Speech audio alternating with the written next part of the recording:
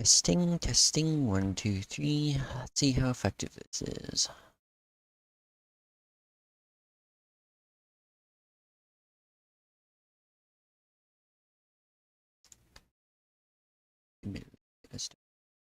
Star. Copy video link.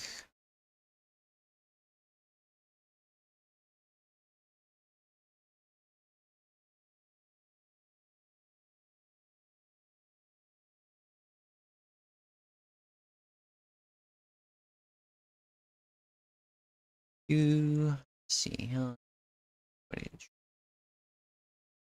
shouldn't be too long.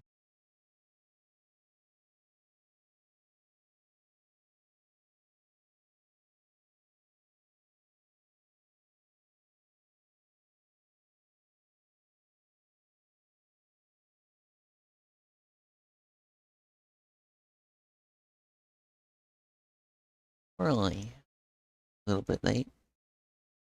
Not too big an issue.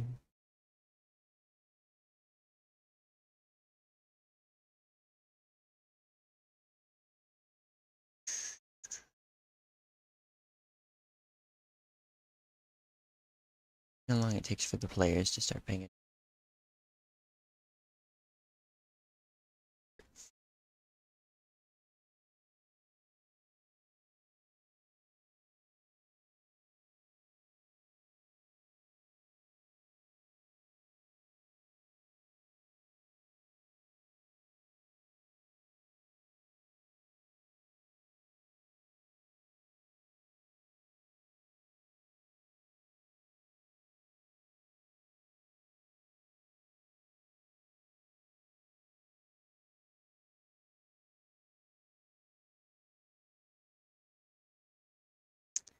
Turns out Eric cannot attend.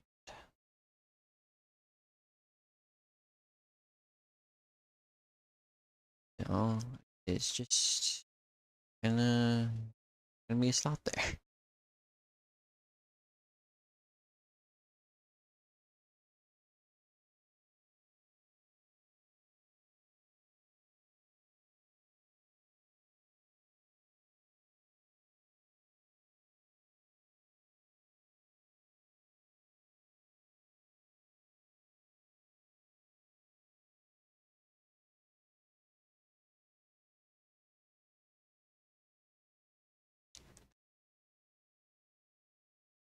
Oh, hello, Rift. Let's see, where's Demon Eye? That's gonna be very sad if they don't show up.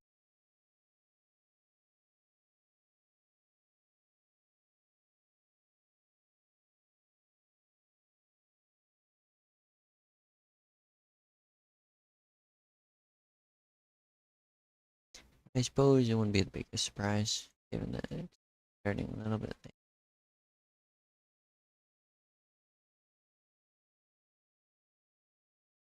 Unfortunate, nonetheless. I assume I'm being heard fine by everyone, but you know, nobody's speaking daily, so.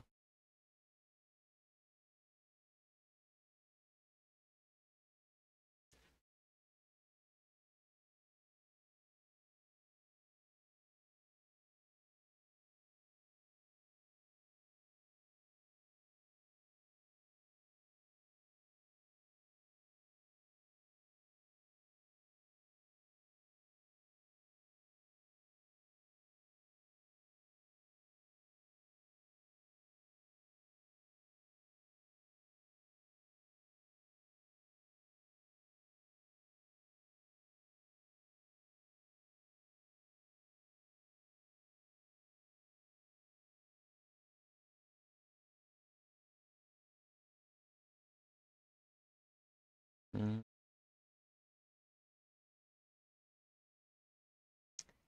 That's kind of unfortunate. People don't respond to ping. Think that people be available. Do not disturb on Discord. Oh, I guess Plow and Toothless instead.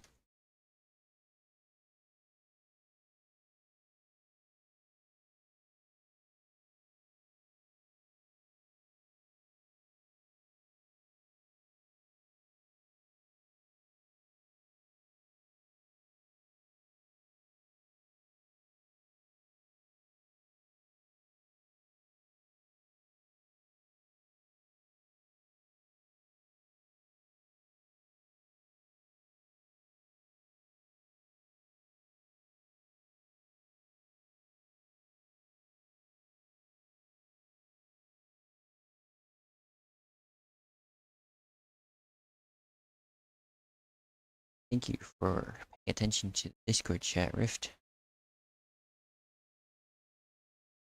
Left without me needing to say anything. Hi, Toothless. That's my favorite dragon. Though I imagine that your name didn't necessarily come from there. Nice, we already have our players. That's always impressive. Let's see how long it takes them to ready up.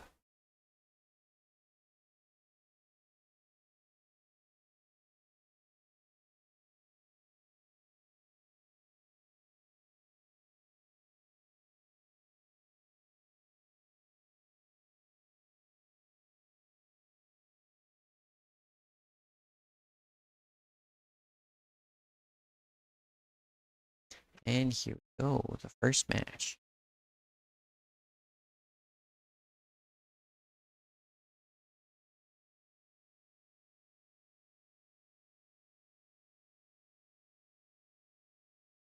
I can tell what both of these are, but because of Fog of War, I don't reveal it quite yet. Fortunately, Toothless instantly met with an asteroid, very unfortunate for him. Not too big of an inconvenience, though. So, Plow's going with a classic, I would say. Hot pink. TB rail versus a very heavy, very fast cannon rammer with a very nice paint card. And interesting, I don't know if 8 tractor beams are going to be enough to really push Toothless away. And those rails are definitely going to struggle getting through the front. Rails are... Start with deck cannons. Deck cannons actually were given more range at the cost of fire rate to make it seem that they were more of a battleship weapon rather than a close quarters one. So, to anybody familiar with deck cannons at all, they are firing more than twice as far away. The change that rails got was that they will explode when they hit shield projections. However, that doesn't come into play if your opponent has no shields. Us trying to get a side shot. Oof. A fifth of the thrusters are gone. So Plows can flip Toothless and will do a lot of damage given the opportunity. Nice. Now that's half the thrust gone. No crew control in this room. And let's see. It's still on fire. Control's back, but it's on fire. A lot of momentum and pushing that Plows was applying the entire time. Nukes have yet to do anything, and handily won by Plows. The range buff was inconsequential. Nice GG's from everyone. Pretty good first match. Pretty standard, if anything. It's unfortunate that the deck cannons did nothing to change things. Yeah.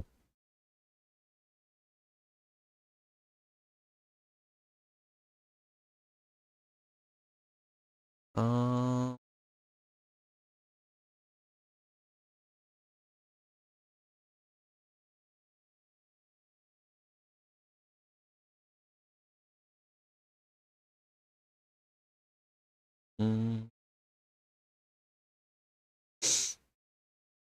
Alright, let's see.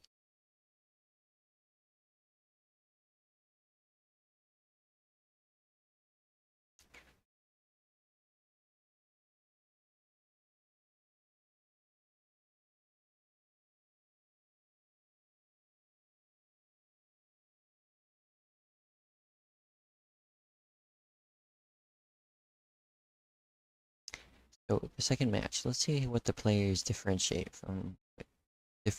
with when choosing their ships. Ooh. Ooh. Both players picked missiles this time around. One of them a pretty yeah, Klaus has it on the spot inside generic missile orbiter. Versus a thing that I think Nick popularized in a certain sense, but this is less of a kite. It also has a lot less utility in nukes and mines I'm choosing to be a lot, let's see, standard? No, a lot faster and just forward based. It's kind of just like a diagonal missile orbiter rather than being similar to Nick's ship, which is kind of amusing. The change that missiles were subjected to was roughly minus 25% of their lifetime, so they despawn a lot sooner. Because, as they were just flying around and such, they would just take forever, and it'd give them kind of ridiculous range. And if you wanted to disengage, you spent significantly longer than the opponent, who would just fly away and be fine. So this is the issue here, is that all the missiles are just going to go right outside that front.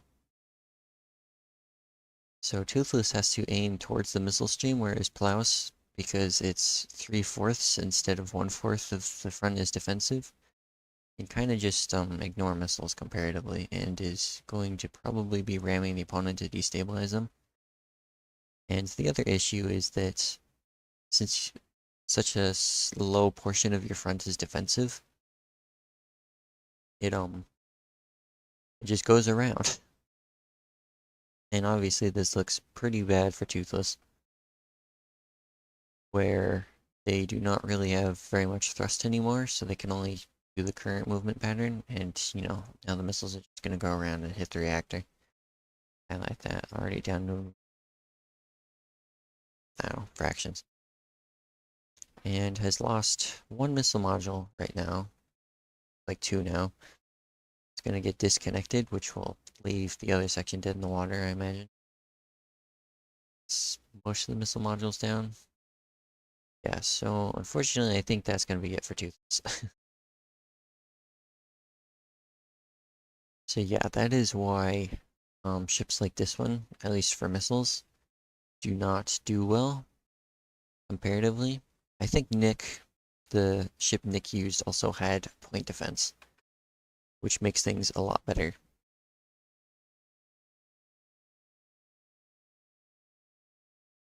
So Plow will be moving on.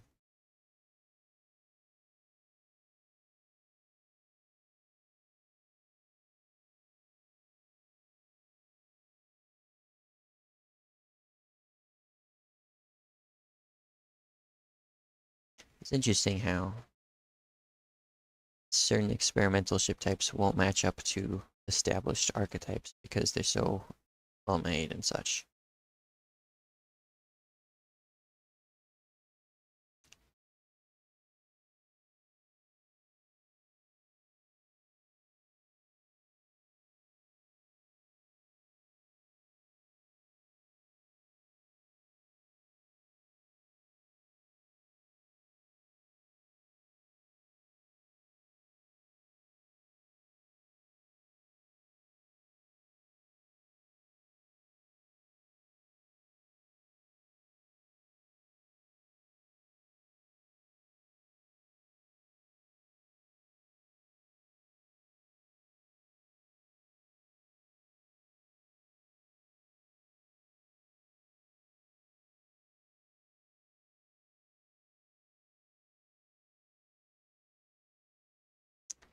Waiting on Chesnarkov, who was here an hour and a half ago.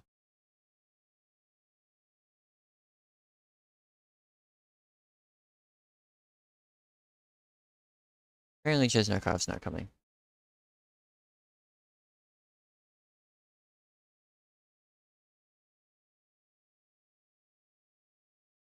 Let's see.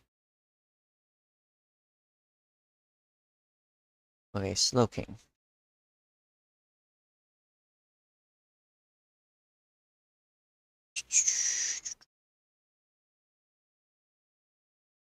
I'd like to reiterate, Chesnarkov, that I did not misschedule.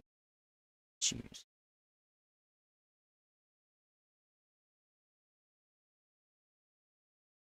Thank you very much.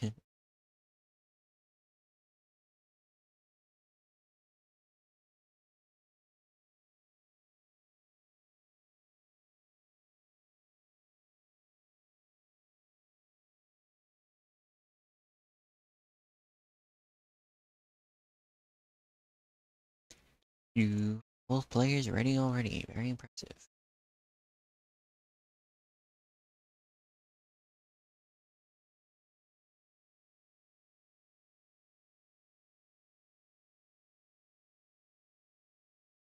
My best Slowking. So Slowking. Always this silly little guy has picked a rail spinner, knowing that they're terrible. May have counterpicked here due to Slowking establishing a pattern with a ship that will be capable of ramming it, and also ignoring that the rail spinners.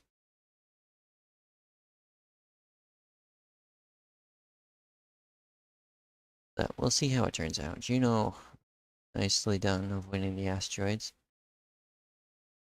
It's currently now going straight on for Slowking.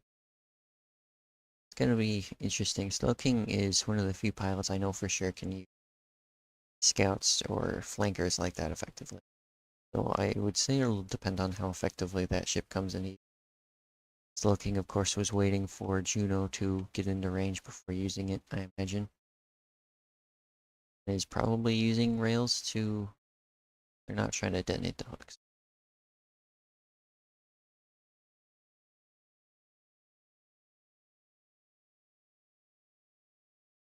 Yep, Juno is very stuck there, and Slowking is coming in very hot.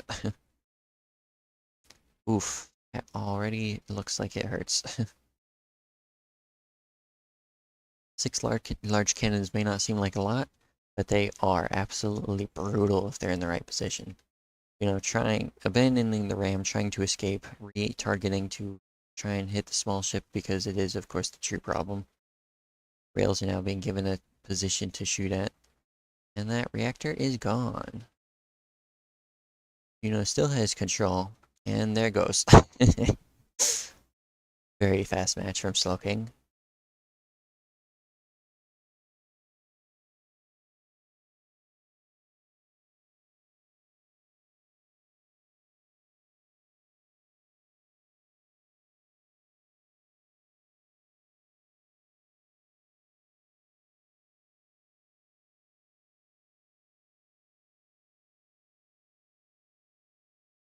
Yes.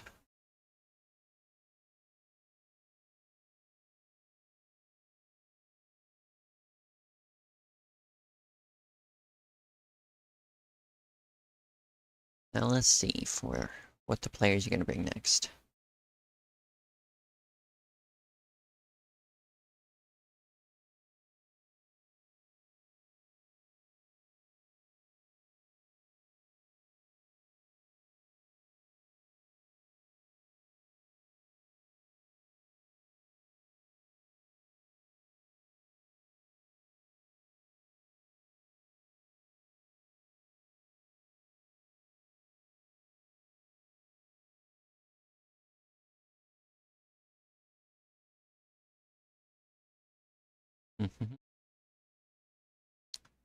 Interesting. Slowking has selected a very funny ship.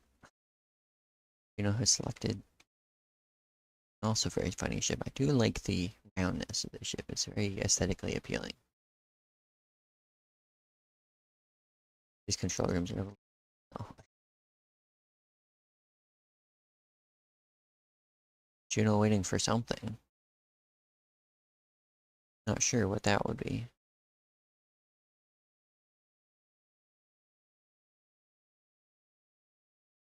So it's interesting. Slowking has a ton of firepower, and if Juno was using a shield version of that, it would probably go down very quickly. However, since it's just normal armor, Slowking might have a bit of a rough time breaking through it all. Large shields and point defense should hold up for a decent amount of time. I don't expect the mines to be particularly useful though. First shot penetrating relatively deep, a third of the way through Juno's front armor.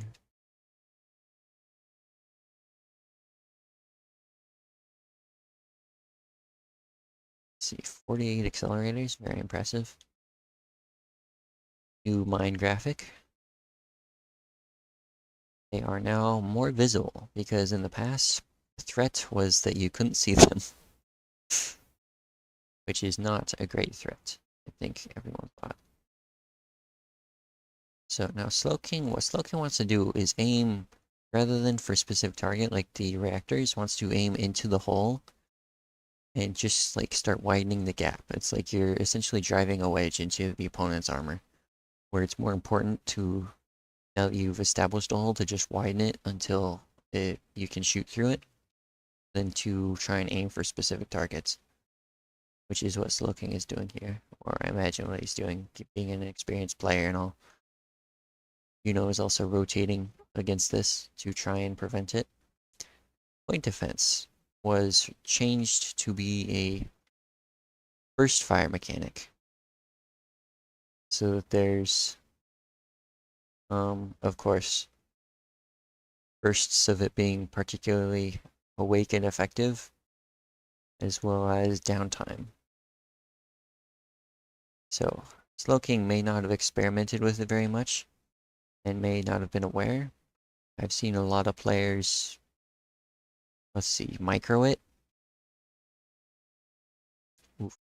Had that been lined up, that would have hit the reactor. So players have microed the point defense so that only a few of it works at a time. Because now, if you just leave it like by itself, it will clear all the missiles, but also leave you a little bit vulnerable for a little bit of time. See, this is what I mean. Now Juno can't really face towards Slowking without presenting this hole that Slowking can continue just chipping away at. And just everything that's behind it is starting to look a little bit more vulnerable. Slowking could probably destabilize the thrust if he wanted to right now, which would have it because the thrust on the other side also turns off. But yeah, Juno can't fly in a straight line towards him and has to fly angled to present the strong side.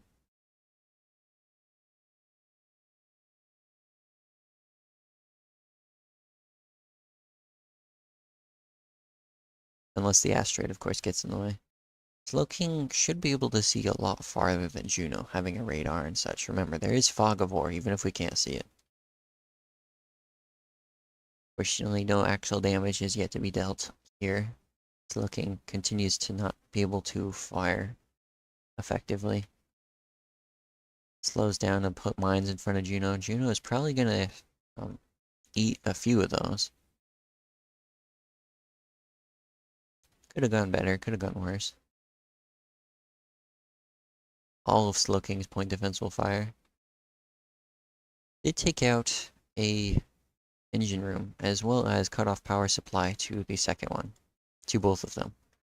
So eventually those will run out, which in a certain sense is ideal, because even though Juno still has a little bit of thrust going on, they will have the dead weight that they can't remove, which is worse than it being just dead, right? Which is an interesting thing. So, because of how the point defense works, where it just like it shoots until it empties, it is technically a lot more energy hungry, and setups like Slowking's have less steadfastness. So there's only one volley in the PD left to shoot down missiles. However, as mentioned, the thrusters have turned off, so now Juno is very much dead in the water, comparatively. Like Slowking's going at a casual 90 without the thrusters ramping up. Yikes, Juno has not that much. Oh, well, that's because there's a crew that is missing. Because we need to know about the one guy that's asphyxiating in space, more so than Juno's speed. And that is the last of Slowking's point defense. Let's see. Misses. Yeah. For other players, you would want to like target these structures, right? Because that way the rails will go through and he'll hit stuff. As opposed to aiming for the reactor and then just bouncing off of armor functionally.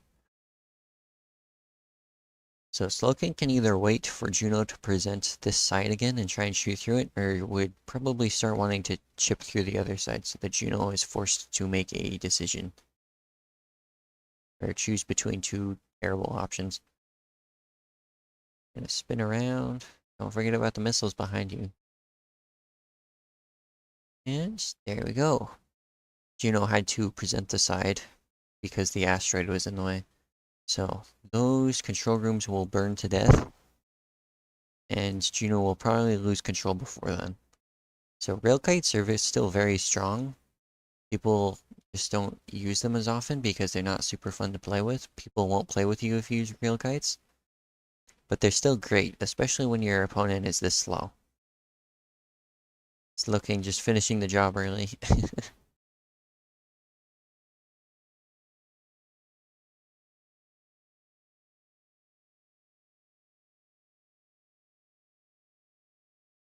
Alright, so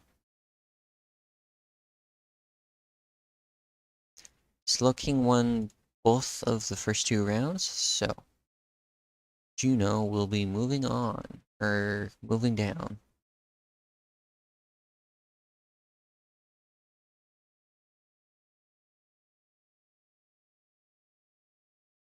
Slow King will be moving. Next up, we have, let's see,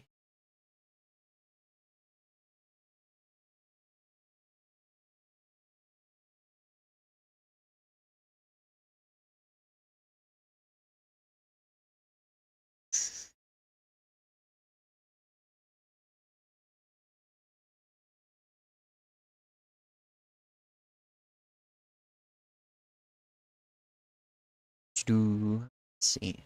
So, the thing is that we have here is that we are waiting for too much Aaron and Demon Eye to show up. However, neither of them seem to be present. Well, Aaron is present, but they can't join because of technical issues.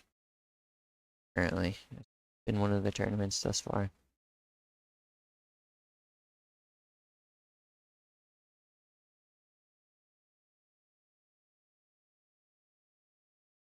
Now, let's see.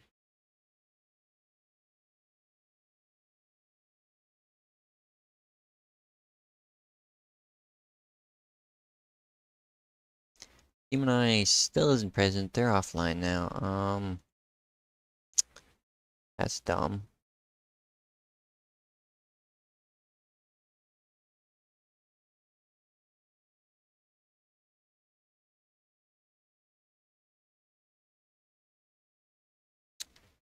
Well, Demon Eye isn't present, so I suppose we will skip them first. As opposed to much Aaron.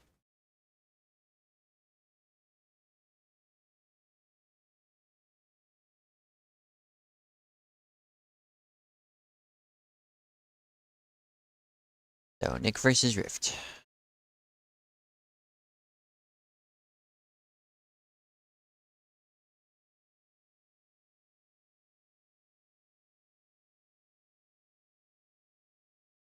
Mm,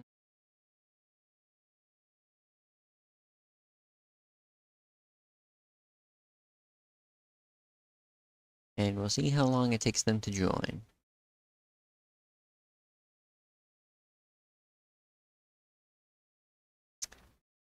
Not sure what's up with how many people have just been disappearing today. It's very saddening.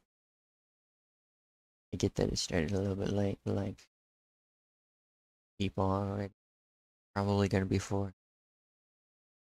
I wish they left sooner in a certain sense, because then it would have been an 8-person bracket, and that would have been kinda nice, kinda appreciable, all things considered. Alas. Hello, hello, Rift.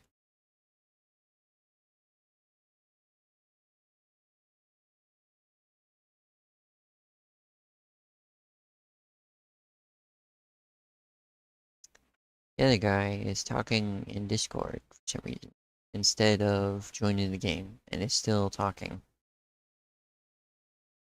instead of joining the game. I'm watching him talk. Apparently he needs to paint a ship. The utmost priority here. Of course, of course. Can't win if you're not doing it in style. Truly, this is obvious for everyone.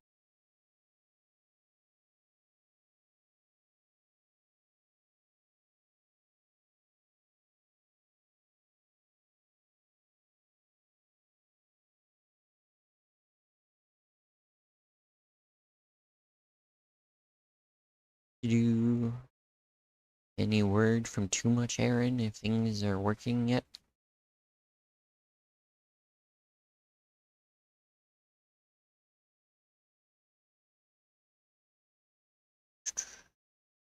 No again, Rift.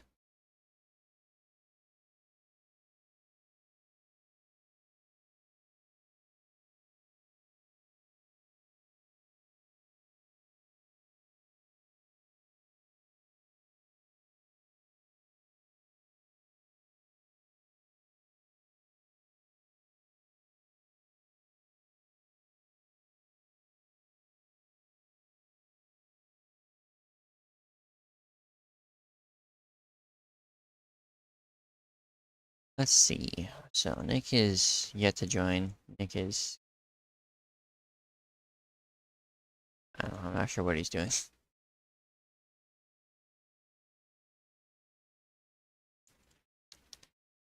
Let's see.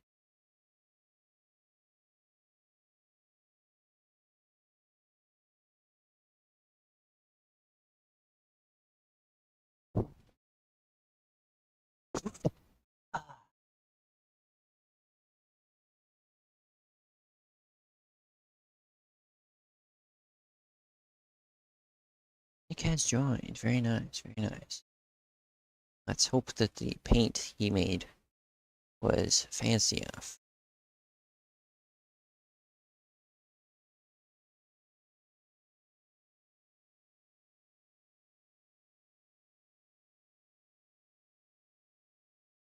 You know, I'm kind of surprised more people don't do combat testing. Combat testing is so important.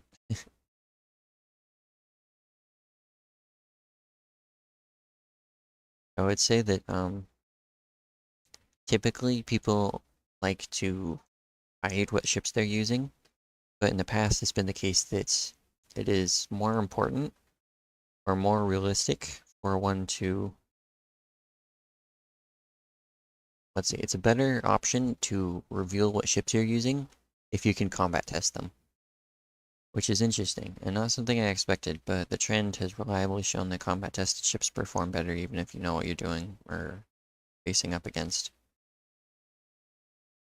Which seems a bit unintuitive, like, it's not immediately obvious.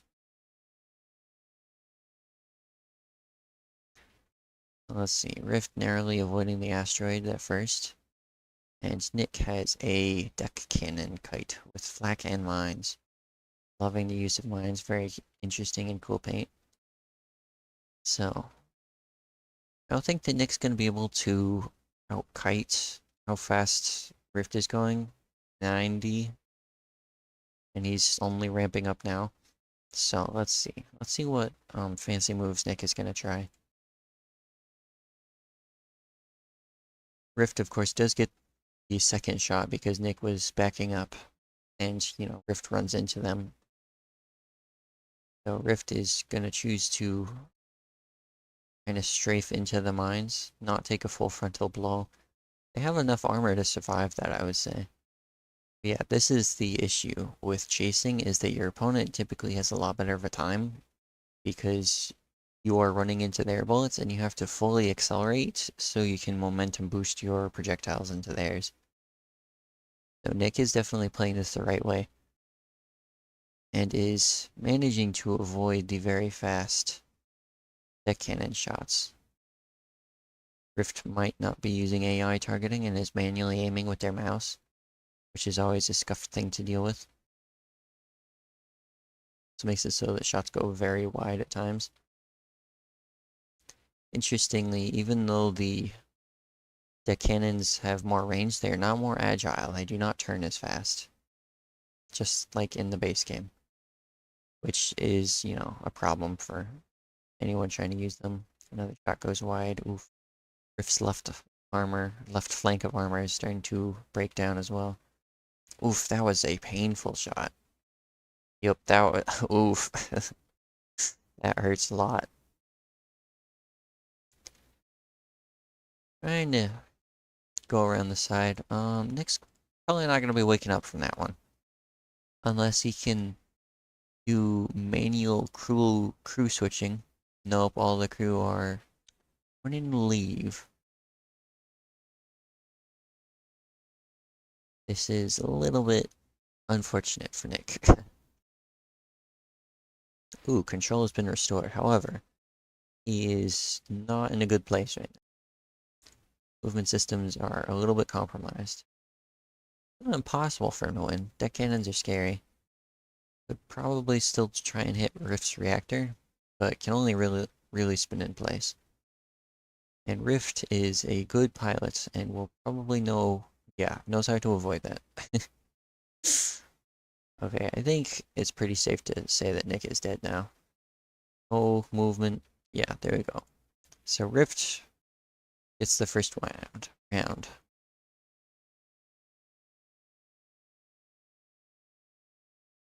Interesting. It was a little bit expected that it turned out like that, given the ships at hand. Which is, a little bit unfortunate. But let's see how they switch up their tactics.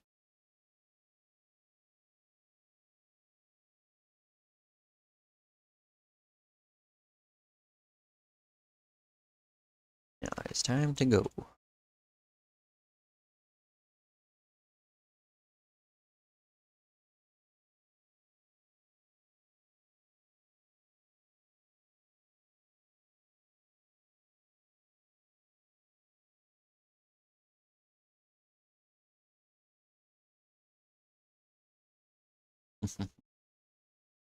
So, I'll introduce the ships when they get closer to one another as to avoid spoilers for the participants in the match.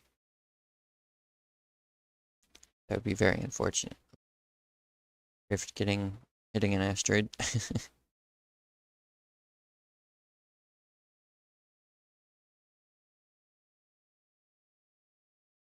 Alright, so Rift has a very interesting oof right into another asteroid. And oh, safely made it off. The Edge Runner. Ooh, interesting name. Nice name. And the Fossil V2. I don't think the mines are going to be as useful here. And this ship seems to have a focus on nukes. So this is what I was interested in. Despite how good this ship seemed, it also did not face off against traditional missile orbiters, which are known to shred ships like this, as happened in the first round. And Nick, of course, switched to missiles, but is going to take like 2 or 3 volleys in the meantime of damage that is not going to be returned. Nick seems to, lost both of the mine sections already. So that's already a trick in his retinue that has been depleted. And those missiles are probably going to arc right around. Ooh, nice dodge. EMPs are largely not going to be doing anything. Unfortunately, the missiles are all storage based and the front armor is too thick for EMPs to do anything.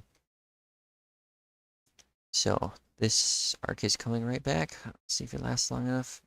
And Nick mostly dodges it. The shields are now down though, and this one is going to hurt no matter what you're going to do about it. And it was at least mitigated. Only took out a few thrusters rather than took out the reactor.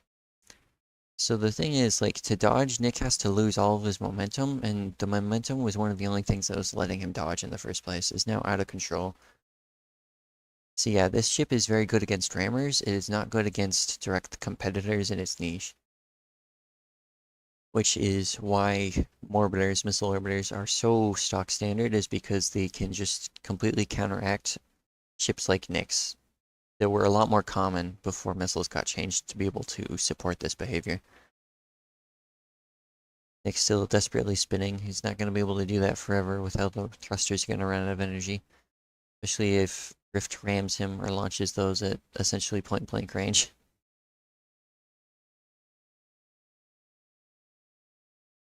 So what Rift could do is just ram Nick out of the Ring of Death. And that would just end it, because he won't be able to get back. However, now there is no thrust. There's still some thrust. I forgot about that front stuff. However, there is not nearly enough firepower to break through Rift's front. That's just not going to happen. So let's see how long Nick can drag this out, or how long he chooses to anyway.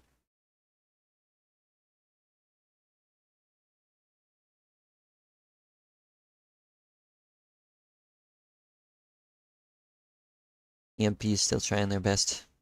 I suppose Nick was aiming for the control room. Unfortunately, the EMPs are not really going to do anything when trying to hit that, which is unfortunate, of course.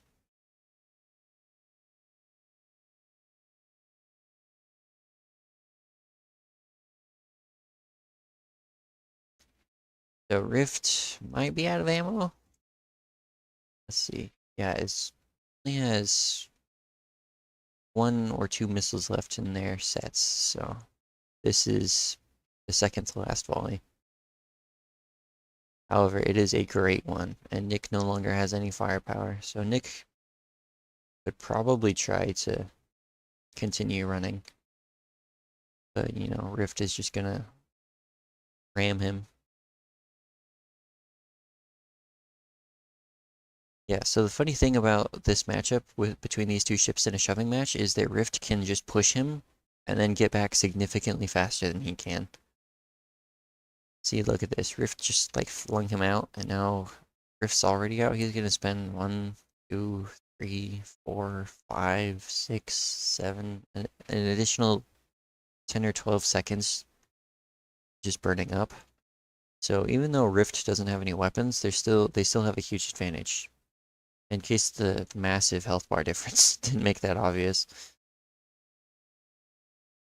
And of course they did have one more set of missiles, but that is the last one for sure.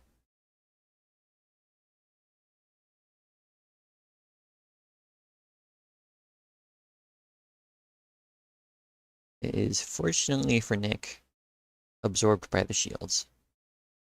But now the shields are functionally useless.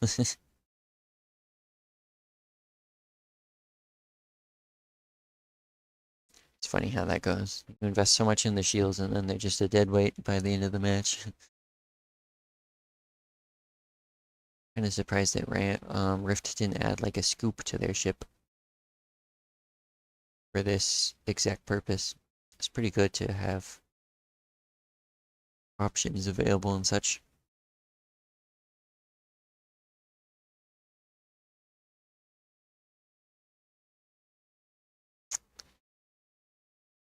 Rift probably trying to get an ideal ramming off.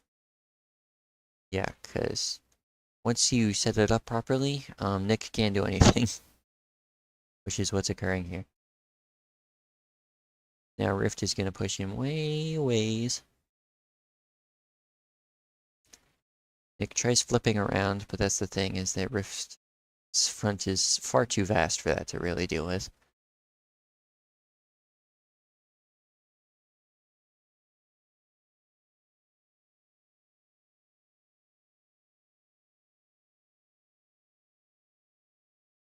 This might be a little bit too far, because now you suffer the risk of getting stuck. What you want to do is, like, turn with the ship, like, flip around with it, though I suppose it is the case that Nick, having burned up a lot more, Rift is fine to just continue pushing. However, it's a lot more risky than I would necessarily do.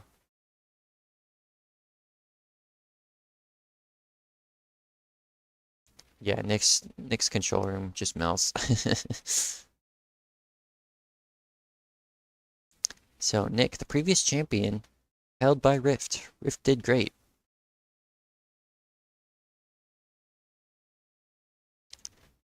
Rift moves on.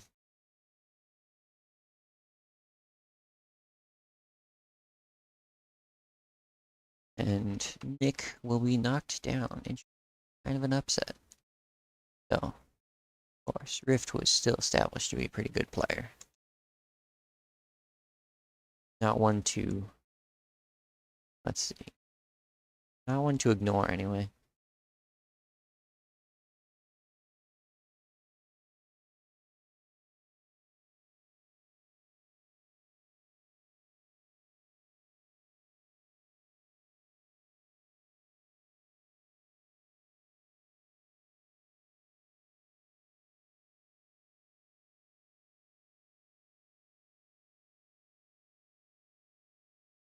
Got it working.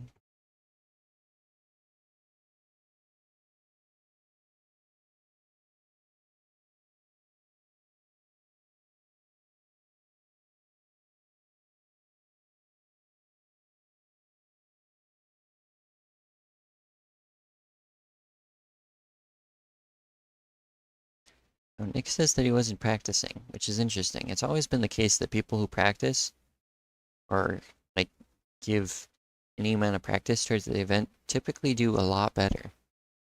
So like despite there being presumably an experience benefit to champions or such, it has reliably been the case that you do not do as well as people who practice, which is interesting.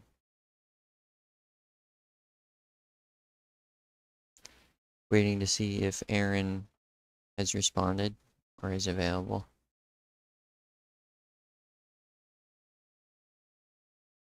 Hopefully, but you know, they might not be.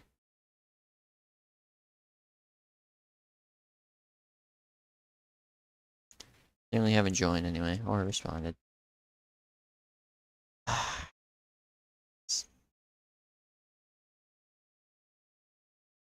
Wi-Fi is back up. Hope it stays up. And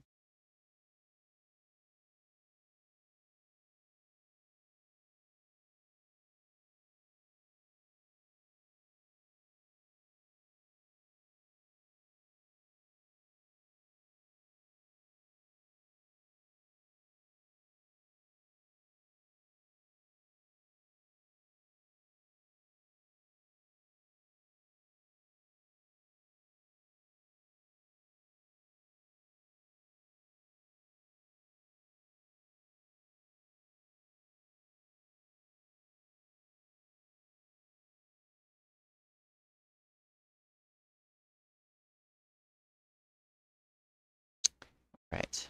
In the meantime,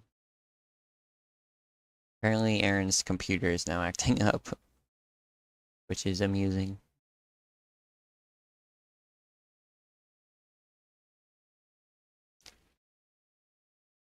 So let's see.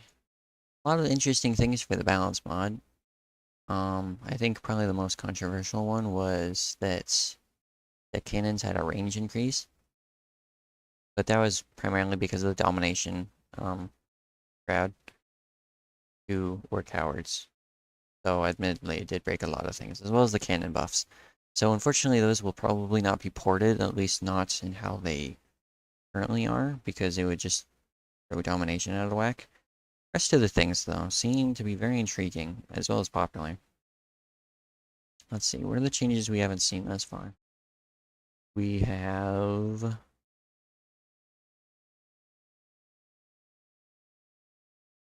blasters. Blasters have a huge amount of damage that they like nearly 50%, maybe it was 40% damage buff, which is kind of a lot. That's because I misread how much they had initially. However, they do kind of need that because, you know, they're not seen very often, and when they are seen, they perform terribly.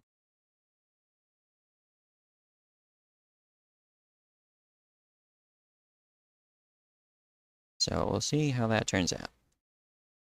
Um, Nukes also have laser sights, as well as mines having visual sights. Those are both mostly aesthetic changes that don't do anything. PD was changed. We have yet to see it, but rails do explode when they hit shields now. Ion prisms turn 3 times as fast. It's pretty cool. Small and heavy lasers, on top of damage, also have better projectile speed, and heavy lasers have better turret rotation speed, which I'm a big fan of. High explosive missiles have minus 25% lifetime. EMPs have a lot of accuracy improvements. Those are probably still going to be subjected to more buffs. Black does less block damage and does more projectile damage, and also has 50% more range. Huge thrusters have a little bit less thrust, and interestingly, small and medium reactors have more output, more energy output.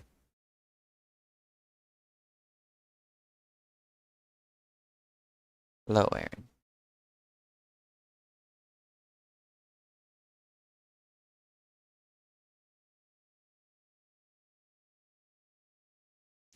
If Eno Shade isn't here, I'm gonna be so sad.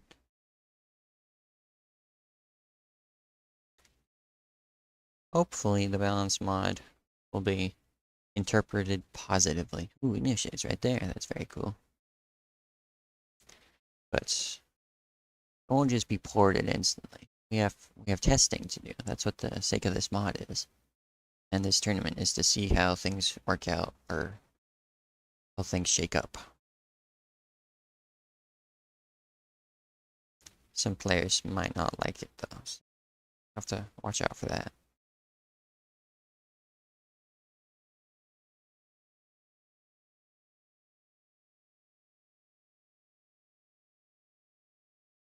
Hopefully they all give feedback based on their opinions. Because, you know, it always is opinions.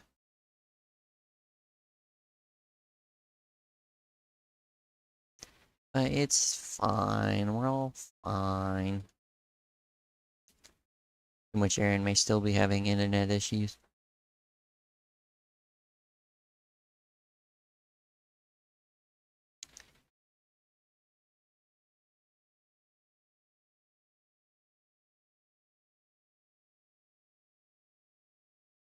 Much Aaron still waiting. Ooh, your connections have improved. It's even better than Eno Shades now.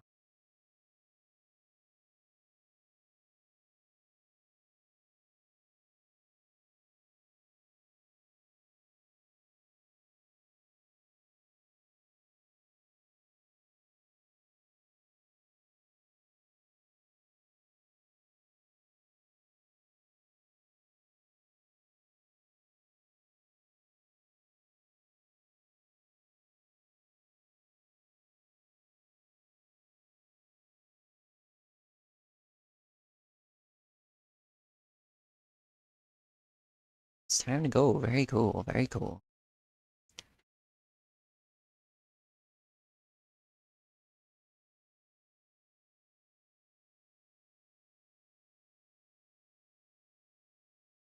It's kind of amusing that the deck cannon changes weren't as drastic as one would think, because you couldn't like support their full firepower anyway, or their full fire rate anyway, or it was very difficult to.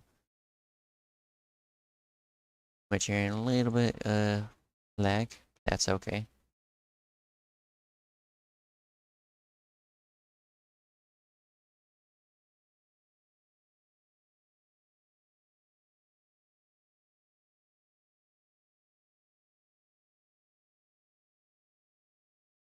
Alright, so Eno Shade that is bouncing off the rock is using a blue Aegis from Kawa styled avoider in the paint at least. Whereas Too Much Aaron is using one of their beloved ions. This one is capable of taking advantage of the new prism rotation if the armor gets worn through. And one will immediately see that the blaster shots are a lot faster, that the connection speeds up.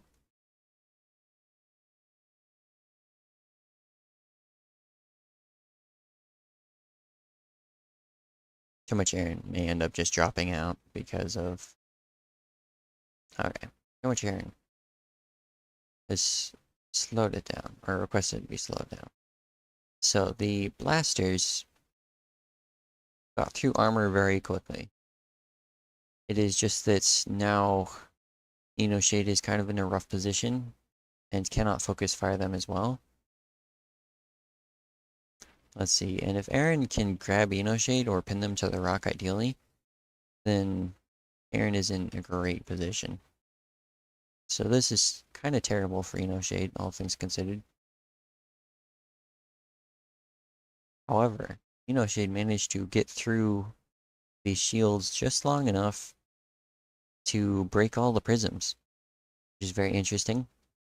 So let's see, can Aaron still work things out? I'm not sure if... Nice, very nice.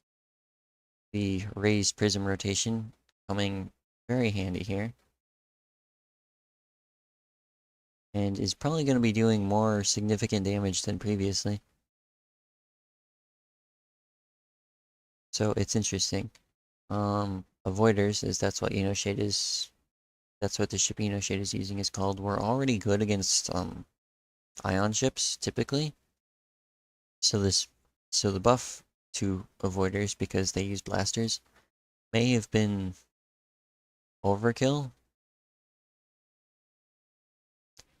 But the thing is, oh, that's a terrible position.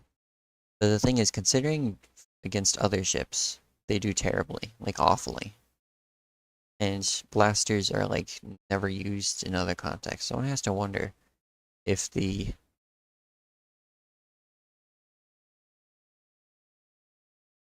buff is, or if a particularly lopsided match is that bad if they were winning it already. So I think what Aaron wants to do is to detonate number 3, this right there. Oh, they don't have a specific hotkey for it. So they have to leave direct control for a moment to manually detonate that, or manually target themselves with their ions, which is always a little bit scuffed. But you know, if it works out, then you can start dealing damage. Because as is, Eno Shade can just start chipping away at that reactor, which will lead to death. So Aaron detonates all of their armor, which is kind of an issue. Yeah, Aaron instantly recognizes that it was also using the hook that was holding Eno Shade in place, and now they have mostly free reign. They've taken no damage. So, the 22 disruptors, and I thought and people told me that when I made mine that 18 was a lot. The 22 disruptors are going to obliterate those shields.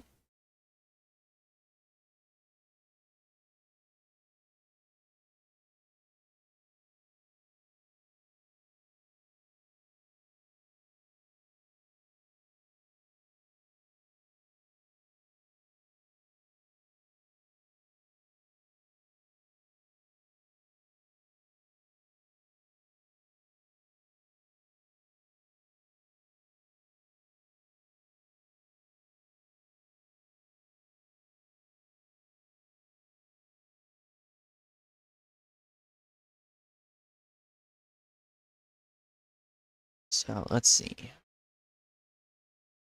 Both players respectable and nice about the fact that there was lag. See players completely flip out over it, so that's a nice improvement, or nice change of pace.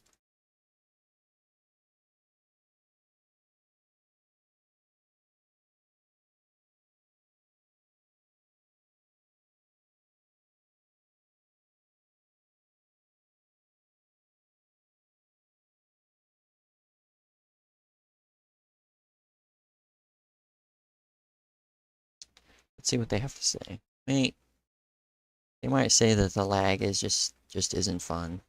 Drop out. But they might continue. You know, if it works out, it works out.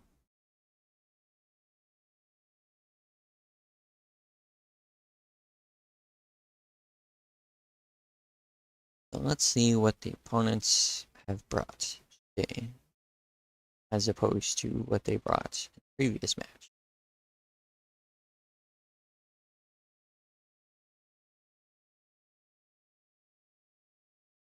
Well, Aaron picked the same ship. Connection much better this time. Don't even need to slow it down.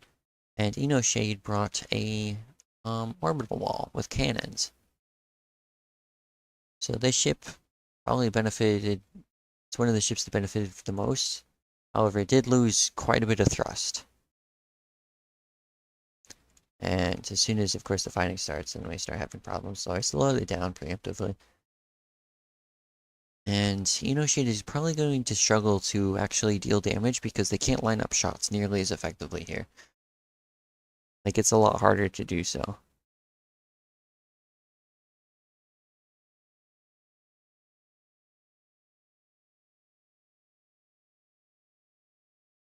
Because they have to constantly be moving in this circular motion. But the thing is that when you do that said circular motion, you can't really reliably aim at your target, which makes for obvious problems.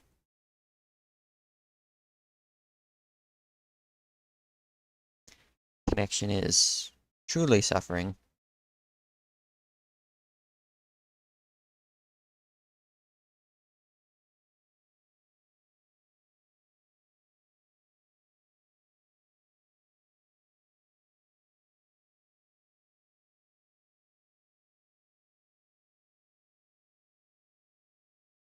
I gotta be honest, I don't find this very thrilling.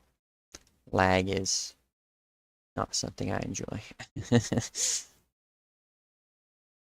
imagine we're probably gonna start seeing a dip in viewers, which is fair, is to be expected. It's unfortunate that we can't do anything about it other than, ban those users, ban those players. Which is such a shame since Aaron is a mainstay, and I hate to see him go. I also hate to see the lag. Beautiful ship from them, though. Very good painter. Very, well, known player.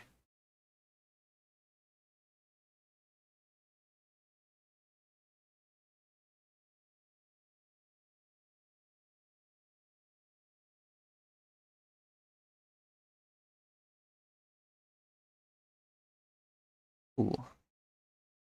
Eno Shade has selected a drastic maneuver where they intentionally rammed to ideally stop or otherwise hinder too much Aaron's movement, and then broke off a section. So they're sacrificing this one for, this wonderful flanking position to go for the kill here. Let's see. Can this work out in time?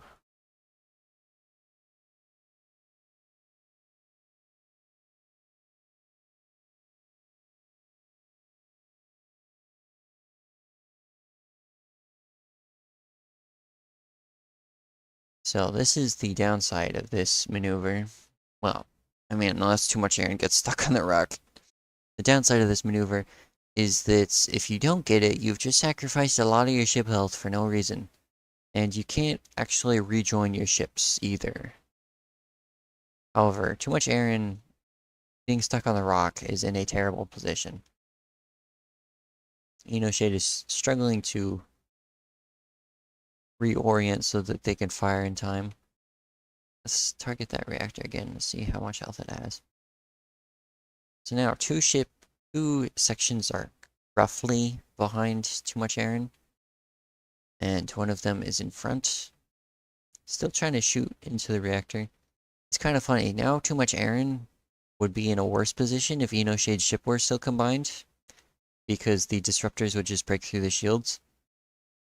However, if too much Aaron can get out of this position alive, they're probably advantaged because of how the aiming boon works, where they can just target what they need to. So now this depends on Eno Shade taking advantage of any mistakes that too much Aaron makes. Because if too much Aaron continues to fly defensively and effectively, will avoid incoming fire so that the flanking doesn't kill them, and will able to easily focus down any of the 3 segments. See, that's an excellent thing that they just did, where they gave up firing for a second to shift their position and keep that section to their flank instead of behind them. To their side instead of behind them. And now is probably going to kill this. Yeah, there we go. So, much Aaron, roughly 2/5 of the way there. Pretty close. And now just has to not do that. Not do what's currently happening. You can see those shots just coming in.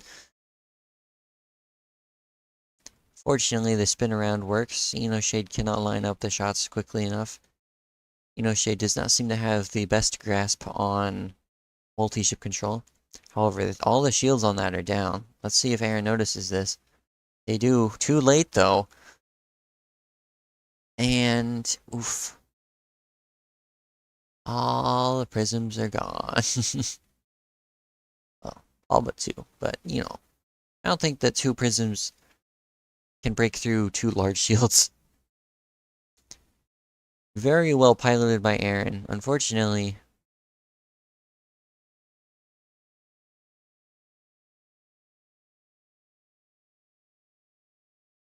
very close match, however. Very close.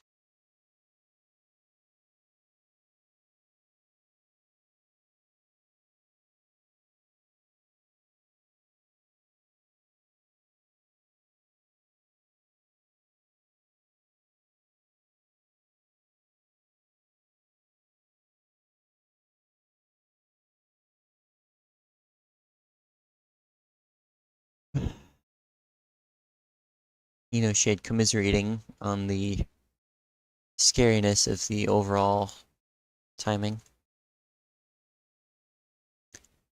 Which Aaron now without a control room in case it wasn't decided before.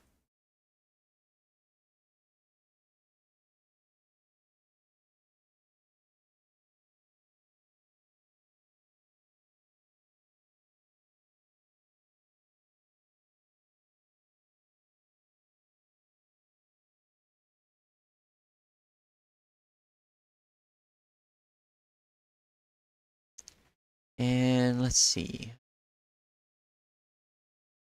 Which Aaron lost. So Eno Shade will move on.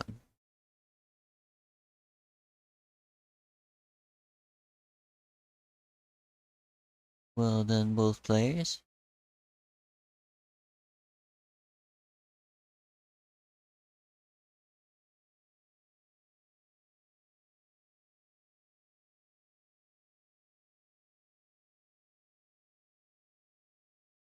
Now let's see. Let's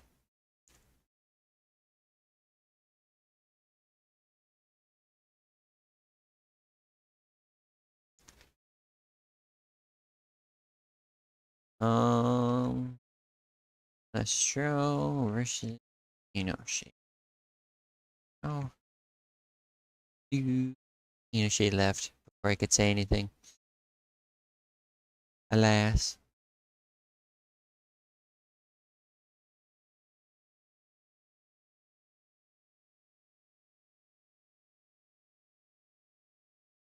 No, I knew someone out there would forget about the mod. Record time for both players joining. Very impressed. Very impressed.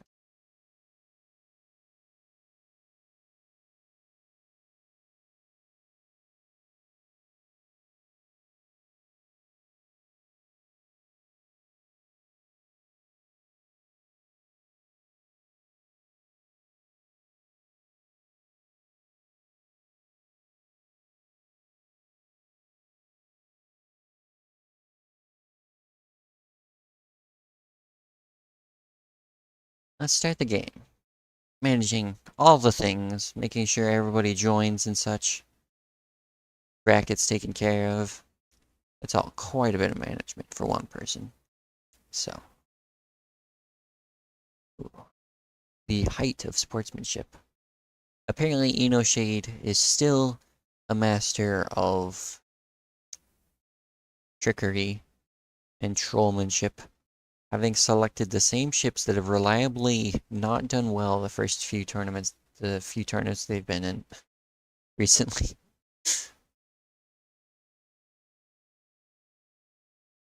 So I'm not sure what they necessarily expect to get done here. Especially if they're using the thrusters on this ship, given that they are battery based. So they don't replenish. So I'm not sure what the posturing is gonna do, you know? What does it do? What does it do? No sensor on the rail ship, despite it having max length rails, so Eno Shade can probably not take shots that they would have been able to normally. Which is a little bit painful, because, like, the fog of war does exist, of course. Players often forget this. Lunas Joe probably speculating on what Eno Shade has. They can't actually see. They have not selected a ship with sensors, I do believe. Nope, no sensors. Lovely purple paint. So,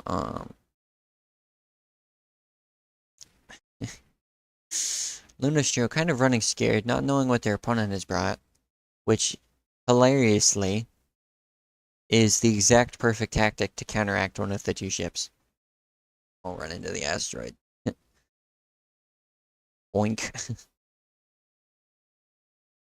Ay, ay, ay. Eno Shade noticing that they must have bounced off the asteroid, looking to capitalize here with this ship. And let's see how well this plays out. Oh. Wow. And fire, fire, fire, fire, fire. Oh no. Eno Shade missed the shot. And no, they didn't. Look at that.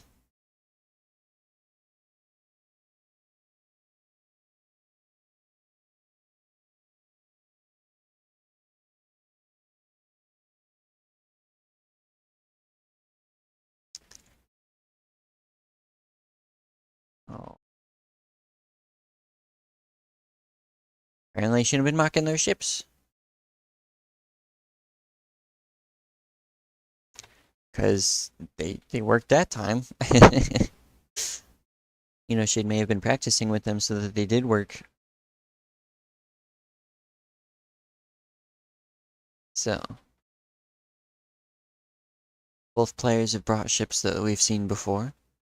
Eno Shade has brought a different one, as opposed to last time.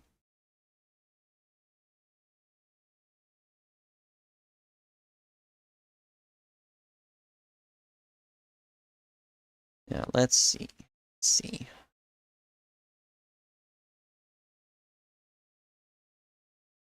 Lunastro picked a faster ship to presumably counteract the other ships. If you have more speed, you can deal with the nuke's reactor bomber faster. Those used to be used with nuke storages. Nuke storages were a lot cheaper than reactors. However, it was actually changed so that your stored ammunitions do not destroy opponents, because it made it so ships an eighth of the cost were dealing devastating damage, which was very funny. Eno Shade either getting stuck or choosing to immediately ram here. Interesting. Seems to be trying to get out of it, so it's probably stuck. And yeah, that's the issue with blasters. You need to have a huge amount of time to reliably target something, or else they just don't have any penetrating power. However, this is a pretty good position. It will depend on how Eno Shade plays it out, I would say. Because Lunastro is just gonna like move at Eno Shade and kill them and do chip damage over time, like right here. Like this hurts a lot. Eno Shade is starting to lose thrusters, and this gap is very exploitable. The gaps between the sections are always the weak points, because all the shields and defenses are dedicated to protecting the reactors. However, this ship here might get the reactor. Nope. Oof, that's a terrible position. Lunastro could have probably stuck there for a while more, so to confirm that they got the reactor. Like their side armor is still holding up.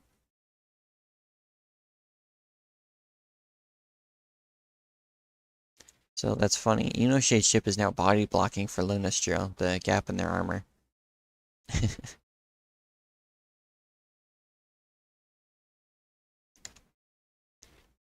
see. So now this is definitely a worse position for Eno Shade because there isn't concentrated firepower. They've proven to not be great at multitasking. No one is. Because the ship is not going to be positioning very well behind Lunastro, especially with the hindered speed.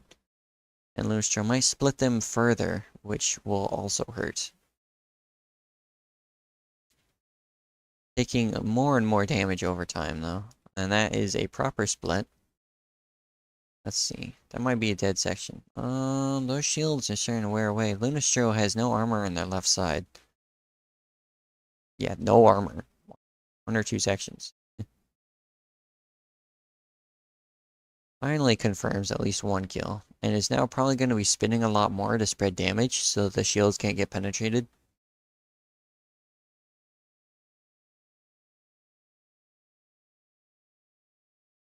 Let's see.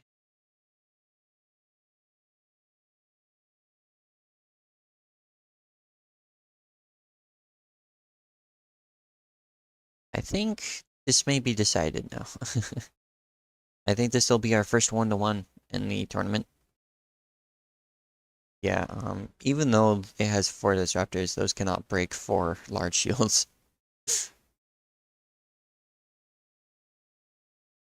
So this will be 1-to-1. Lunastro wins this match. And let's see what the players bring for the third one. I'm very curious, because now they've both won and lost once. So...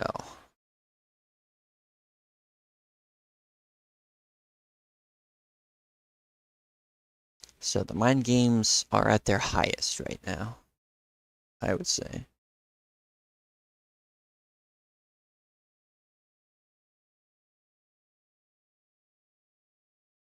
If there's mind games at all. Maybe they... there's certain players that I know just wouldn't care. It's like, yeah, whatever.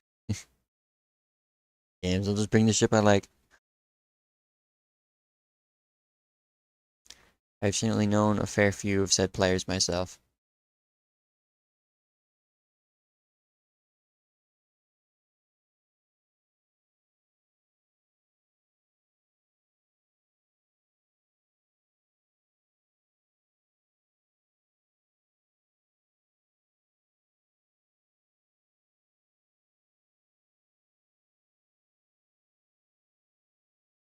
Yeah, let's see.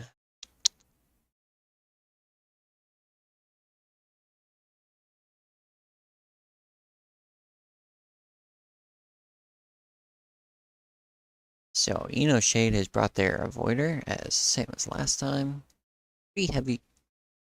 Somewhat heavy is that one. Look up ratio. Same 30 shields. Okay, so it traded 2 blasters for 4 disruptors. As per the standard ratios. So let's see how practice... Okay, as an avoider pilot, you probably don't want to do that one. Let's see how bad the punish is. Okay, didn't lose the reactor, got very close though. Those logistics on the left side are probably all going to be dead for the rest of the fight though, which means that this reactor is very vulnerable, all things considered. So this is a very tough thing to deal with, and Lunastro has a lot of practice dealing with it. Oof. Section probably just dead. Eno Shade would have wanted to target the hooks, because the hooks make it so that you can grapple your opponent really well.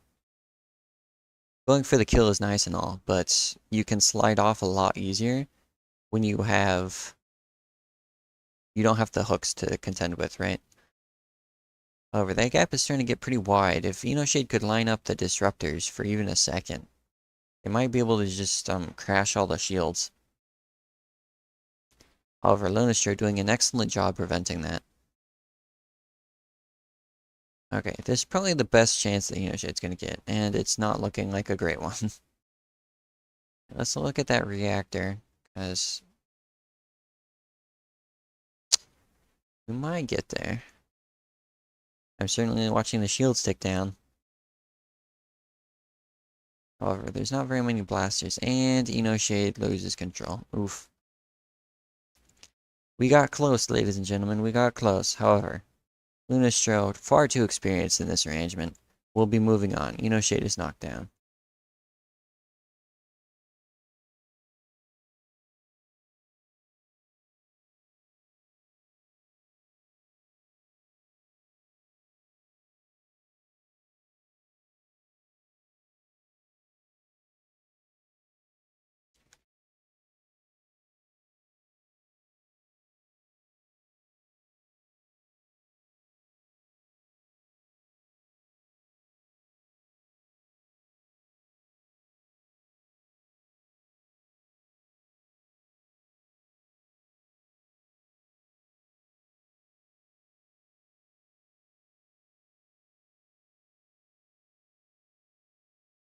Okay, looking at the bracket.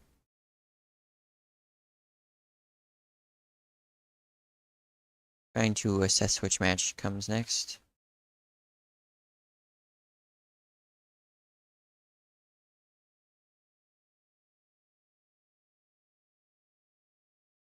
Give me just a moment.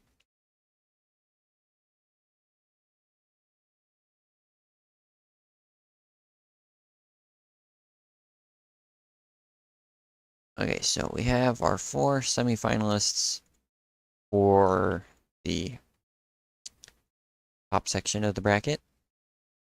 Let's see. Rift and Plow.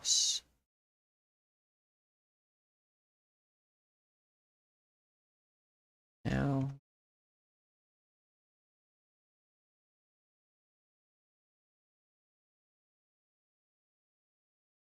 Nice. I love that people pay attention to the tournament and know when they are supposed to join. That's so cool. It warms my heart. Cold dead heart.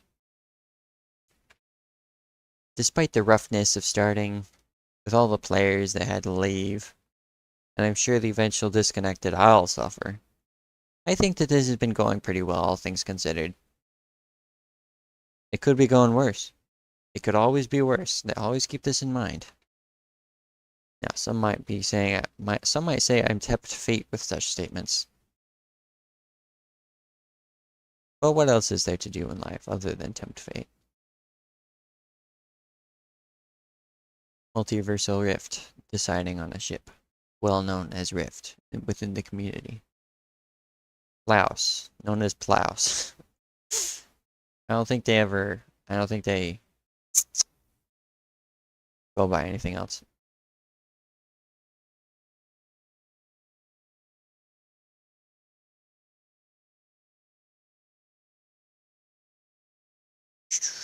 Interesting. Okay, so Rift has brought the Snowpiercer, which we've seen before. And Plow brings 2 very fast orbital rail traps. Ultralight orbital rail trap would be the designation for known within the community. And they do not have sensors. However, Rift might suffer trying to land a shot on them based on how fast they are. However, deck cannons do have a lot more range. So considering that, you know, Rift might have a lucky break. So, Plow is definitely doing the right thing, keeping their distance, waiting for the shot to present itself rather than trying to go for it. Because they have this much time before the ring closes in to find the shot before they're forced to take aggressive actions to find it. It definitely hurts that they don't have the sensor, because that would have been a perfect shot. In fact, it makes me wonder, should Plows just like auto-fire the rails facing at the ship? Oh, pretty spooky.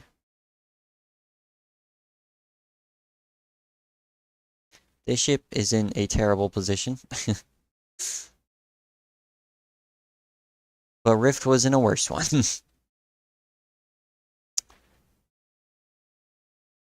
Nicely done. Oh, I assumed that Plows was using the other one for targeting. Yeah, that's why he was so close, was he was using the range or the vision of the other ship to target with the other one. Interesting spotter.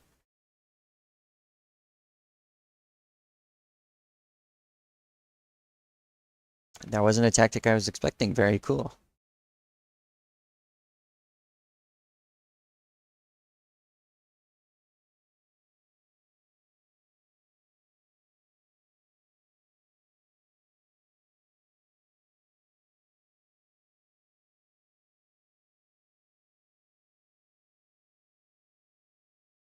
Zero for Plows, so I don't forget.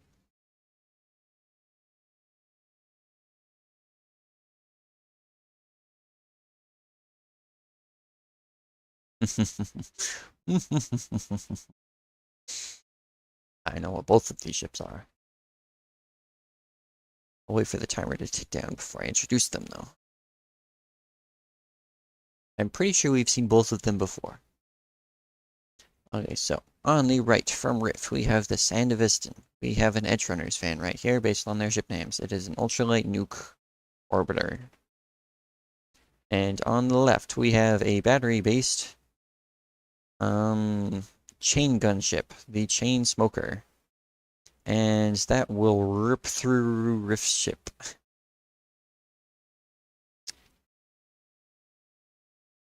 Blam, blam, blam. Wow.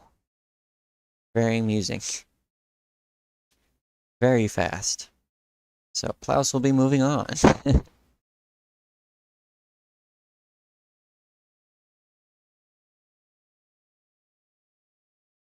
Fifth will be moving on down.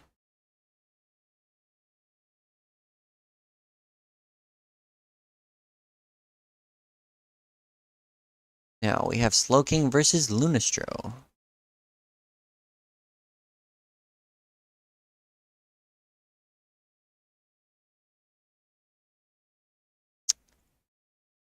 Well played, both players. Ba-ba-ba.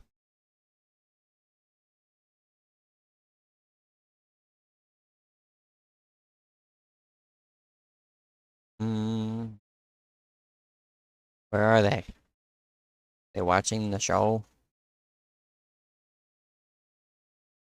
Probably, okay. I guess there's a delay, so they're probably watching the funny show. I'm looking at it. Currently, Rift is dying to the chain guns again.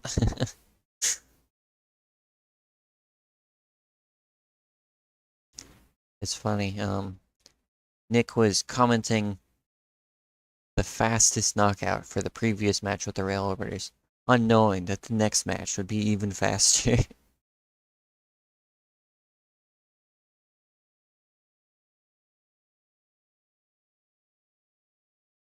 Come on, guys. I was praising you for paying attention to when to join. Where are you?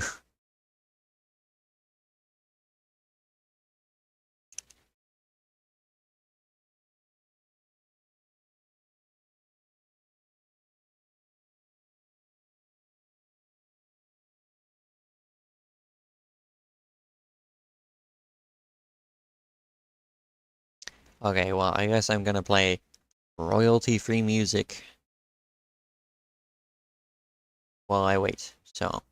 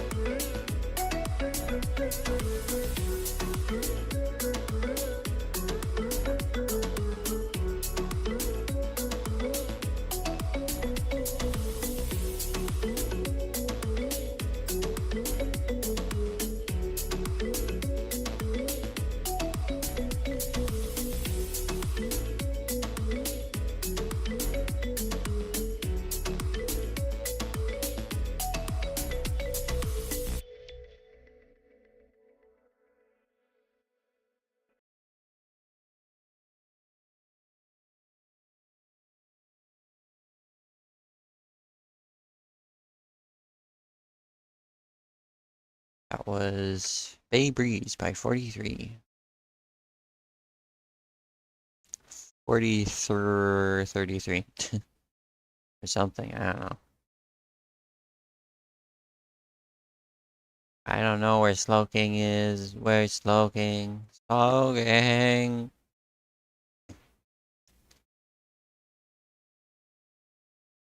Slowking!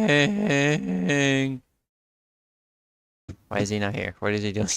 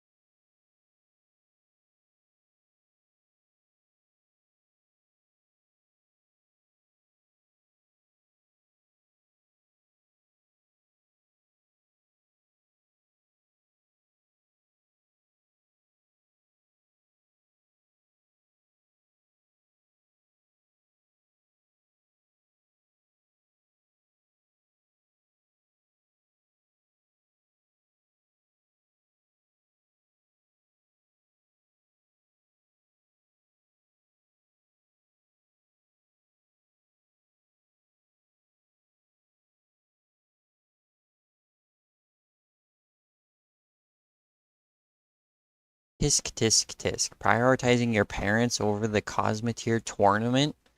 It's the event of the month. Come on, man.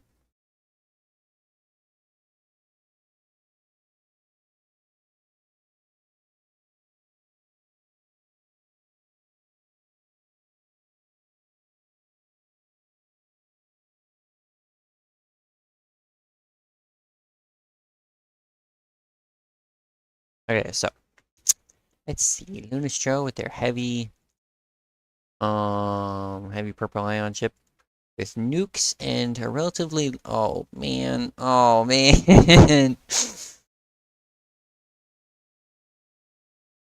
That could not have been a worse start. Oh boy. And Slowking with the 2 rail traps. They have sensors.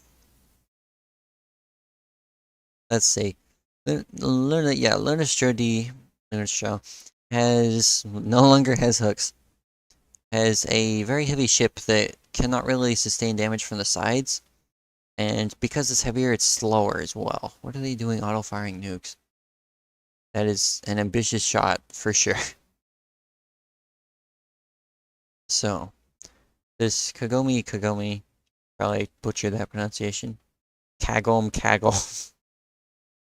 is probably going to try and shoot Lunastro from behind.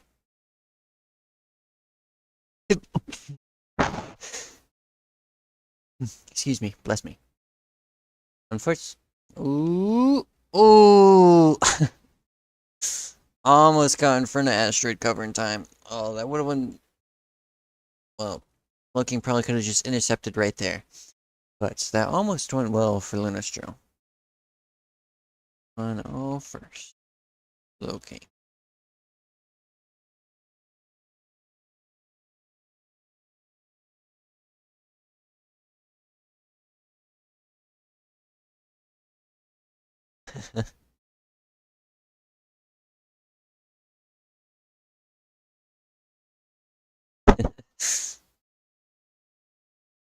Lunastro probably.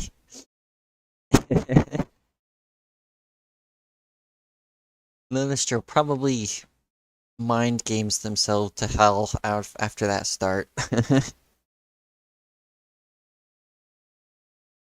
Oh, that's so rough.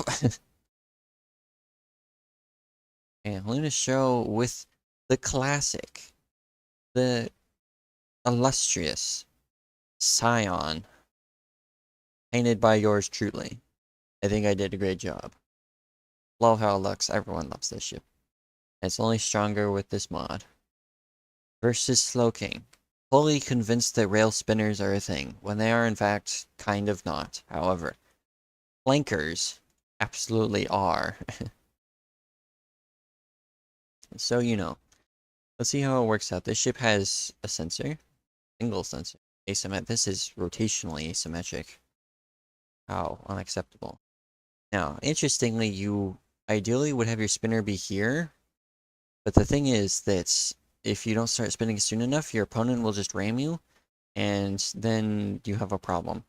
Luno incorrectly reads the situation and does not expect rails to be coming from out of range. And as strong as those shields are, this is going to be the first time we see the shield explosion effect. Let's see. It's not super noticeable, but it does make it so that they do a little bit more damage to shields, especially if they're tightly clumped together. It's more effective against small shields than it is large shields. Now, this Scion is fortunately uniquely built in a fashion where it has a lot of side and rear armor. Oof, not that it matters. And Slowking will be moving on. Slowking absolutely proving his champion position. Probably the oldest player here, the one that I would be betting on, if we's being honest. And he appears to have actually practiced. Stay. And you know, practicing is important.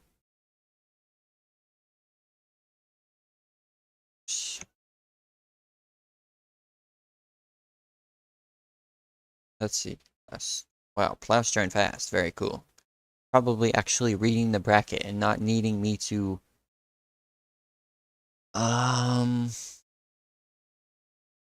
not needing me to ping them. Very cool. Very cool.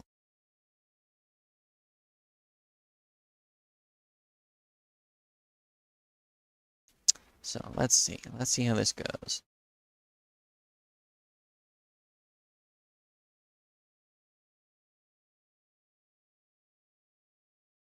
Once they ready up. Let's see. Are they mind gamesing today? Is that for sale?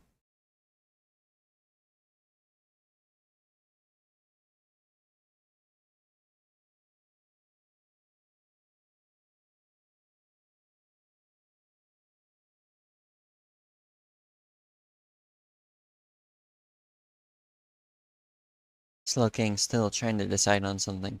Klaus is very prepared as well. So interested to see what they do. Both of these players who are a little bit cheesy, just a little bit. Nothing wrong with a little bit of cheese. Goes well with wine. Let's see. Klaus with the generic missile orbiter. Ooh, with clipping tech.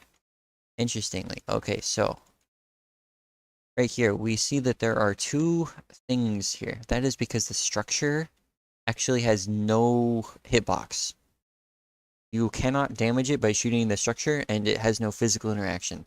So you just push the ship, and then these two parts clip into each other, and then the armor does have structure. It does have a hitbox. So then it's supported, both ships are supported through each other, and they can't unclip most of the time because they are being physically blocked. And it makes it so that you can have super condensed designs where these thrusters should be normally blocking these things, but now, you know, it's fine. So Slowking activated his chain guns too early and will not catch that, so he should turn them off right now. And now he has no ammo. No, he used some of his ammo. Okay, so let's see. The boosters will be running out, and Plaus did not rotate fast enough and is going to be suffering a lot of damage. There we go. So chain gun ships are very good when they can catch things. And I'm still kind of surprised that we haven't seen more mainstay archetypes rather than these like one-off gimmick ships.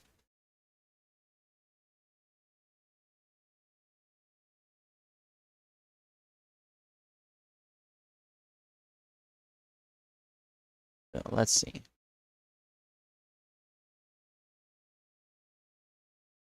What will Slowking bring again? Will he assume that his opponent will bring the same thing? Will he Pick the same, will he shake it up? Let's see.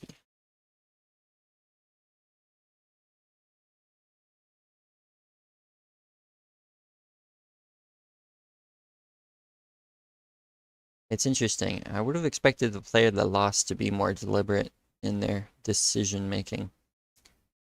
Not Slow King or Plouse though. They know it. They know what's up. And Slow King, yes, Slow King takes a while to decide his ships. I've been his opponent.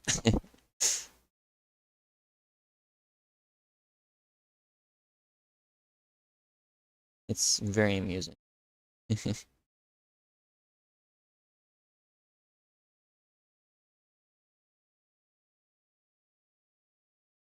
Both players not moving, question mark? Moving's for chomps or something.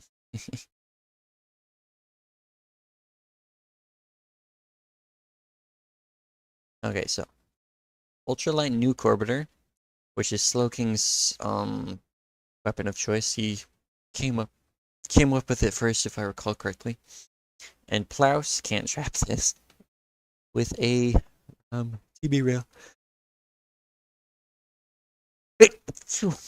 Let's PD lagging it out. Okay, so PD is going to be changed so that it fires less projectiles that deal more damage. As cool as this is, it is very laggy.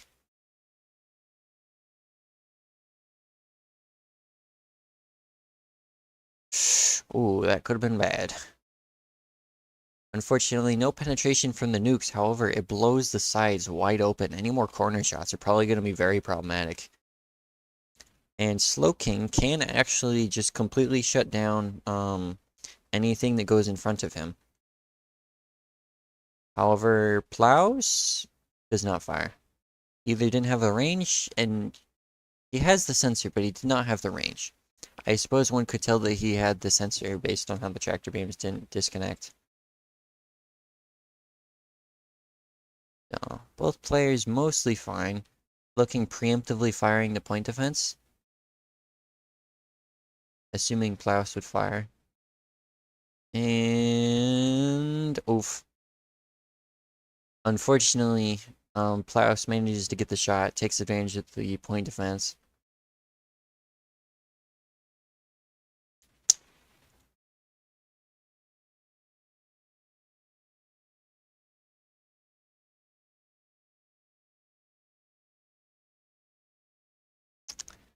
So let's see.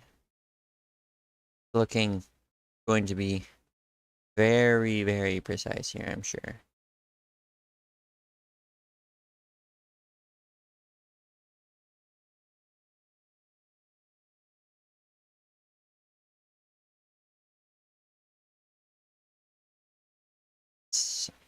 Let's see what happens. I've said that a lot. As one can see, Slowking is taking some time, as I predicted. I'm so good at predicting stuff. Because it happens every time. I'm Nostradamus reborn, really.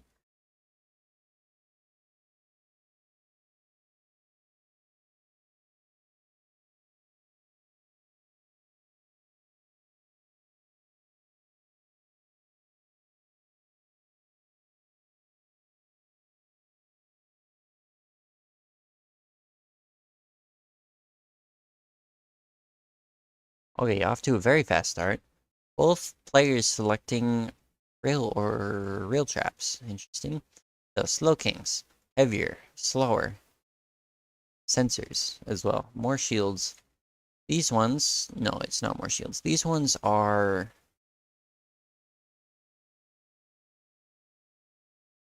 okay, yeah. Slowking traded okay, comparatively, Plouses are faster but have half the firepower. So this one is going at 113. One's going at 85. Stream bulb. So Plouse has 30 miles per hour faster on Slowking. So this is a very interesting positional warfare match where if you can get two ships facing on one, which is what Plouse appears to have here, Slowking's probably going to lose that ship no matter how you look at it. And Fortunately, the other one doesn't fire yet, and that's done. Okay, and Slow King does not fire on the right ship. Just gonna bounce off the shields there. And now the other one is gonna get a second kill to its name. There we go.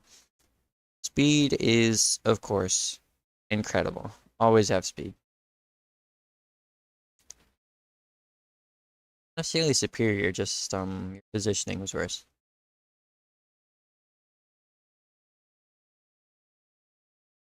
No, I don't know.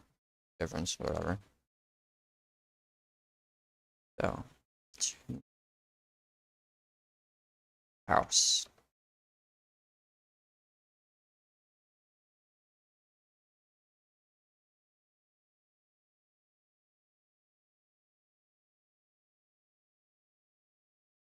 No, I'm very curious. I assume that Slow King's gonna bring the rail spinner.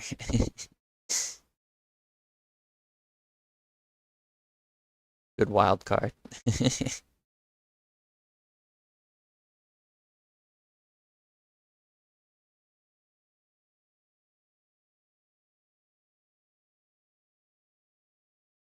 And let's go. Nerves may be getting this Slow King. That's might be what he's expressing.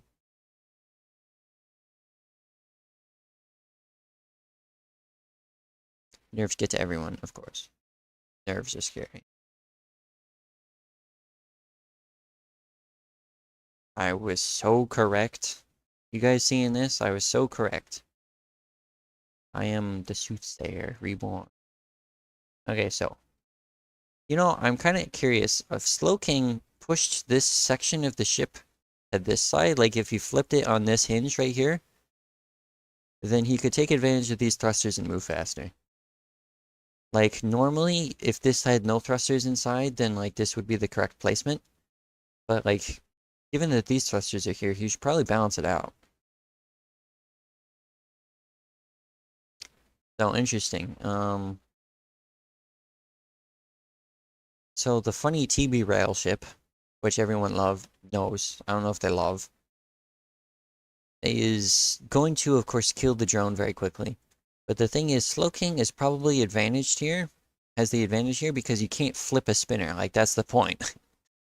And rails are kind of good against spinners, but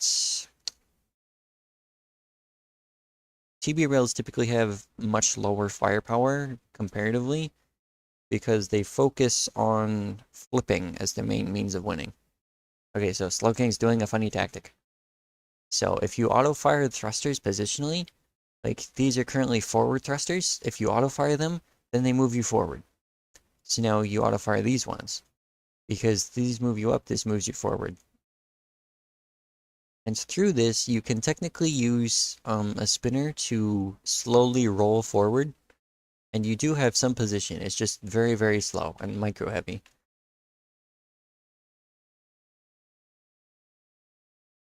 So, Plow is focusing on using the tractor beams to keep the flanker away, or is pulling it towards him. Yes, here we go. And is now going to die, unless Slow King dodges them. Very cool. Slow King, a god among pilots. And now, with Plaus has his rear facing Slow King, not a great position. I think that reactor may have been damaged. May have came close, anyway. Slow King, let's see if he can pull off the impossible. Again. Nice! Nice! Oof, that corner is starting to take a little bit of wear and tear. It's looking really... Okay, well, that's the end of that. It was fun while it lasted. Slow King will not be able to line up another shot on the corner. So mean. So, it's kind of funny. I'm not sure what Plows does here. Plows can continue to try and fire, but I assume that the armor is going to be worn away first. Plows doing a fantastic job targeting the same area, though. That is, of course, what you want to do, is you want to wear away holes and ideally aim for them again. It is difficult to line up fanning your ship, because you know, fan it back and forth. Oof. Thrusters and rail are gone, while actually getting through the hole. Slowking appears to be convinced that he's lost. I'm not too sure, but you know. So, interestingly, I think that one has seen the explosions as they hit the shields a few times take effect and damage. Yeah, like all the armor is gone, as well as the structure. Typically, that doesn't happen nearly as much. Yeah, Plow is doing a good job preventing Slowking from having a good firing shot. And that's a reactor gone. So, since Slowking has mostly lost the match, like these two damage tiles comes from the rail hitting right here and exploding them. It's exploding against them. It's a very interesting change. And that rail will not be turning online as power supply is cut.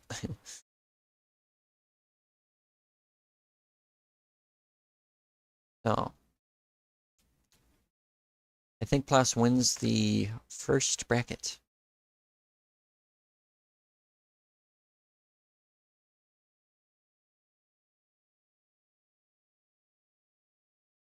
As impressive as the dodges were, I don't think that they will do anything. Looking can't fight back, can't push his opponent.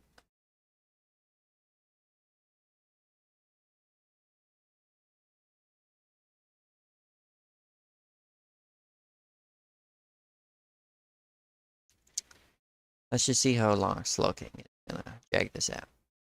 There we go. So Plaus is the finalist of the winners bracket. And will likely face Slowking again. So now we have Toothless versus Eno Shade.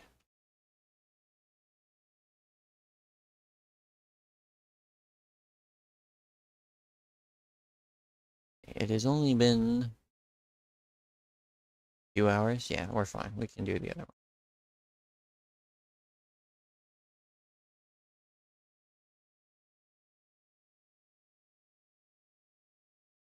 Bracket today. I typed it too slow.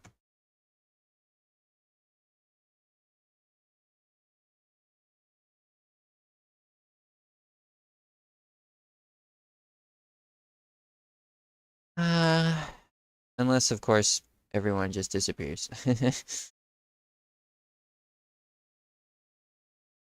Toothless.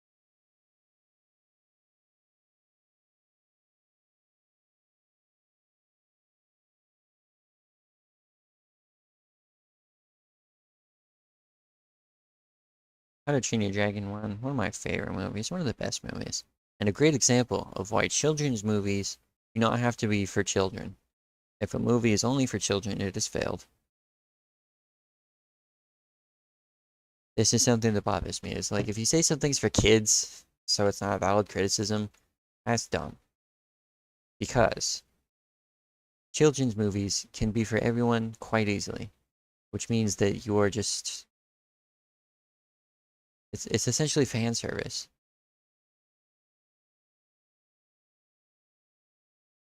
Anyway, that gripe aside. I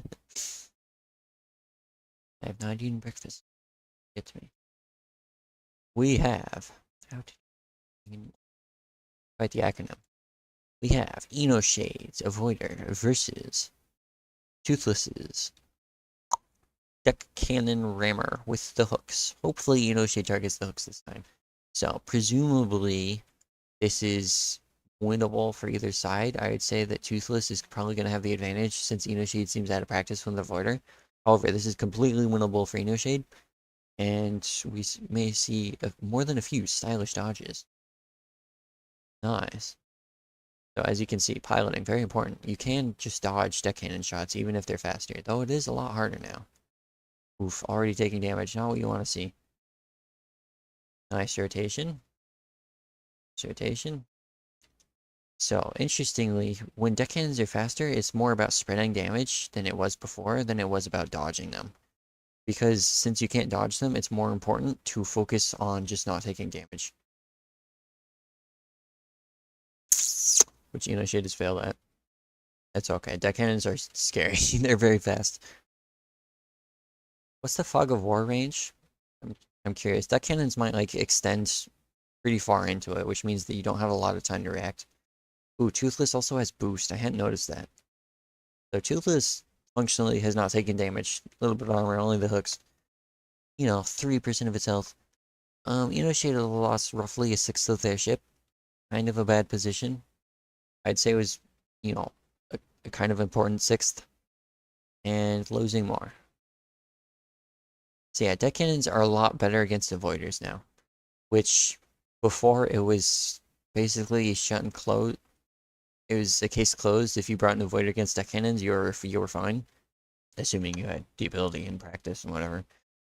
But nowadays, it is a lot rougher to fully do. Shade, having lost 2 control rooms, now has lost control of his ship. Won't be getting it back. And Toothless wins.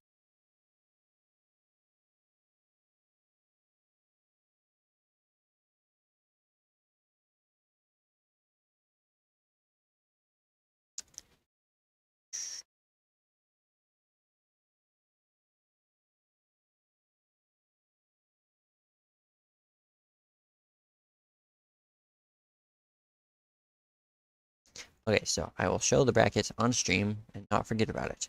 So, we can see here that Plow has won the winner's bracket, or is at the very front of it. I forgot to move Luno straight down. I shall do that. Anyway, so yes, we're doing Toothless versus Eno Shade. The winner faces Juno. The winner of that faces Rift. The winner of that faces, whatever. So, and then back off, and we can start the match. And pause it, scroll back.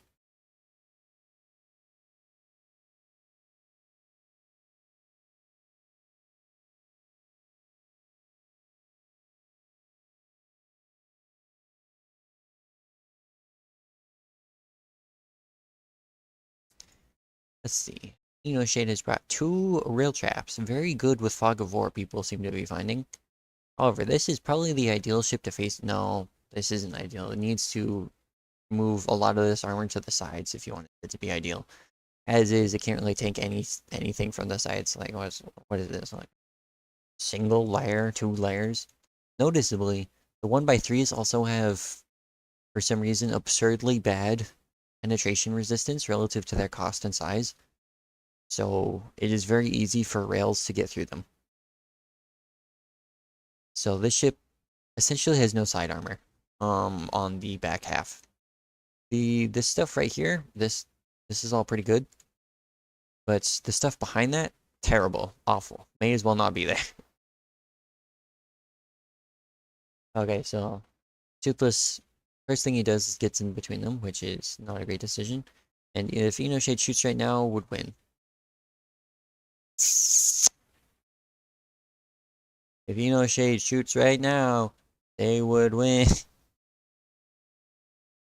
Surely you're in range. No, they don't have sensors. Oh, they don't have sensors. Oh, man. Let's see. Eno Shade has one more shot before it flips around. Buddy. And I think the rails might have been set to. Why can't I see? Okay, I assume the rails were set to fire at will instead of fire at target, which is catastrophic. And we will see Toothless has a delicious snack in the form of Eno Shade. That will be it. Eno Shade is eliminated from the tournament. We are so glad to have had you. Thank you for your participation. Please come again with a hopefully less technically difficult tournament. Gemini versus Kai.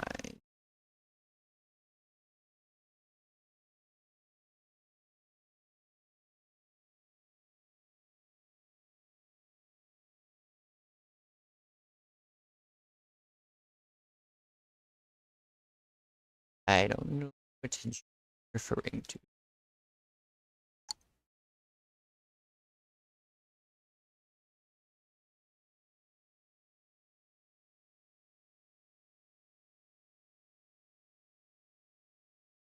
Swear, Gemini, if you If you say that we're back, but then disappear for a second time, I am going to lose my mind.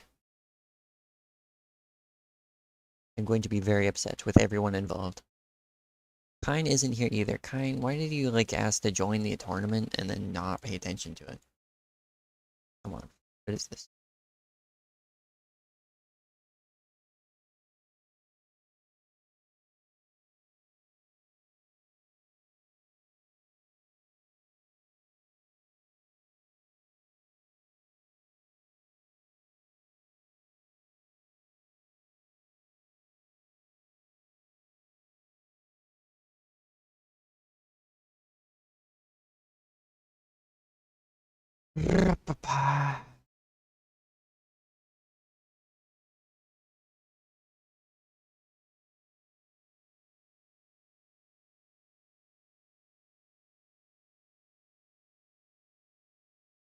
Kine is apparently present.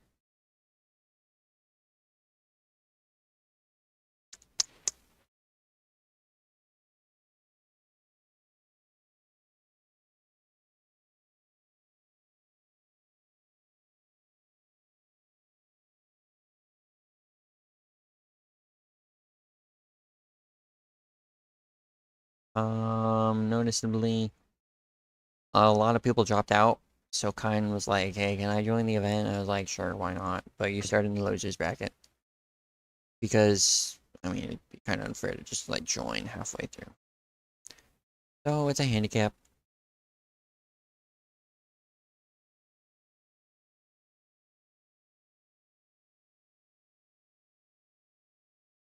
Unless Kine doesn't respond.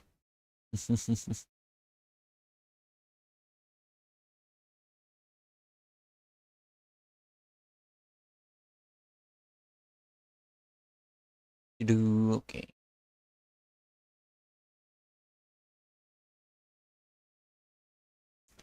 I assume Demon Eye isn't going to be joining, which I'm not a fan of. Let's see how restrictive this Fog of War is. Yeah, this is way smaller than I thought it was. However, Kine will not be expecting what I have in mind. Unless he's watching this stream, which, I mean, fair play.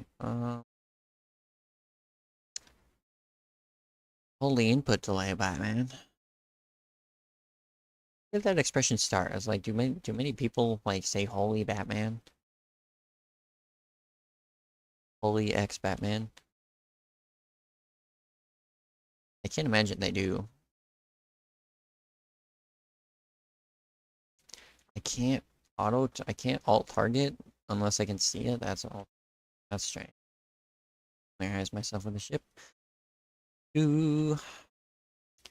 Okay, so what I want to do here is ram him, and then the nukes will kill him. Unless they won't.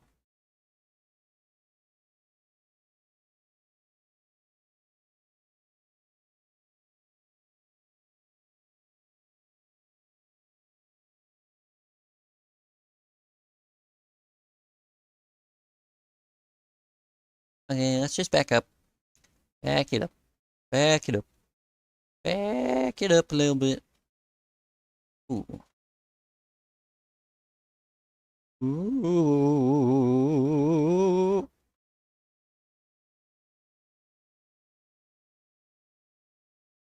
Okay. Well,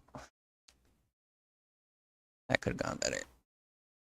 Let's see.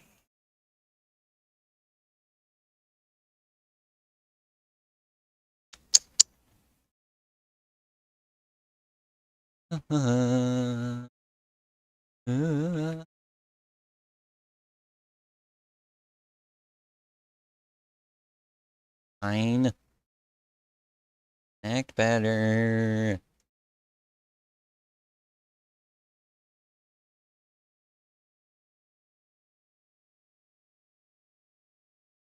Well,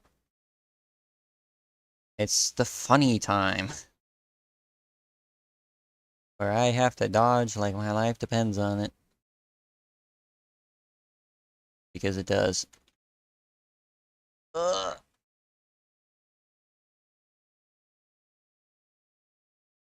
Oh, that hurts. That hurts a lot. Well, either this lands and it kills him, or I die. I die.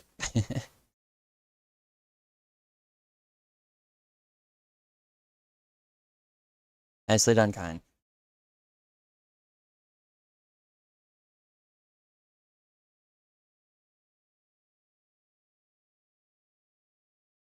Okay.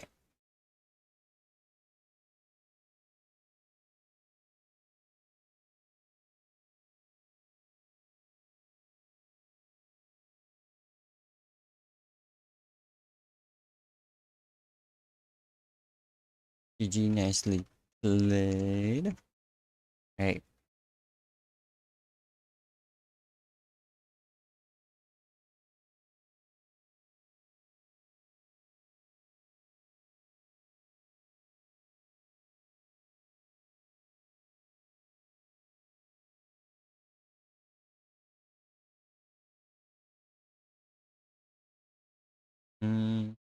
Be of little faith in kind. Kind did great.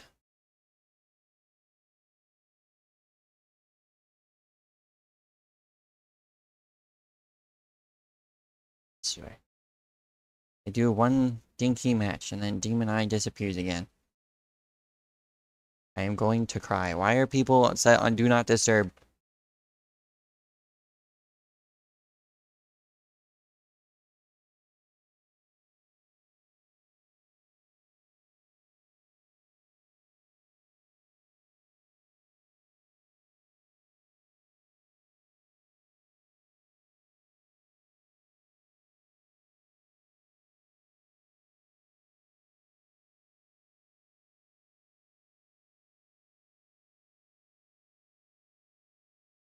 There we go. We got there. It's possible to.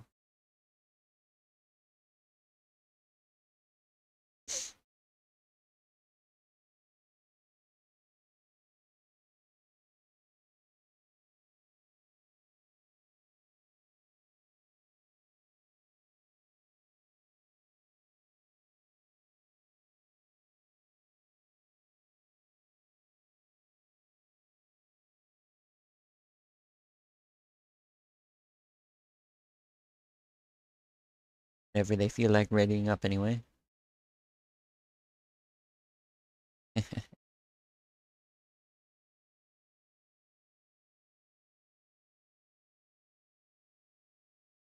Surely they're not the very worst.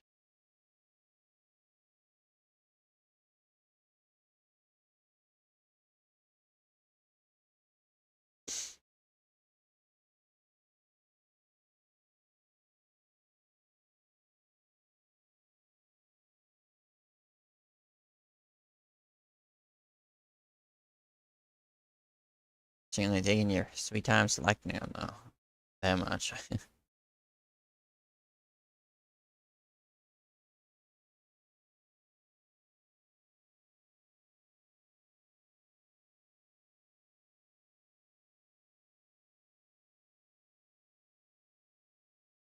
Whenever you're ready.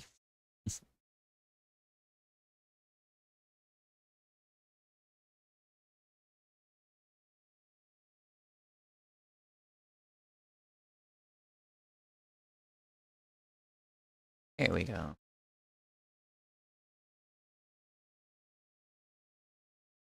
Very cool.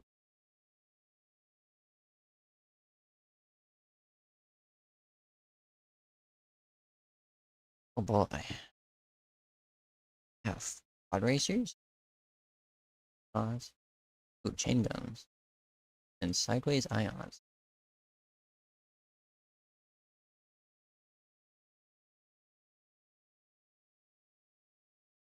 Well, it appears that Demon's Eye brought aesthetic ships.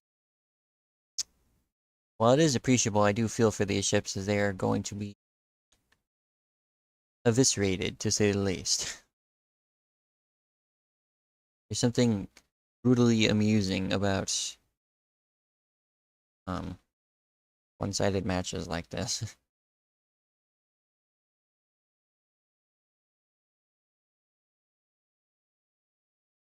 Just the enjoyable spectacle of random destruction.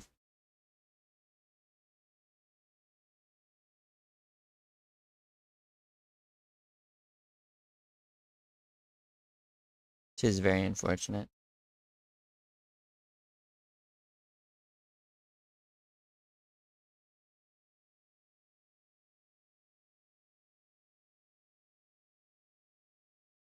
Alas. And Kine wins. 1-0 for Kine. I hate to say as expected, but you know.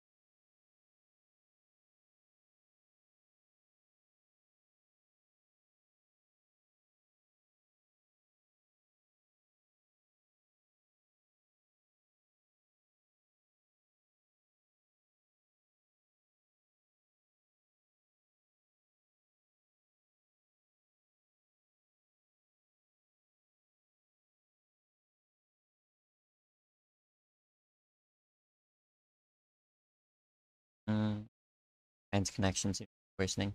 I think Kine has expressed that they don't have a PC. Like they are called or something after relying on dorm Wi-Fi. Know how that goes. I don't know. I'm told it's not great.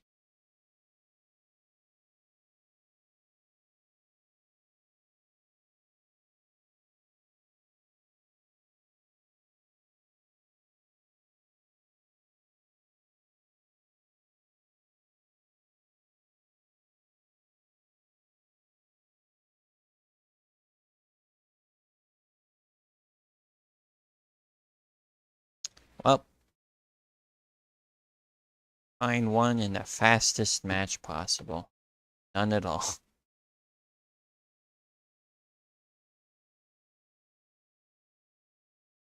Alright, too much Aaron versus Nick.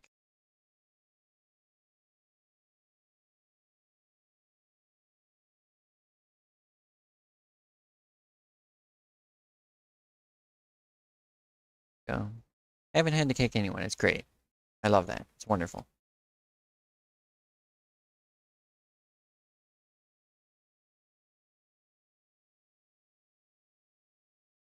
Aaron versus Nick. Very exciting. Nick is the previous champion winner. Or the previous champion.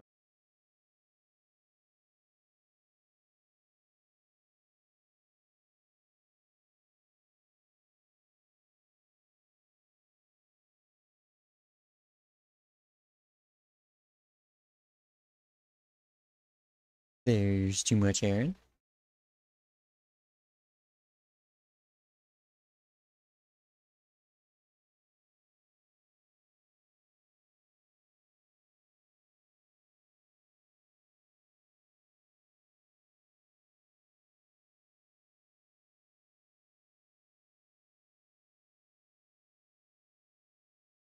See what they choose. Much Aaron's connection seems to be good, but you know, once the match starts, it's gonna be terrible, I'm sure. Unfortunate how that is.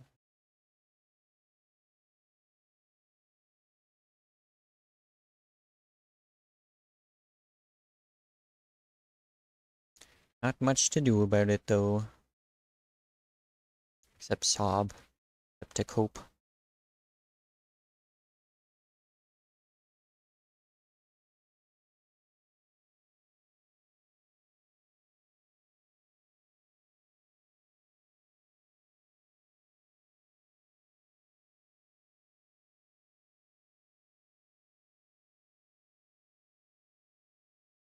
And let's go. Let's see what the players bring.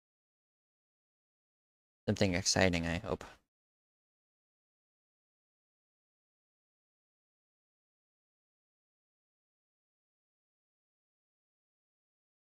Alright. I have no patience, I want to see. Nick has brought the blast chamber, the deck cannon kite with flak and mine. And Too Much Aaron has a single ship, the Bellerophon. Probably butchered that. No, I'm not good at words. Only okay. Now, I'm very curious. This isn't a matchup we've seen before. Ions versus deck cannons. Previously, the issue was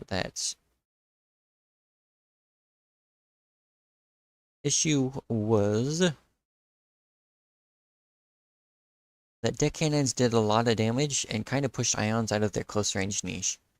Now the thing is, deck cannons now have they're less effective at ramming, and they're more effective at range. So ions are now the close quarters weapon more so. And deck cannons are kind of good at range. However, something to consider is that deck cannons struggle to break through the shields because the shields prevent their penetration. Like you can't penetrate shields, right? You just subtract the weapon's health from their health, or the weapon's damage from their health. That's gonna hurt. Mines will break shields though. Oof. Too much Aaron, too intent on chasing.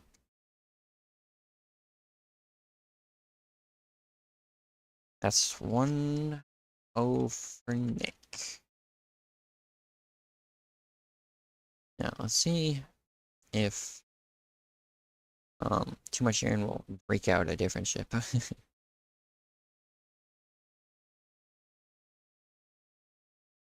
They did 2% health and damage. There's that at least.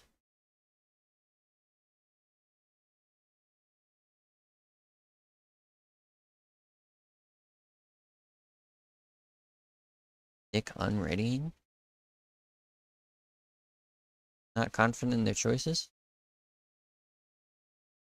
Mind games abound.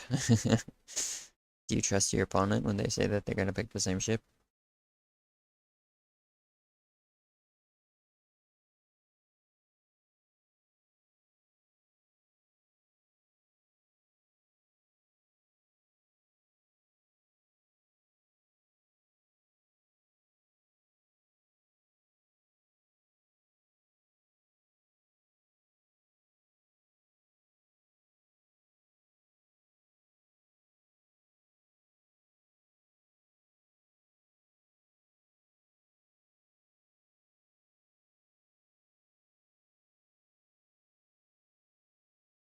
Hmm. Aaron appears to be having trouble deciding. Maybe. I don't know anything. Let's see what chat has to say. Chat doesn't care. Anyway, moving on.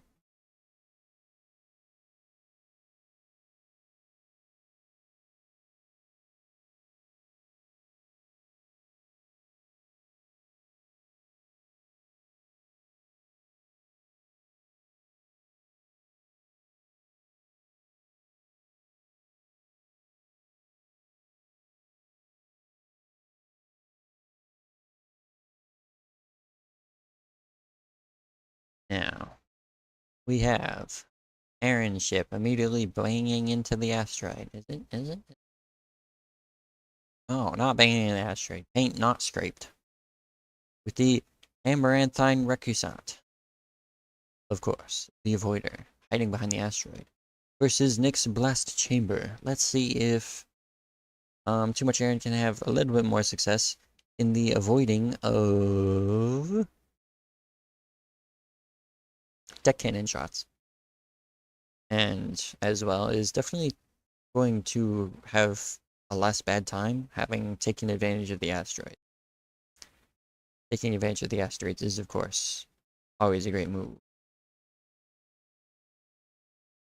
However, Nick also knows this, and Nick does not want to go around and not ramp up thrusters, so it's probably going to be the case of we sit here for a while the rod closes in and forces Aaron from out behind the asteroid. Nick probably just realizing what he's facing. Doesn't seem super thrilled.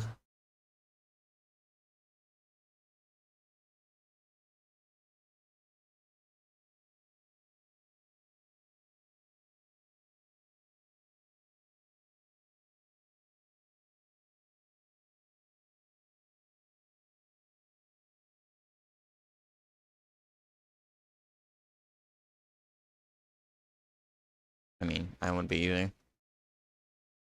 Da-da-da. However, the mines should make it so that Nick has a pretty good option if Eno Shade Aaron tries to engage is the thing. Because when you just put the mines down, like, they prevent the opponent from engaging properly. I don't think the flak will also help defensively, of course.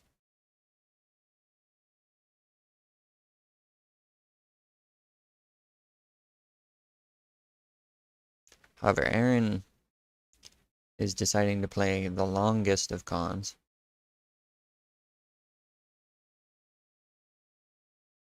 As one should, I suppose.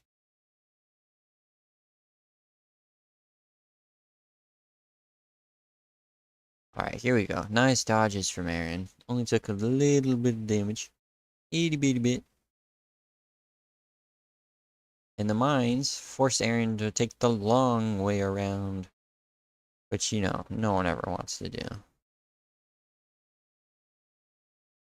Why would you take the long way when you could just not take the long way, you know? So, Nick appearing to get closer for sake of better focus fire. We're properly in the thick of it now. Misses again. Do these people not use AI aiming? Like, are you aiming with the mouse? I must say that this is not a great maneuver. Nice, nice targeting from Nick. However, nice deflecting from Aaron. Yeah, that's gotta be manually aiming. Like, Nick clicked early so that they spread out, fanned out. The thing is, you don't concentrate damage when you do that. Aaron focused on removing most of the mines and flak. There's only 3 flak launchers and 1 mine launcher. The mines were probably going to be incredibly important because they hugely manipulate your opponent's movement, which is kind of what you need and want in such arrangements.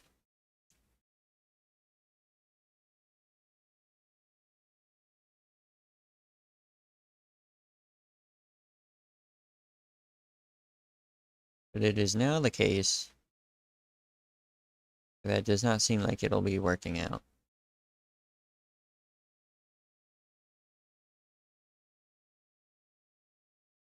Because there is no more mines. They're all dead. They've all been lit on fire.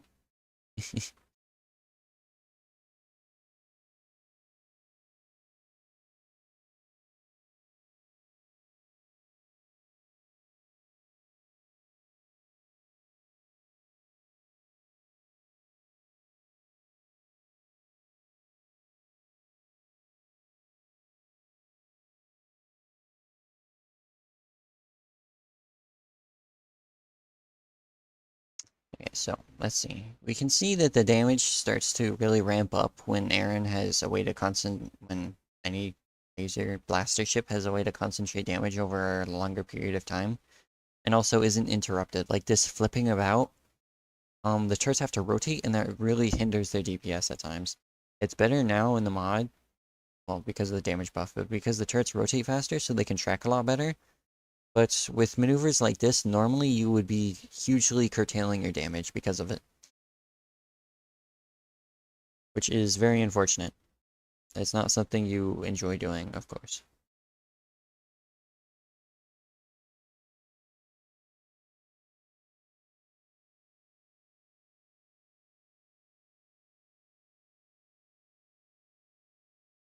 Oof, the chip damage does add up over time, and that rock might be a problem. Where is like the function of avoiders is that the shields stack, and as you lose more and more shields, it becomes harder to protect your shields, of course. So as Nick does damage, this gets comparatively more better for him than it does for Aaron as they do damage. However, Nick is almost completely out of armor and is about to start taking control room damage.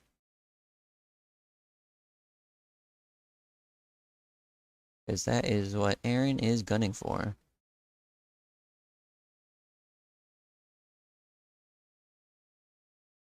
I mean, it is right there after all. Easy target.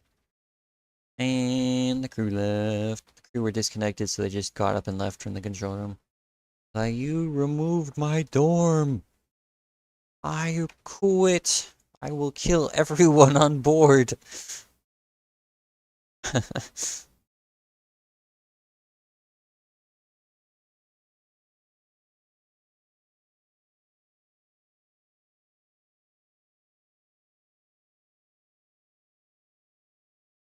Second 1-to-1 match.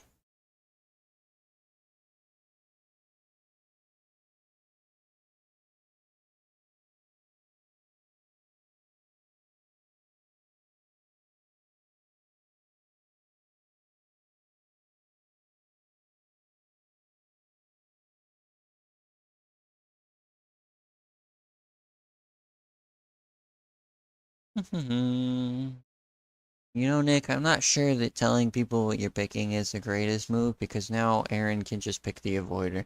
Like, it's too late now because I'm starting, unless you switch it to the last second. But I don't know, man. Like, the point of tournaments is to win. Because, like, in casual play, you can have fun. But in tournaments, you win. See, this is better. You successfully lied to your opponent. I'm proud of you. Very curious. How will the fossil do against her? It depends entirely on how well Aaron can deal with all of the random crap that it is going to be throwing. It has every type of missile. It has heat missiles. It has shields. It has armor. It has kiting. It's got it all. Whatever you need, the fossil has it, except the ability to beat other missile ships. Aaron is going to be hiding behind a rock again, quivering, shaking, hoping that their opponent just dies before they get to him. Maybe. I might be reading too much into what a ship does or what a player does.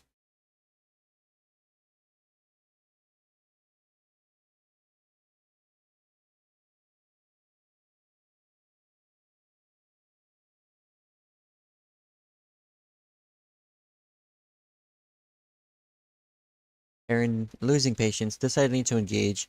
If it was a rail, they would be correct to just continue hiding, and then they would be immediately punished for it. But I suppose with a rail, you wouldn't have been able to fight it anyhow. Nick seems shocked at what the opponent has brought despite it being there last time, and he said they would pick the same ship. However, the EMPs will completely shut down 1.5 modules. No.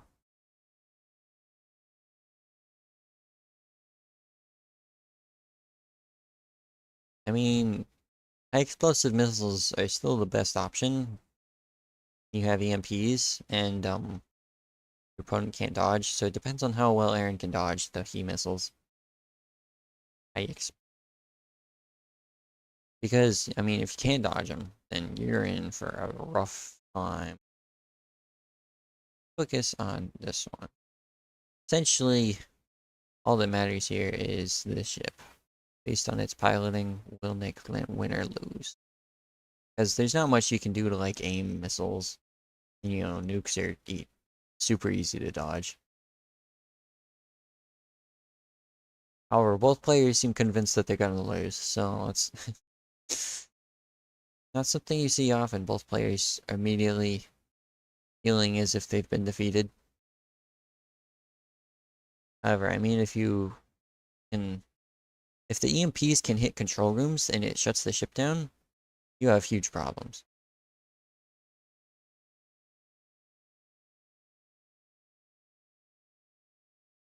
Mines too. Just in case Aaron was thinking of coming closer. Relatively low amount of missiles means they won't be breaking the shields as easily, but I suppose that's what the EMPs are for. And as more mines get put out, Nick can successfully use them to position and litter the battlefield and such. And it's kind of them being there forced Aaron to be in this position and eat those nukes, because otherwise Aaron would have probably been further away. So it's kind of funny, the scary red glow of the circles is still dissuasive, even if it's like not a threat, which is very interesting and amusing. Blaster's really chunking through the armor when it's in range. And the disruptors are out of range, but they will just completely melt the shields as if they weren't there if they ever get into range. So Nick is understandably trying to maintain distance.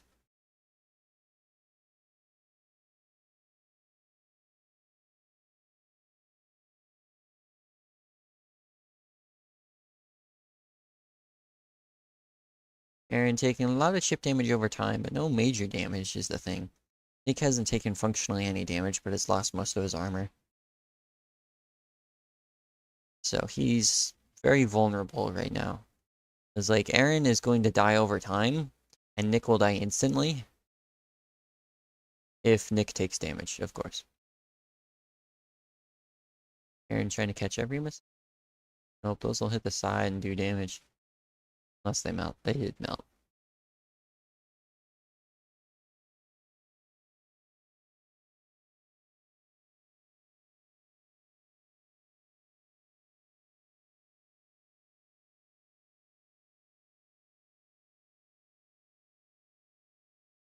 Oof, that's not a great angle.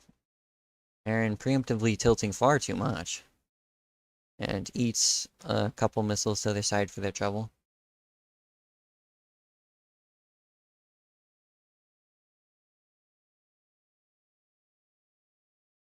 Oh, oh, oh.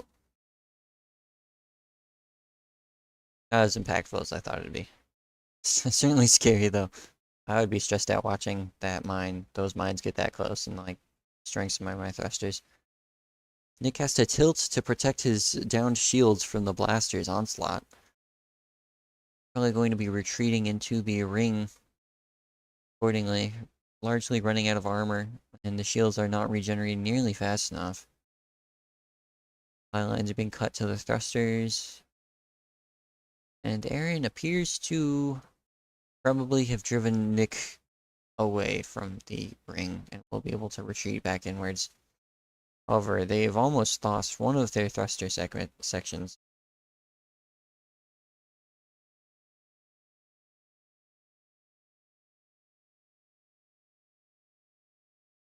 Let's see. Yeah, that reactor's taking damage. And as more damage stacks on over time, it will become the case that once that is lost, Aaron is severely prohibited. And Nick seems to be aiming for this. Nice nuke hits. Nukes hitting an avoider is always something nice to see, given how rare it is. So Aaron is also positioning themselves in a way that seems to be protecting that as much as possible.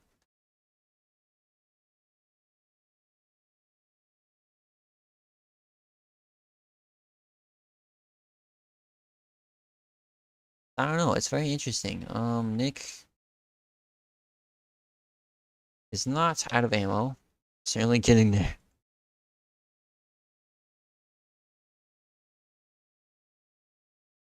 Does Nick's ship have a sensor? It does. Okay, so Nick doesn't have to worry about the same issue, at least as much as Aaron does.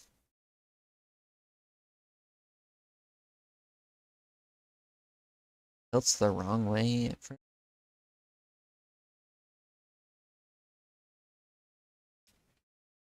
And he's mostly out of ammo, too. Even if he could move, is the issue.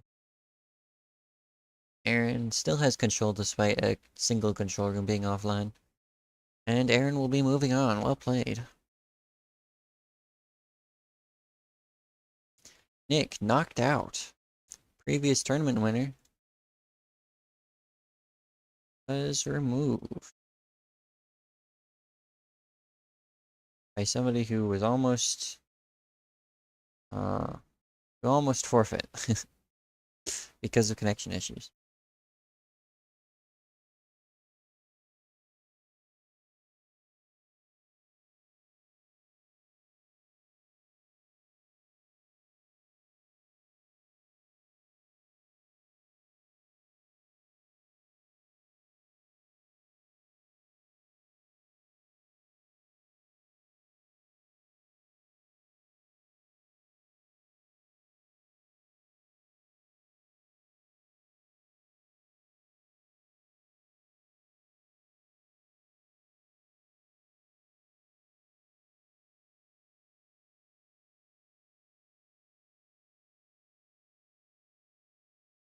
Aaron, I'm pretty sure, lost to Nick in the last event.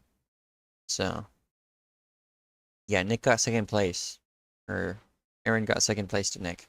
So it's pretty cool that Aaron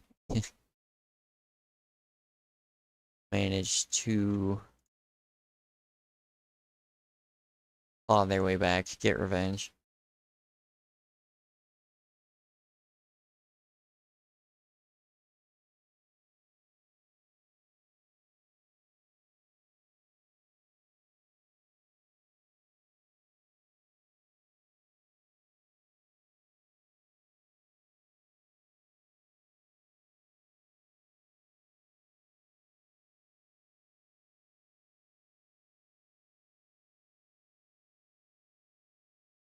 You looking at the ships.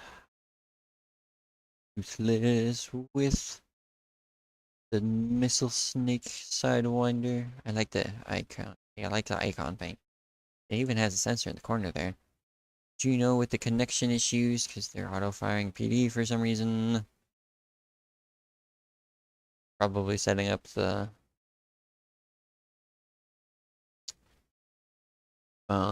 staggered fire. So only having it for thirds is not very good, I would say. You would want to be doing it in larger amounts than just 3. So 6 might be too much.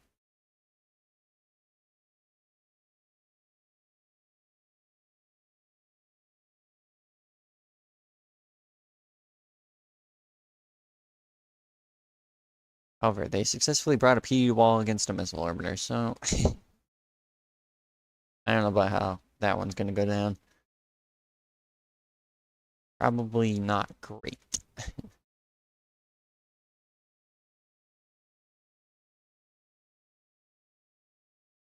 Unless Juno just eats the missiles instead of destroying them with point defense. I suppose that'll probably make it fine.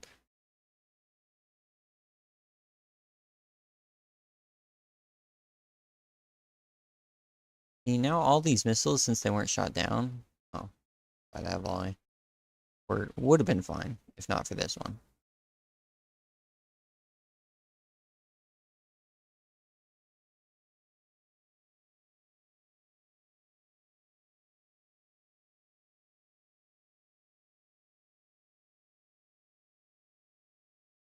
Juno dodging the missiles pretty well. I imagine Toothless is going to want to ram Juno to try and destabilize their dodging as well as block the point defense. So, assuming Toothless goes with that action, Juno would probably know to avoid getting rammed as such.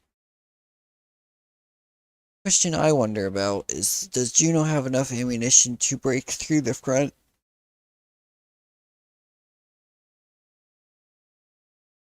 Because the deck cannons are kinda hungry. They're hungrier in the past, as far as how ammunition consumption goes. Juno has taken a little bit of damage. I do know that having 3 control rooms is unnecessary. You only need 2 for these ships, so that essentially means that Juno has a spare in case one breaks. However, once 2 break, then we have proper problems. It's coming in from the sides. Kinda surprised Juno didn't put any side PD on the ship. Probably would have been helpful, all things considered.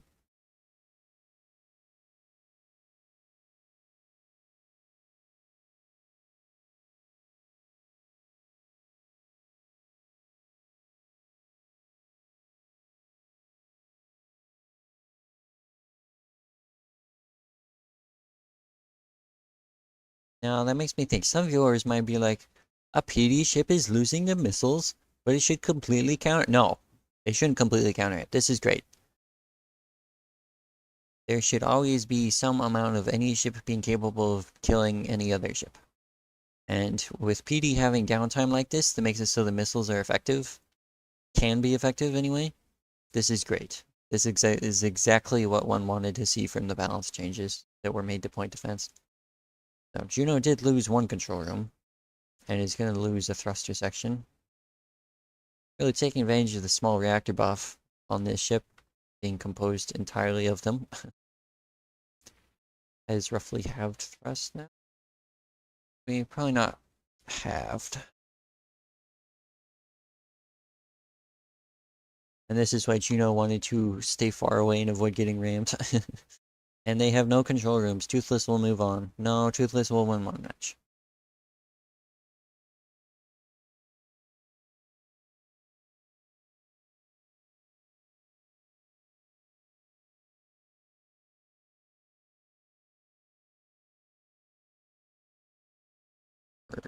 Toothless.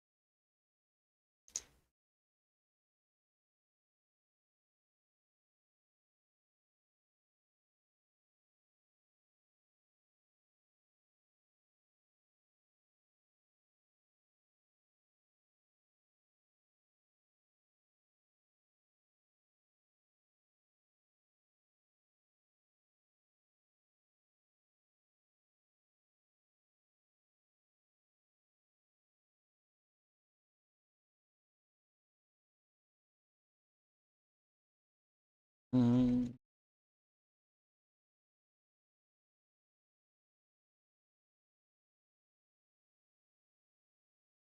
Okay, so Juno has a flak orbital wall with disruptors. Interesting. These used to be very good, but flak damage was heavily curtailed. They now deal a lot less. It used to be 2,250 per shot, which AoE, whatever, I don't know how that figures out to, and is now 1,500. So roughly more than a fourth of their damage was lost. However, they did get a buff to shooting down projectiles, and they did get a buff to range. So depending on how Juno targets, with if their flak is set to specifically defensive firing, mixed firing, or offensive firing. If it's only offensive, then they won't defend themselves. If it's mixed, they will probably focus on defending themselves. I'm not sure. Okay, I know how it works. If you target a opponent's block, then your flak will not do anything except fire at that, which is very problematic if you're relying on them for your defense.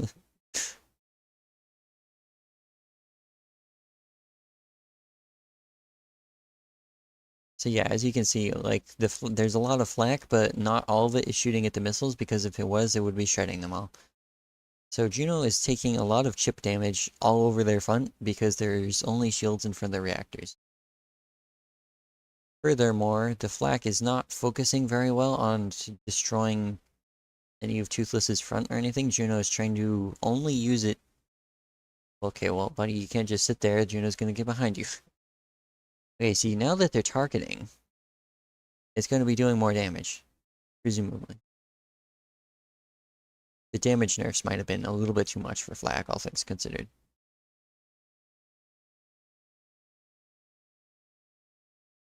However, I mean, Juno still won, so, you know. The nerf couldn't have been that bad.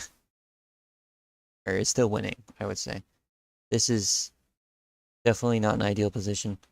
And they still have plenty of ammo. Yeah, that's not gonna run out anytime soon. Toothless is never gonna be able to get out of that position.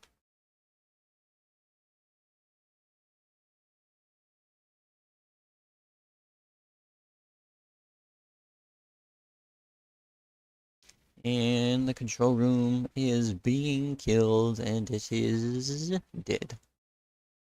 1-1.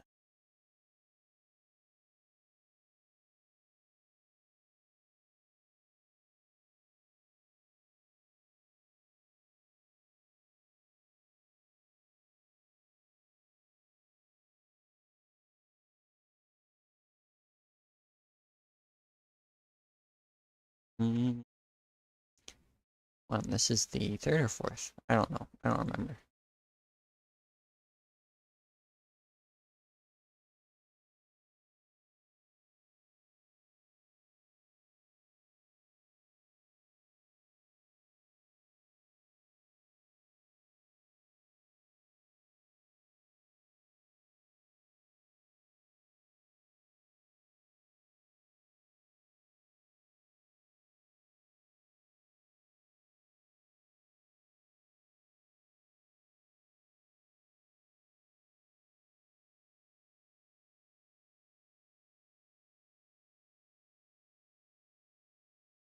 Juno disconnected.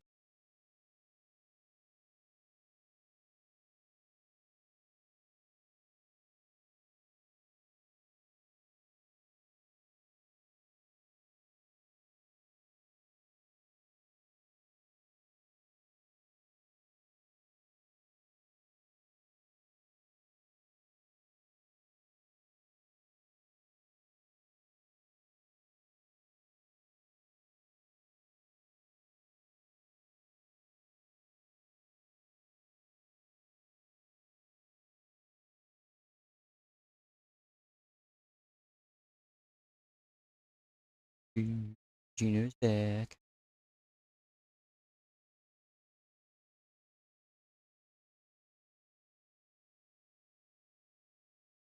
Kind of amusing, despite the fact that this tournament has been scuffed incarnate. There's more viewers in this event than there was in the last one. Go figure. Maybe the balance mod is more exciting? What do you viewers think? Is it just like it was a more convenient time? Okay, that's Juno's one disconnect. If they disconnect again, they lose by default. As per the rules. Very unfortunate.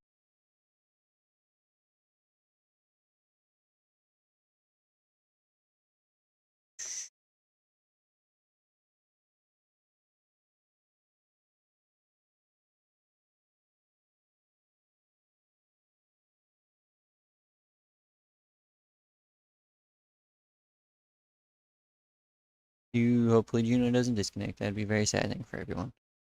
I would not be. It's not ideal. That has to be a rule.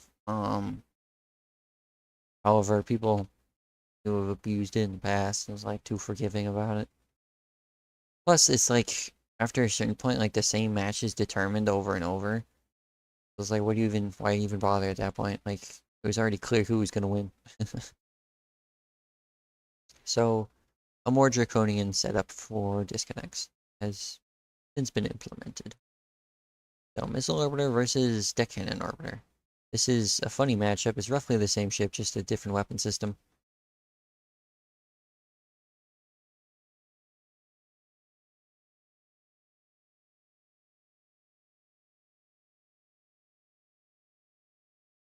Well, that is unfortunate. Juno, was fun to have you. Come again. Toothless moves on. Universe is too much air.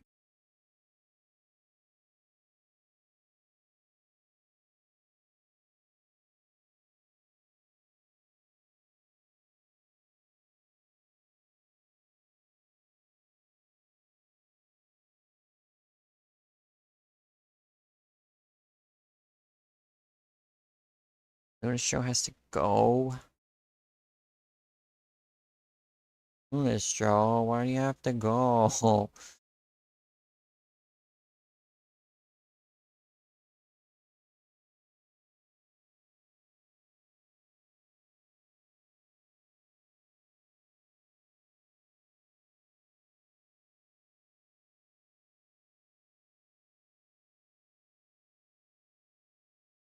This is so sad. I can't believe that this show has to go.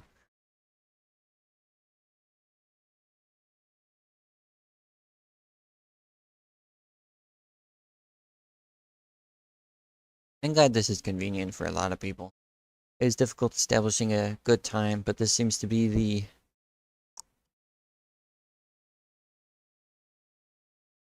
pretty good for the majority of people. Even the Chinese Cosmoteer community actually works out with this time.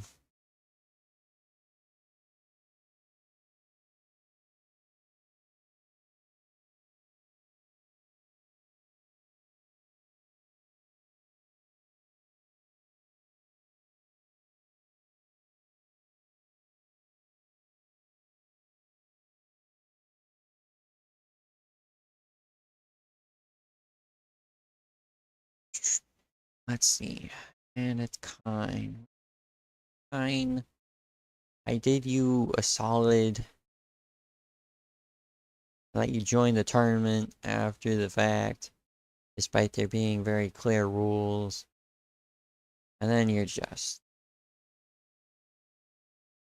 screwing all over it. It's so sad. Do you even care? Are you even joining kind?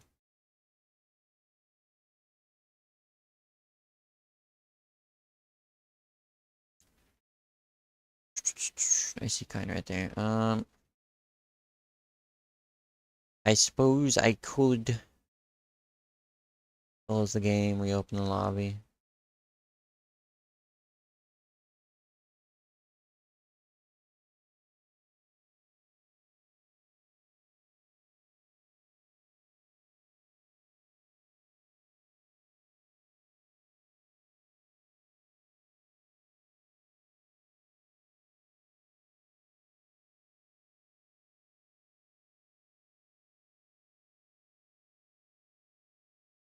My connection seems to be fine, so I'm not sure what's going on there.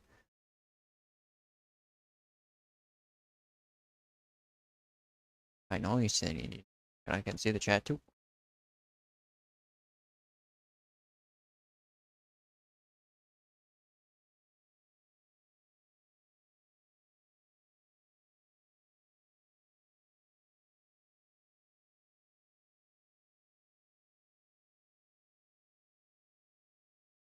You.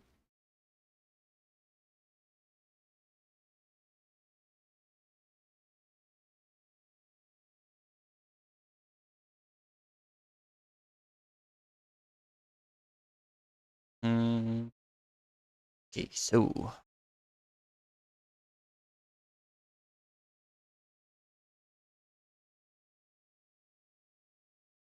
Something that's funny is that you can go faster in an avoider strafing sideways, right? Because you are taking advantage of more diagonal thrust. If you're paying attention, I was only going at like 84. But when I strafe, I know what's up.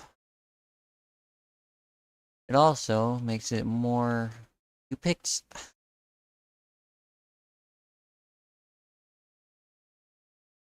Okay, genius.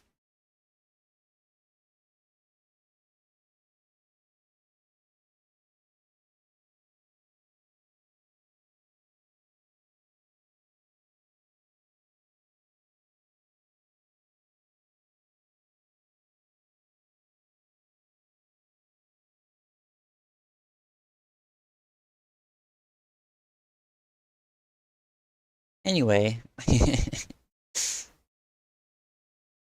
Pine has arrived. We are no longer kindless.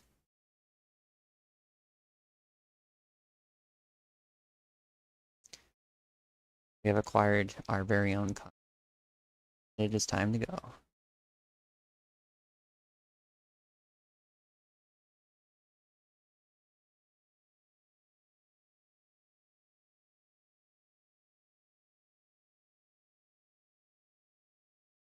And we have one of Kind's favorite ships, the ultralight nuke orbiter of GN 1.5 Blitz versus too much errands, the one, the only, the Bellerophon.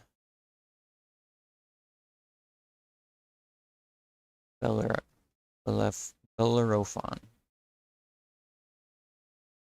Bellerophon.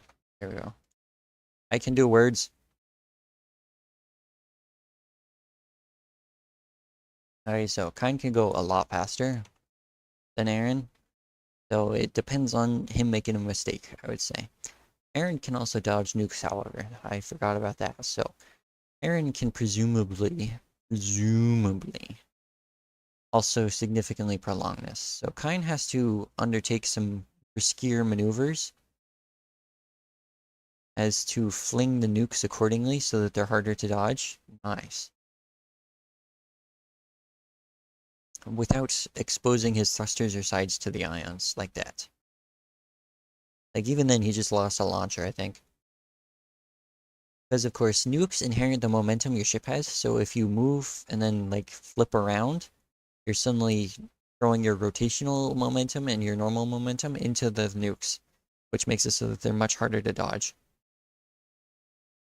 Now, of course, Aaron is probably... No, Lunastro, I think, is the best known for using free aiming ions, But Aaron is also good at that, and they know how to use it. And given that they won't be like fully face tanking the nukes anyways, they have decreed that losing the armor was better for both speed and aiming purposes, because as you can see, these ions are now very jittery, are now aiming very nicely into Kine. Remember, these have triple the rotation speed that they normally have, which is really good in a certain sense. Okay, so I would say that Aaron wants, yeah. Aaron wants to probably disengage with no shields up there. And the other thing is that even if Kine can get through Aaron any way they position, assuming that they don't dodge, watch Aaron can probably not get through those shields. Kine disconnects. Unfortunate. That's Kine's one disconnect.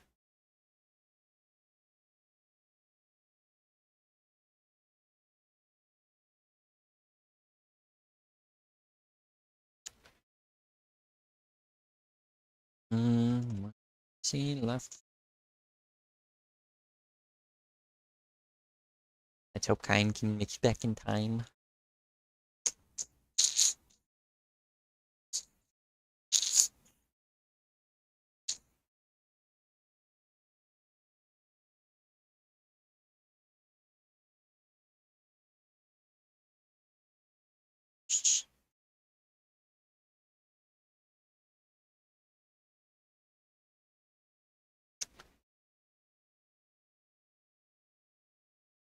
I can't hear the funny noise this makes, but I'm told it's very obnoxious.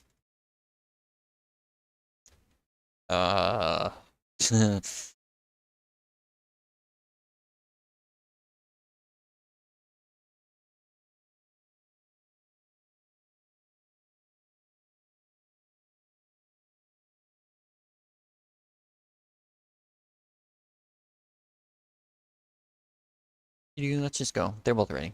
It's fine.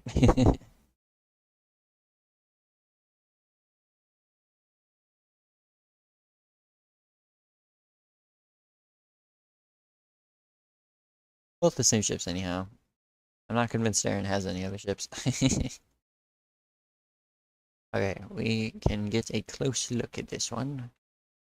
The standard, this many. Oh, they're all interconnected? Interesting.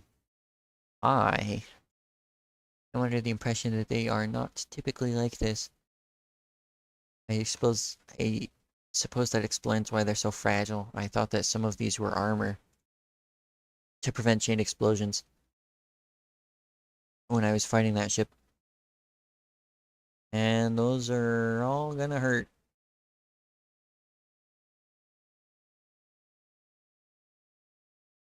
Under worse circumstances, that could have torn through the shields and then detonated both reactors. One must not underestimate the effectiveness of nuke. Like, look, there's one shield up and just a massive gaping hole in the armor.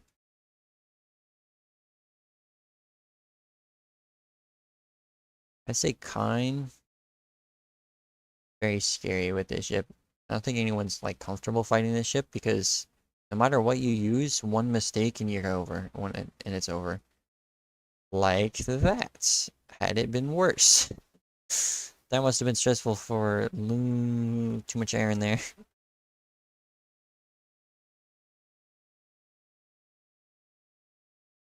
I'm trying to shoot with point defense, seeing if it does anything.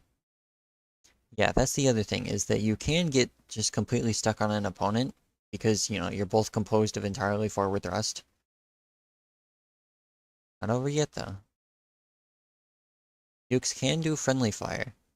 They're one of the few weapons that by default does friendly fire, so that's why that central shield turned off, is it was friendly fired. Aaron decides to detonate their armor so that they can aim better. Shields still projecting, trying their best. That reactor is about to melt though, and it's disconnected from the rest of it. Mine falls below 10% health.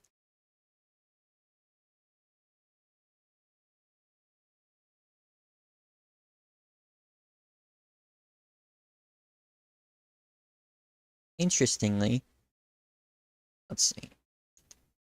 I guess not that interesting. Nuke's also got a new graphic that shows that points to where they are.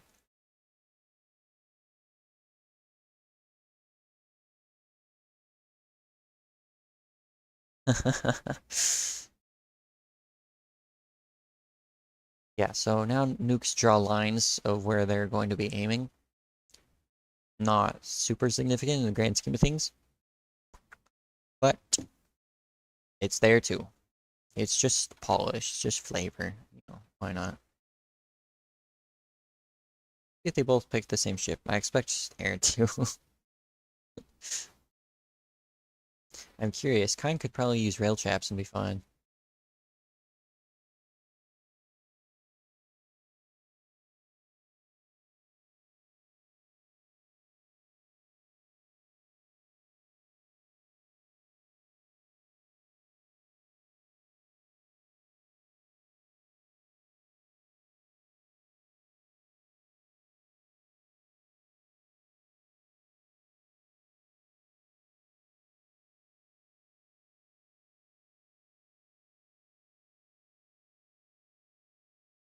Anyway, Kine has brought a fancily painted same color scheme DC rammer with hooks.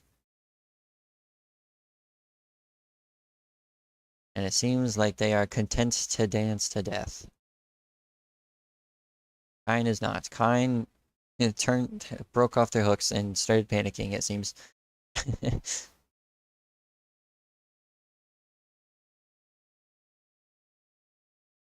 And this seems to be getting worse and worse. Oh, I think that's gonna catch.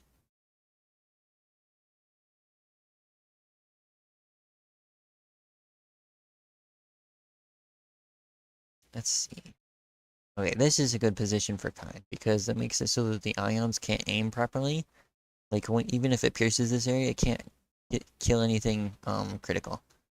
Whereas Kine, using roof turrets, can aim all of his cannons exactly where he wants them.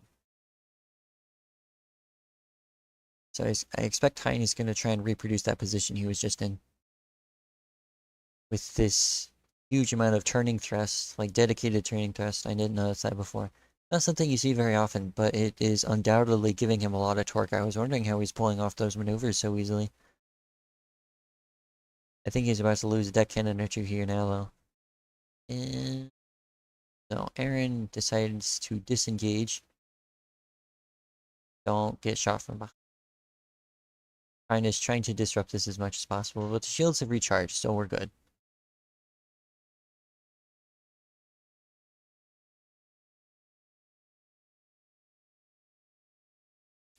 Let's see. Ions all. Oof, Aaron over-rotates just a little bit and loses a lot of thrusters for their trouble. They do not have nearly the finesse or control that Kine has with the turning thrusters, especially since their boost. Boost actually has the lowest ramp-up time, at least relatively to any other thruster. So they can react very easily comparatively. So even though I would say Aaron was winning initially, they're definitely suffering here. And the thrusters take so long to ramp up that they can never escape. Oof. And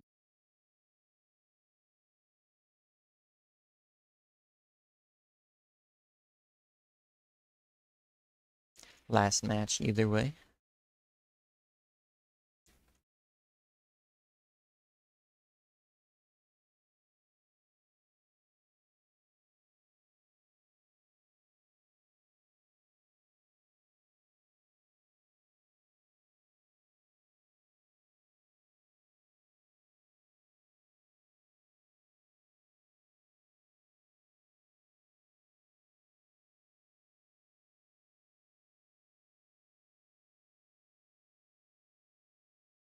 Kine is content with his choice. So is Aaron. I'll continue.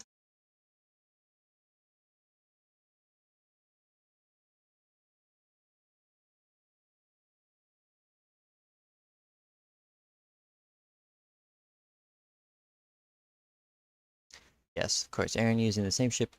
Kine using, love the color scheme, a TB missile ship with large shields. Very curious. As well as inward facing ones.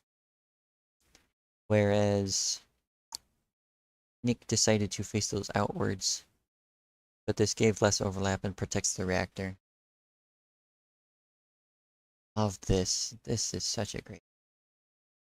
Very good. Very good. I think this has been my favorite ship aesthetically so far. Like by a long shot.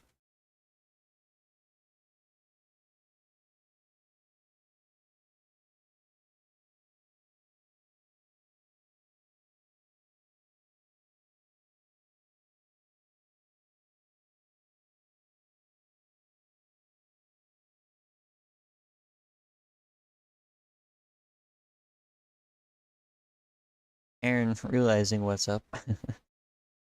Doesn't seem too enthused about it.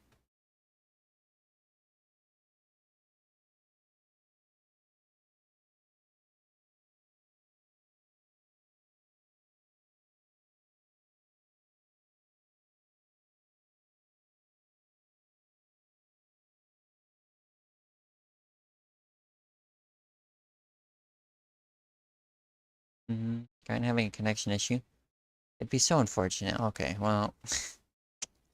Sorry, kind. Disconnects come to us all. Come for us all. Alright, stick around. Lunastro.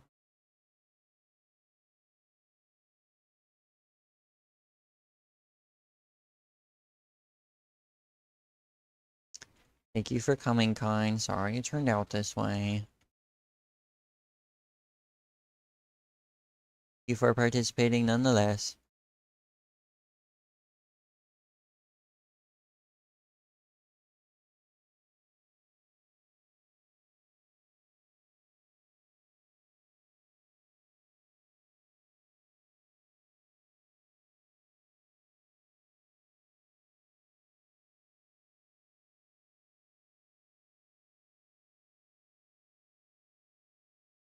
Alright, so we have to go fast. Lunastro. Lunastro. Lunastro has to go soon, so they have to speedrun this crap. That might mean losing really quickly, but you know.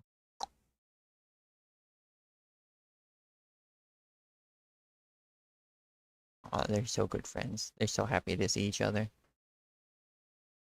I bet they've probably had this matchup before too. I expect that they're gonna go through some established circles once they see what the opponent has.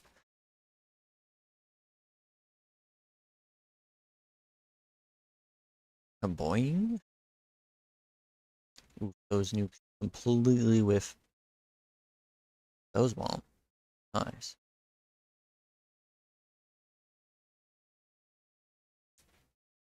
Yes, the nukes are a very good equalizer. Like, they do a lot of damage, and this ship, since they can just ram you, or the hooks can interrupt your movements, can make it so that they're a lot more likely to hit.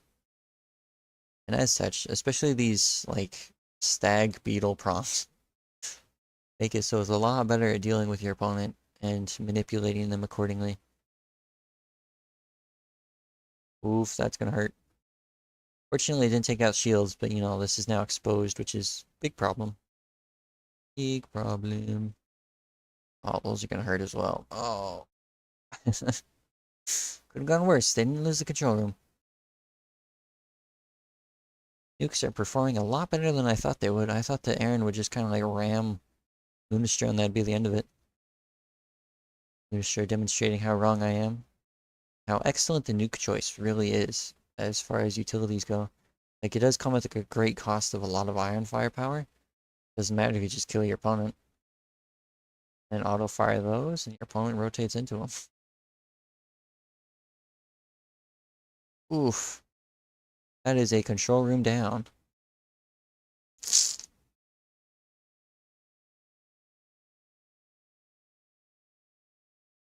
And I just didn't go for that reactor sooner, but you know. That is it.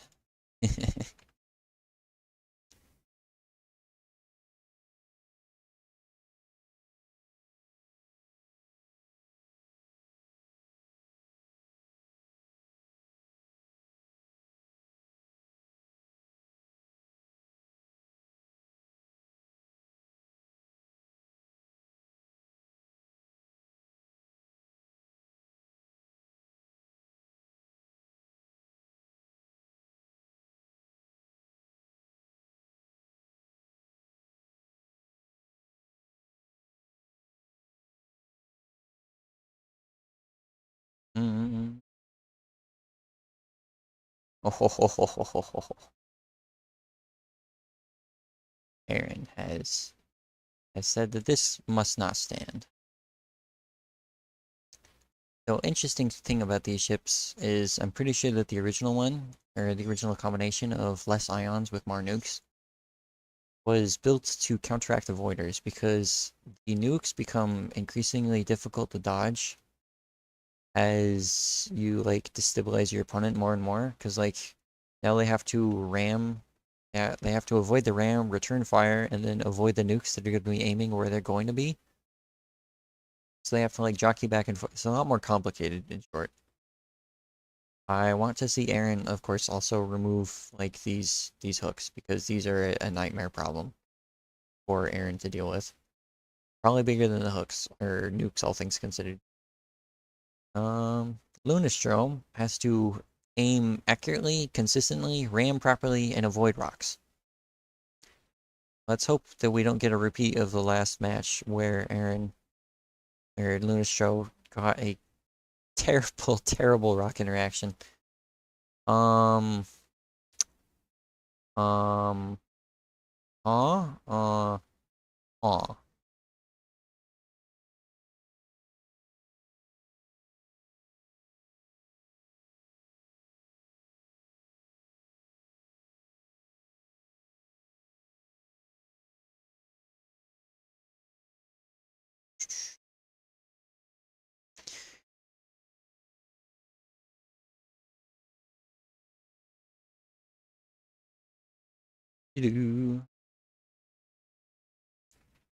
There are mirror matches for people if they request them, want them.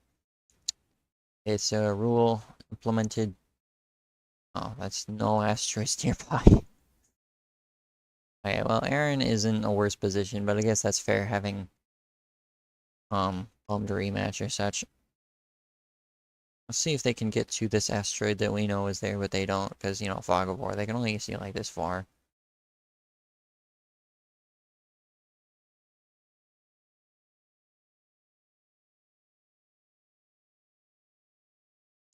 They're still looking, still looking, still looking, still looking, and they have probably found it at this point.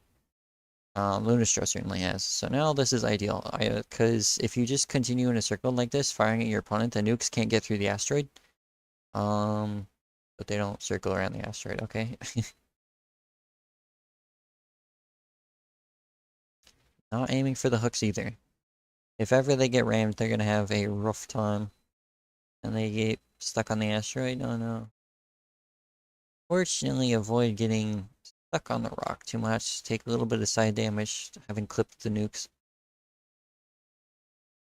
Lost a lot of momentum from that turn.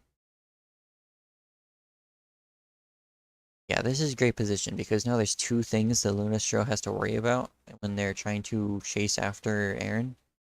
Oh, those are gonna hit. And your opponent's behind you again. That's not great. Oh yeah, nukes also have 360 fire now. So if you want to be real crafty, you can you can fire nukes anytime you want at your opponent. However, they're more likely in that case to hit yourself. So you have to be very careful. Those are gonna hit. It's funny, you have to like aim at the corners of the ship, but you have to aim at the right corner, otherwise it just doesn't work out. See, like those were aimed at the wrong corner again. Still hit though, very nice. So this module is largely dead. The shields are going to be like a hindrance, like that they exist as a hindrance. However, the loss in firepower is helpful. However, the left side of Lunashire has been compromised, which is a huge problem. Means that they will not be capable of chasing nearly as effectively. It's kind of a slow choking death in a certain sense, where Lunashire can't like really fight back anymore because like the shields just go down in seconds.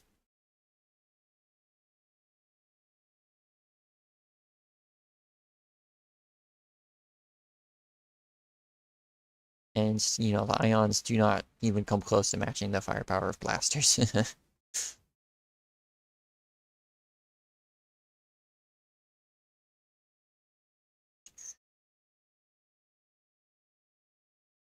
Let's see.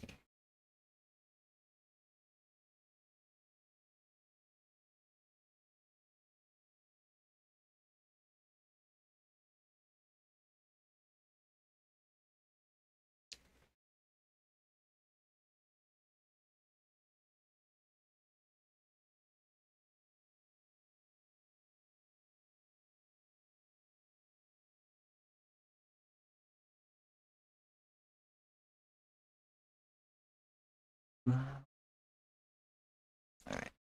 Final match, either way.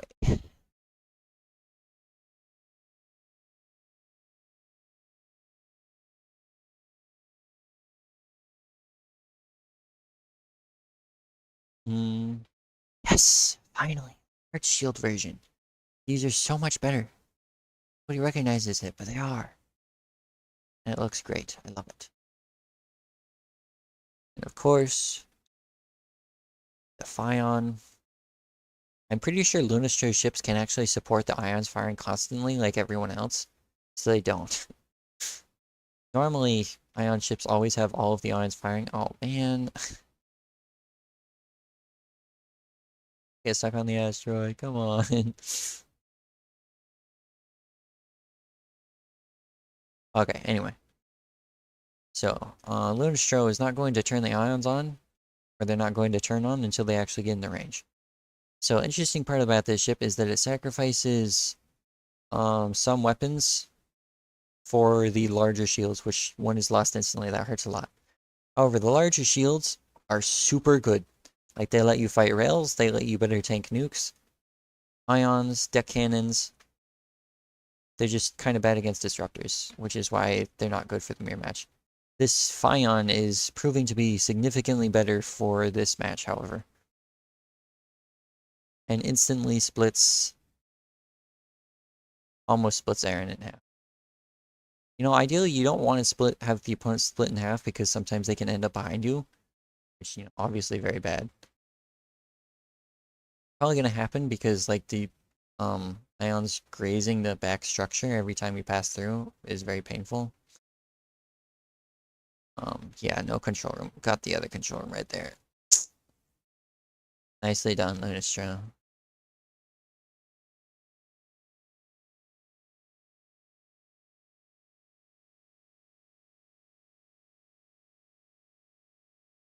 Moves on.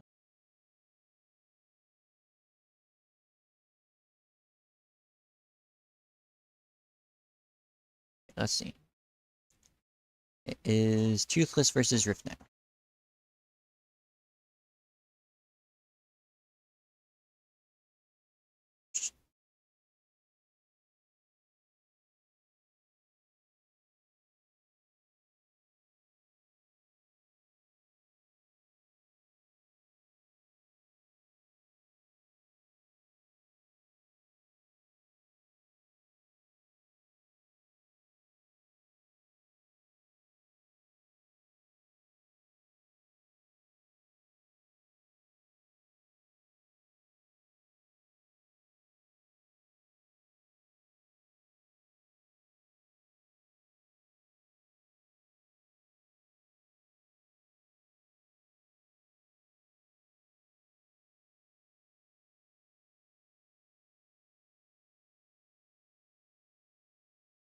Ubiquitous and Rift.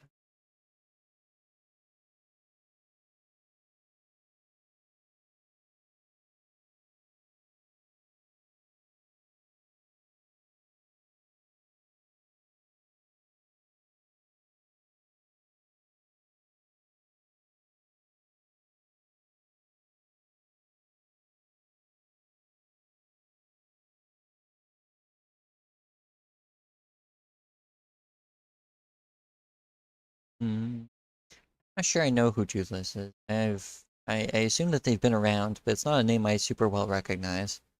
However, they've done great this tournament. I hope to see more of them in the future, but I don't think that they're particularly well known. I guess Rift is not that much more established. They've only been around for like 2 more tournaments or such.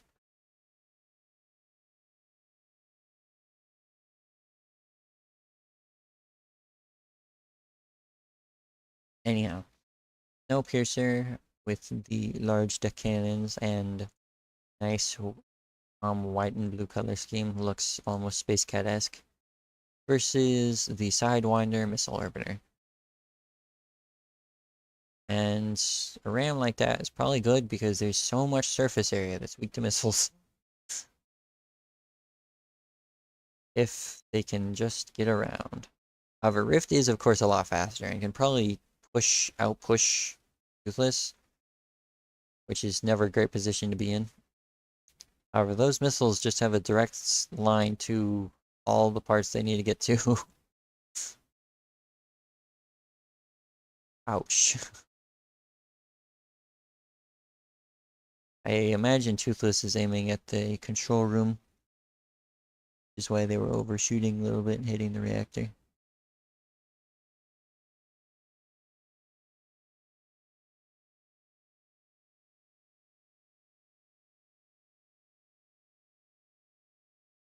Even though Rift is making pretty good progress through Toothless's front, it won't necessarily matter if you just lose all of your important bits before you get there.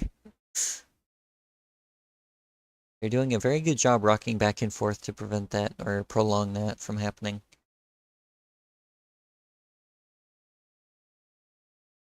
Ouch. That also comes at the cost of half the firepower. And Toothless wins the first.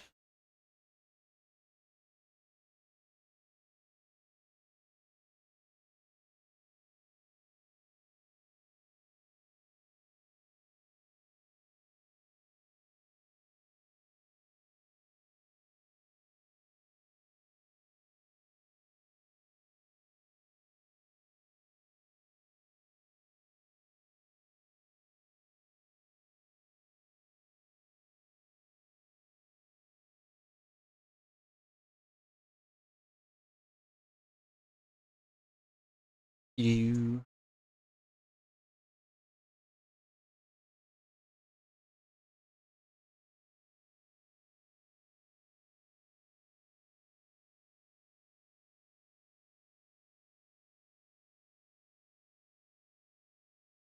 a nuke ion hybrid ship from Rift. Something I've not seen before. False Star. Great name. And that's a rocking. Oh man. Is Toothless aware of actual sidewinding? Like, you do use vector thrust to sidewind off of rocks. Funny coincidence. Does not appear to be the case. Normally against like opponents, you can just like tilt them out of the way and you slide off. Thing is, asteroids, you don't push. Asteroids don't really care. So, I don't know. That's rough.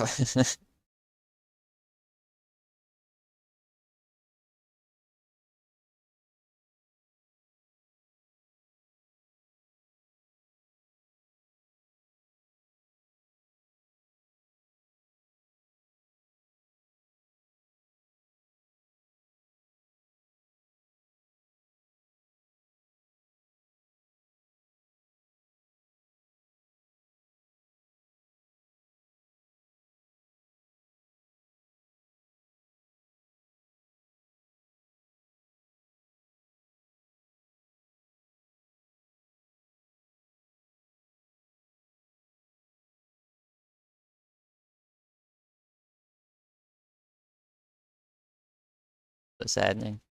Hate to see it. Just someone had their fate decided by a rock. Admittedly, it is a little bit of a skill issue that one could get off of it, I must admit. Still says GG though. Good for him.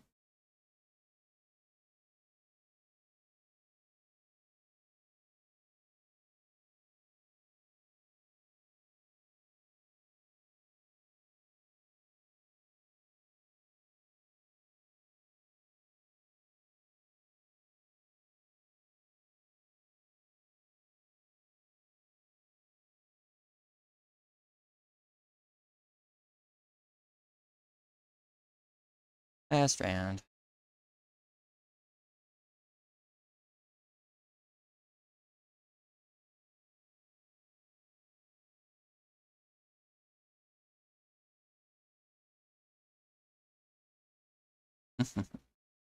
Two missile ships.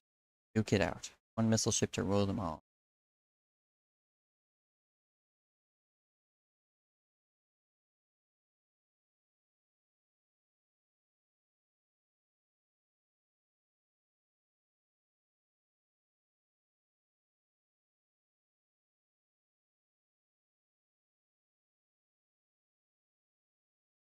See, storage based versus not storage based. This is kind of a lot more expendable. It doesn't have any shields. It has a lot more armor. It's so much armor.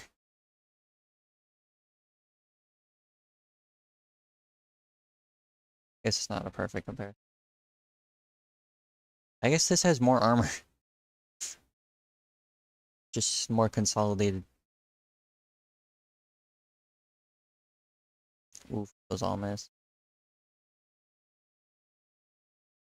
Something I've always wondered about is how missile players keep track of which ones are theirs. They're all the same color. I suppose it makes it easier when all of Rifts bunch up into the same clusters.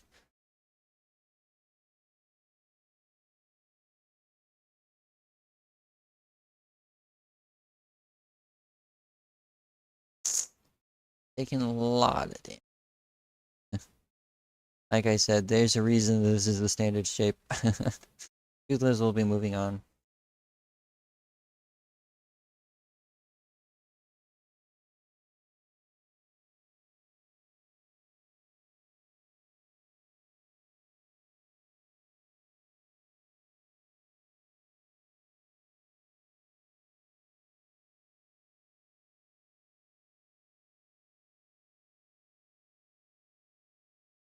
Thank you for participating, Rift. I hope you come again. Always nice to have more people.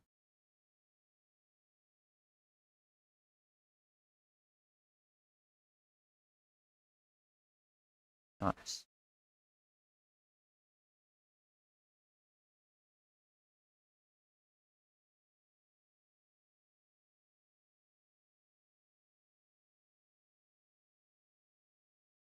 Ah, yes, the class Scion. Very good against missiles, shockingly so. Many people did not expect it, including myself, but like the super thick side armor, as well as the ability to aim, made it so that this ship is surprisingly good at dealing with missiles, which I very much appreciate. They might not work here because people have become experienced with it, but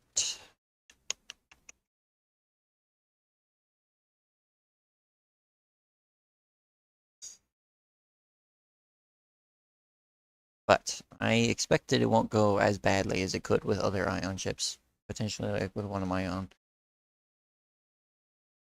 However, it depends on how Luno plays. Clears the armor, because they will presumably be using the same tactic. And it's interesting, those shields can tank the missiles pretty reliably, but not all of them at once. So you have to spread the damage to some degree. Otherwise, they will just break through the shields and destroy the prisms, which, kills the ship. Kind of not good. The ship is also fast enough with the discarded armor to semi-dodge missiles, depending on where they're launching from. I don't imagine Lunastro wanted to get a ram off here. But if it works, it works, And that is digging through the armor a lot faster than I was anticipating. I imagine that they're going for the control room, already brushing up against shields. Toothless attempting to make this pin go away, or to at least make it so that more armor is in the way. The shields are all down. And it's getting spicy, getting a little crispy in that room. Imagine some of the crew are really starting to sweat. Manually aiming from Lunastro, I assume, so that it's easier to clear the armor. Nice. Lunastro wins.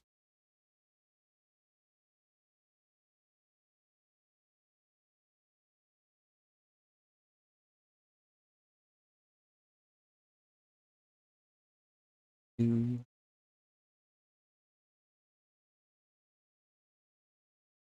Always so tense. I appreciate the tenseness of the competition.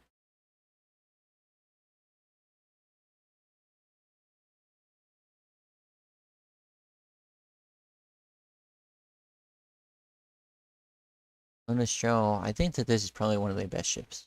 So it's a safe pick to say. Interesting. That is a lot of armor to work through if there's a ram. Look at that. 562. That's ridiculous. However, the shields, like this does not skimp on armor either. As well as the shields, which constitute a lot of armor, like maybe 20 pieces each or something. Except of course they recharge. I don't know. It'd certainly be funny for Lunastro to just go for a hit on ram and hope that they win. They, however, do not commit.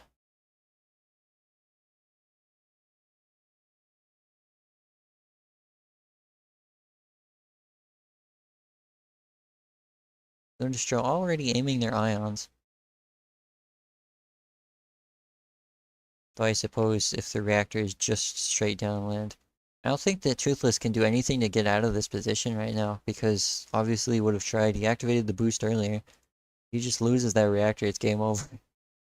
No, he can't do anything. He can't shift even a little bit, otherwise he would have, and the armor would have gotten in the way. With surgical precision, Lunastro takes it.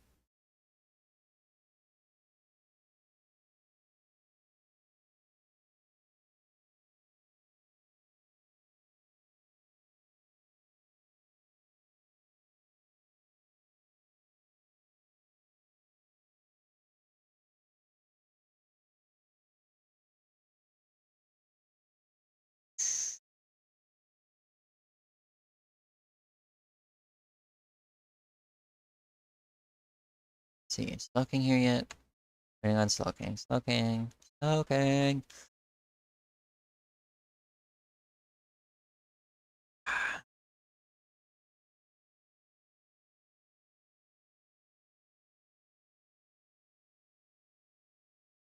Yes. Ouch.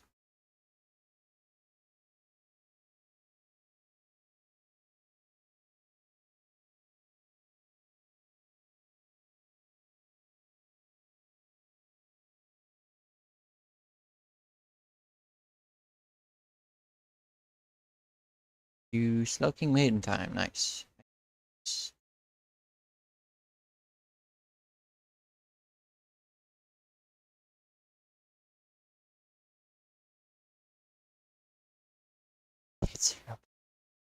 I think Slowking is relatively well known for having cheesier ships, which it is not inaccurate to sometimes describe as cancer. I mean, he agrees with such assessments clearly.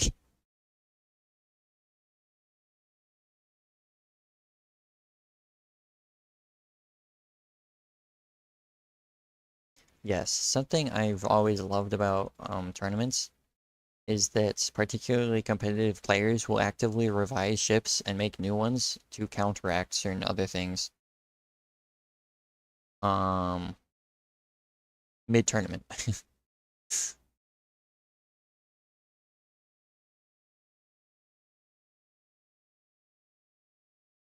Okay, let me see how to classify this. A pair of ion kite traps. Ion PD kite traps with nukes. That's what the technical designation would probably be. Oh, don't get stuck on the. Okay, we're good.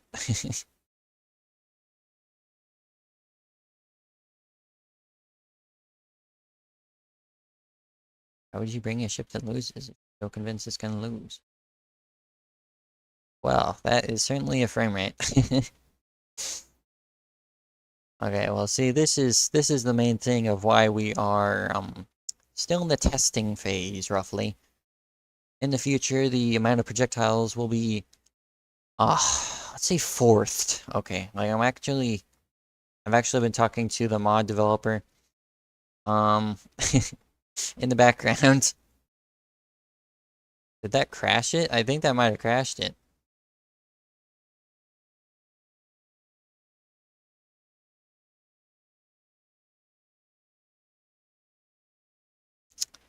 Okay, well.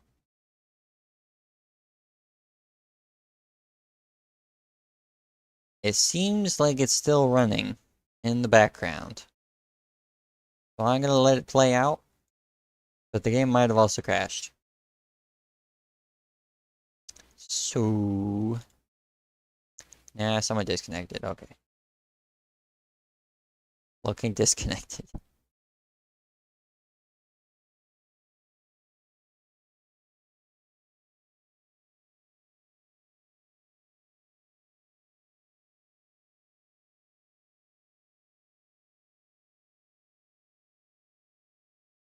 It's looking really embracing anarchy here. Like, what if I just crashed the game? Wouldn't that be funny?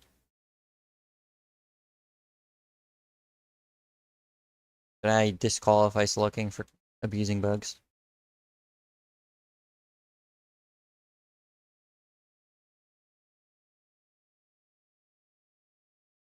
You know, I probably should have. I probably should have quit out to the menu sooner.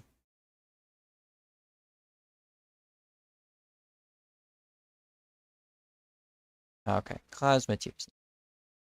Let's just close that. We have the bracket. Yeah.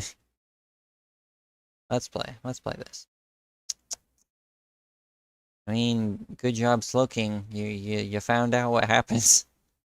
We now know.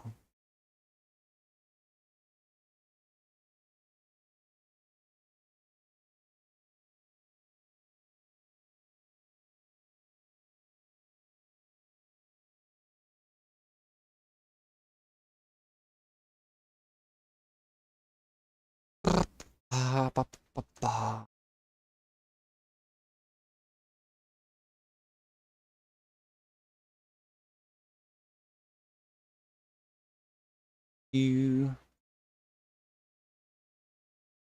Okay, well, it seems like Lunastro has to go. Which seems as though Slowking will be rewarded for his efforts. Oh, Lunastro's here, okay.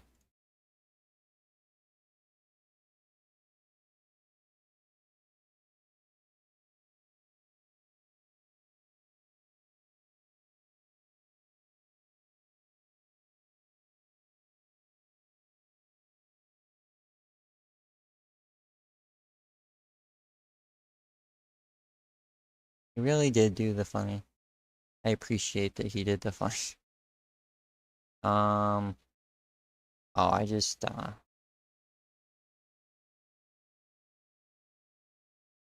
ship construction.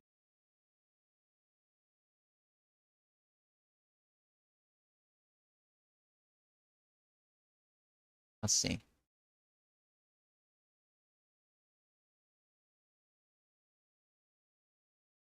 Alright, that looks accurate. Let's not give you guys extra. Alright.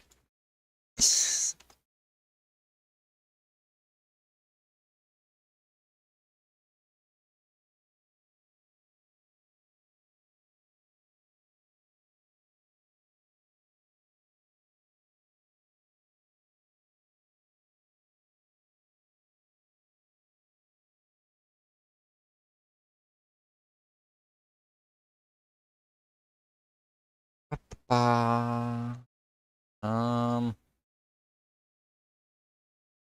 you know, I was forgetting something. 5 more.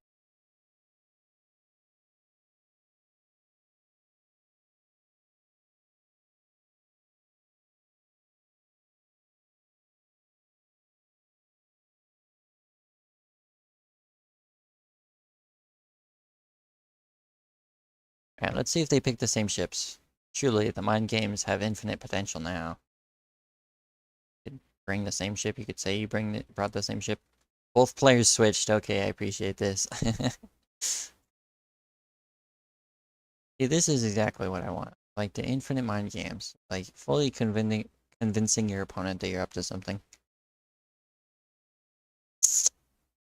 So Luno expects a spinner, and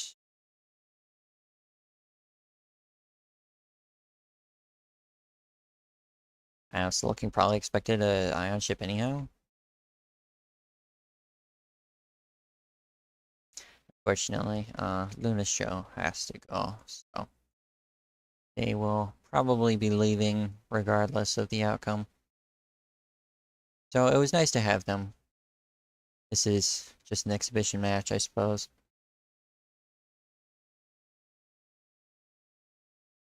It's looking with great precision. Normally you can't disconnect armor with rails, like that doesn't happen. But because the explosions on the shields are so effective, it just destroys the structure. Oh, almost got it.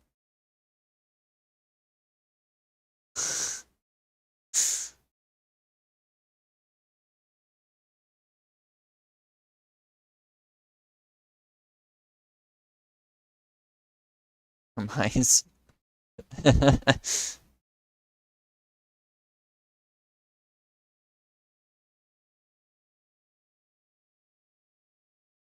I swear, I'm gonna lose my mind. Okay, well. Anyways, forgetting something. Okay, so. Oh, stream the wreck. Alright. You.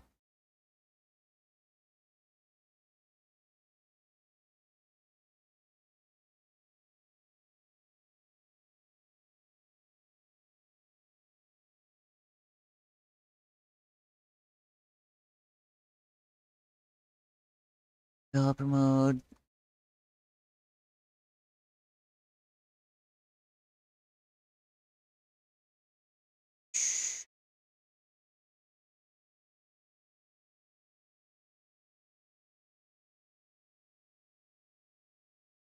Alright.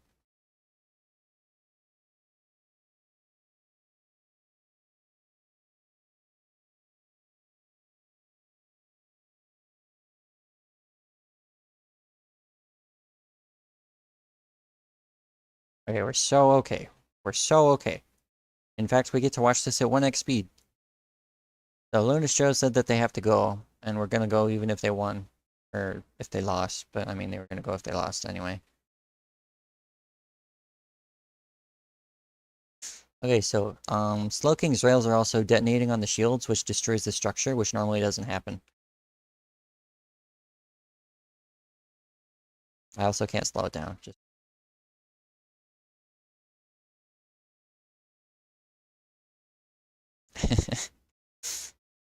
As you can see, Lunar Show managed to keep up, got entirely ripped apart in the meantime.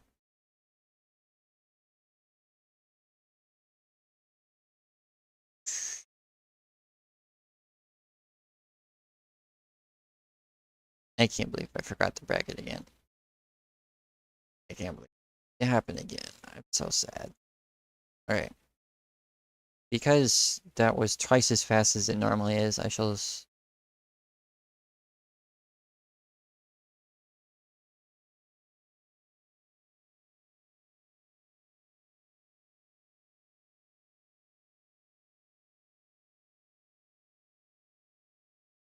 Okay, so...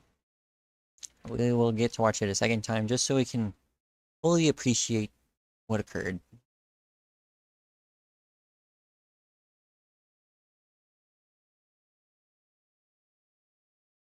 Yeah, this match is probably one of the better demonstrations of the shield explosions when rails hit them.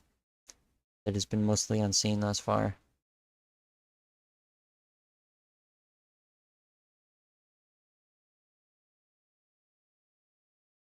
Okay.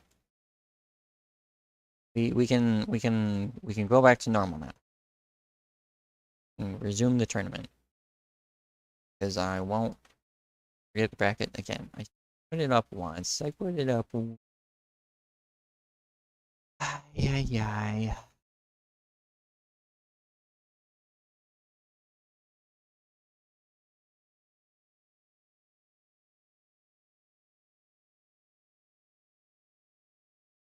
multiplier.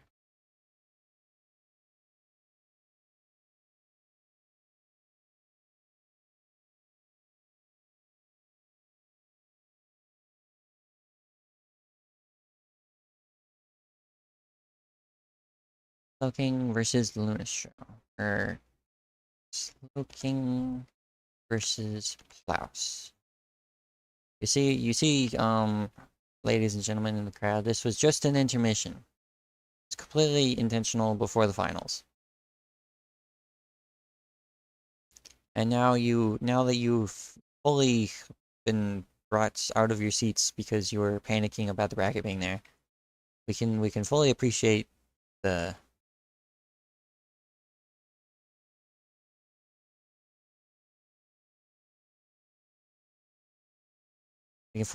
final round. It's gonna be great.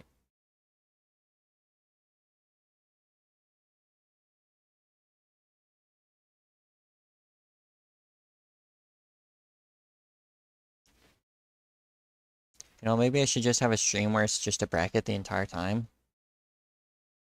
It'd certainly be in character, I suppose. Alright, so.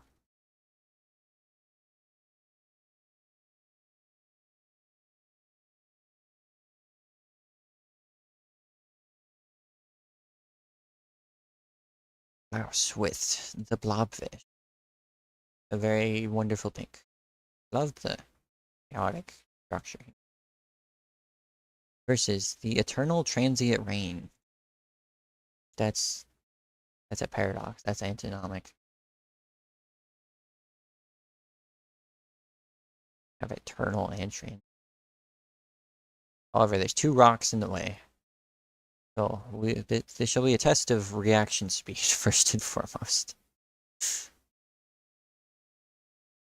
Yes. See, the other they aren't aware of the second one though.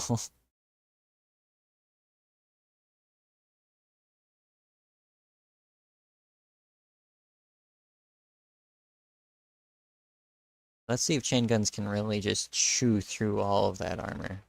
Nice maneuver from Slowking.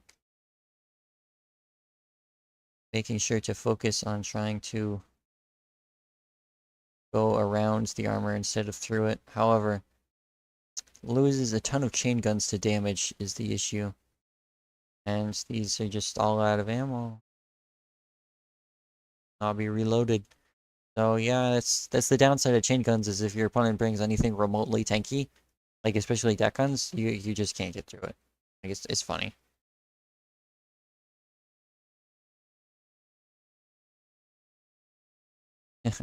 Oh well.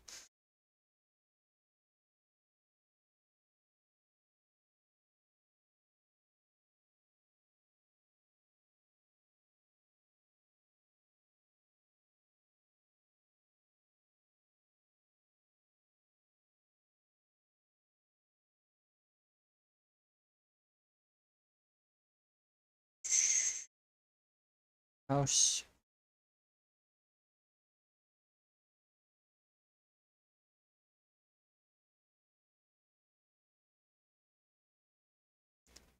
Right.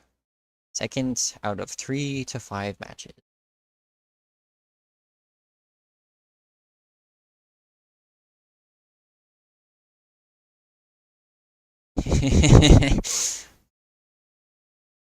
Surely this is the most dangerous game of Kiss out there. Which one will switch ships first? Ah yes, Slowking also has crew detach, where it's like all these crew leave out the airlock and then you go into all these specific rooms. It's very janky and scuffed. So, Slowking could potentially end up behind Plows, in which case he wins. Or he won't, in which case he loses, like he did last time. It'll depend entirely upon the successfulness of Slowking's flanking ability. Which makes me wonder why you don't just use 2 ships, but, you know, whatever. Maybe Slowking has a vendetta. It's like, chain guns are good, I promise. I can prove it. I wonder if maybe one should have, like, targeted the hooks with the chain guns, and then... Oh. Hold that thought.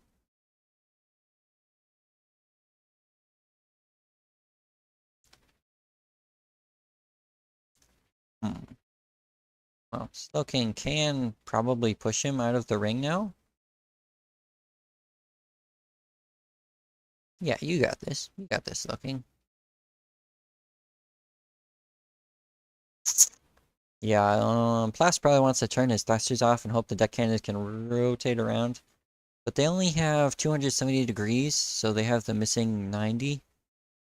So as such, they cannot aim. It becomes a question of whether or not they can hit this control room. I don't think that they even need the control room, though.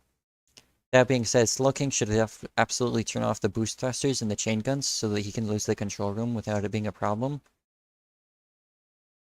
Yeah, Plow is coming to the same conclusions we are. Unfortunately, there's an asteroid, so Slow King has to figure out how to turn this entire wreckage.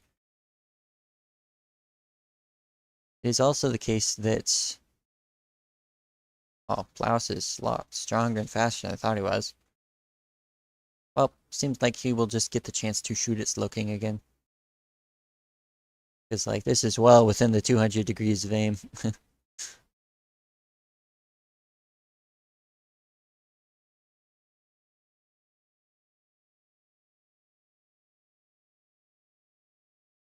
Oh, Slow King still ended up in the right position. Plow's turned off the thrusters, appears to be fully committing to the plan of shoot him until he's dead.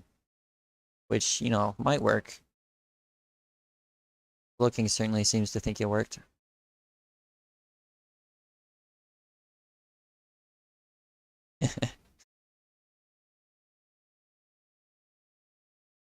Hey, I mean, it's not impossible for Slow King to win this. Never...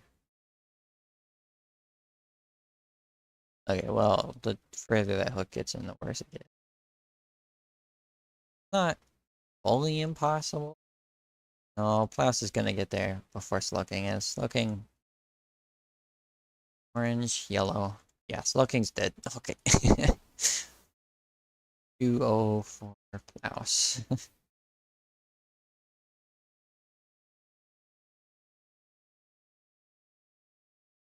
Slow King has to win 3 in a row. It's worth noting, Klaus was the one that knocked Slow King down. And typically when that happens, it is... I don't think it's ever happened that somebody's come back from that. So, it's possible, but improbable.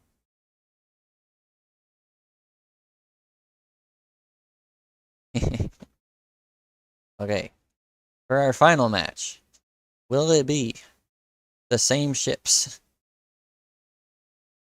No, okay, Slow King came to his senses. I must say, the mind games seem like they've been a lot more successful here for Slow King now. Because he's now conditioned Plows to expect a chain gun ship. However, these ships, if piloted well, conditionally, will probably make mincemeat of this. Just takes one good shot, of course.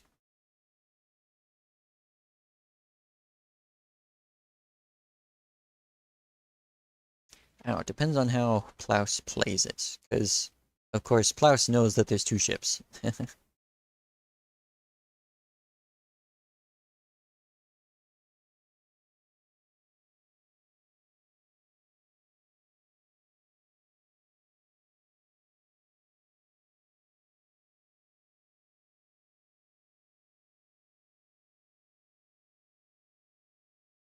Unfortunately, Slow King is about to lose one of them.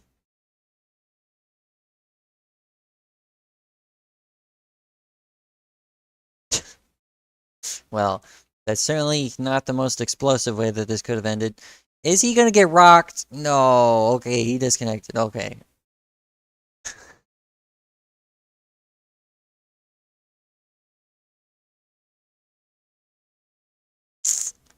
Yup. Okay. Well, that's just sad.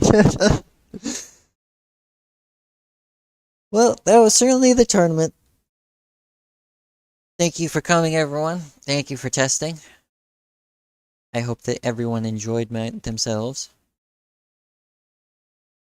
What's not to appreciate about the most scuffed tournament that has ever happened? It's great. Okay, so Plows. Should preview.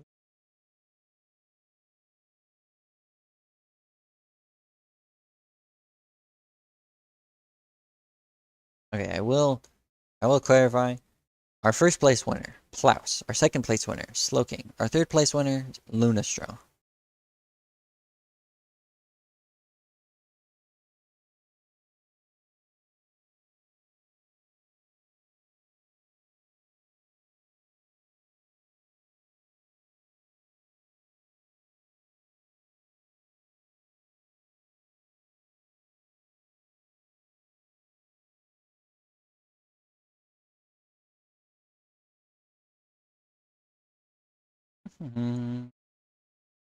Okay, so concerns. This ship has hooks. Hooks, not great. So I shall target them first. And then he shall be significantly more slippery. I shall also take advantage of rocks, because rocks are just great. Everyone, well, I guess some people probably don't appreciate rocks.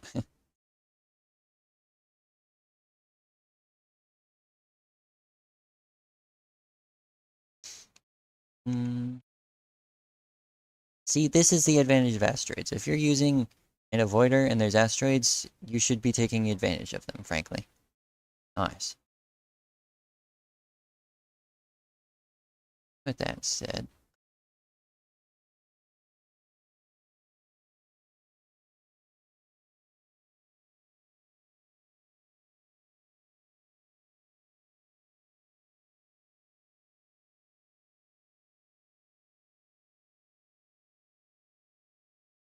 with that instead.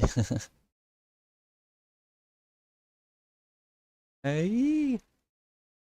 Okay. Okay. It's time to go.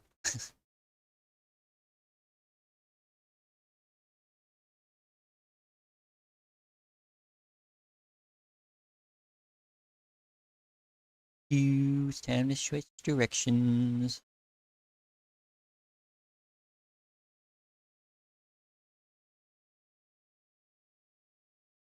Switch in.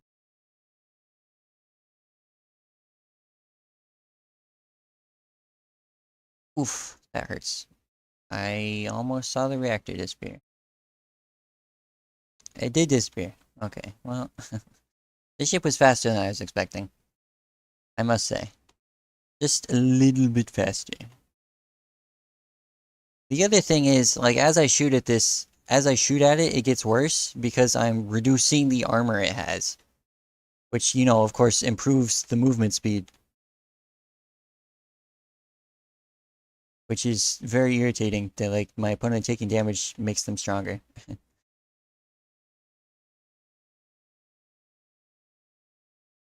Just shoot that. Just shoot that for me. Please. Please and thank you. Come on, come on, come on. You know you want to.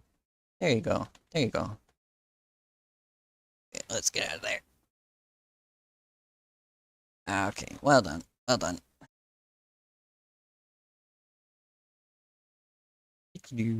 It's possible. Possible.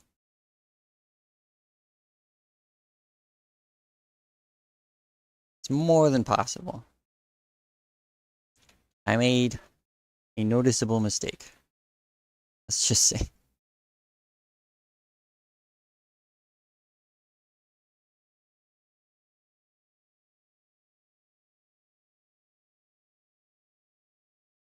I was leaving the comfort of the rock. The rock was safety. I was preaching its benefits.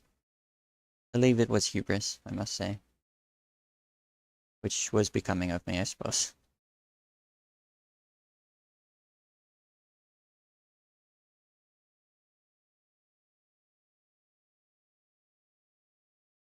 I think the hooks kind of hinder him more because he has to take a wider route around the asteroid. So much rain. Or at least that seems to be the case. Okay, see, now that he knows that the asteroid is relevant, he keeps his distance, like he knows something's up.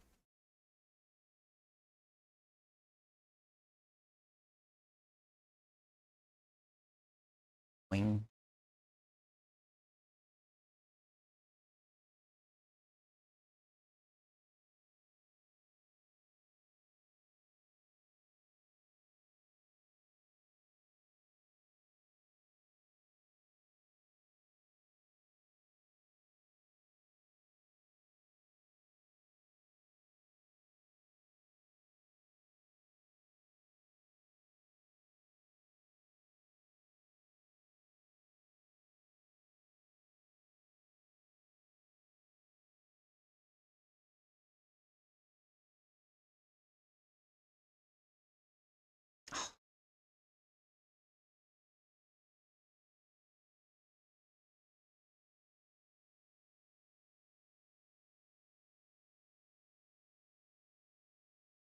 I still maintain that this is possible. People have just become very adept at countering orbiters, avoiders.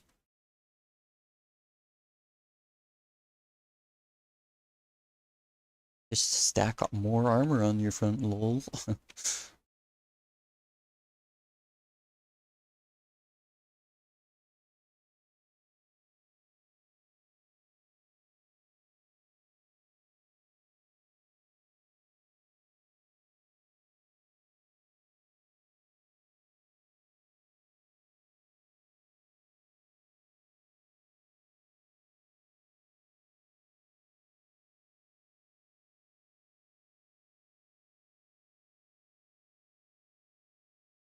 Yes. Let's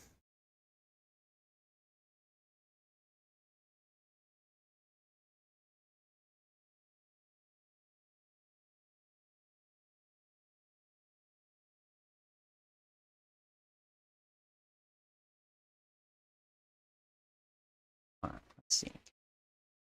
Can we get it? We can't get it. Okay. Dead.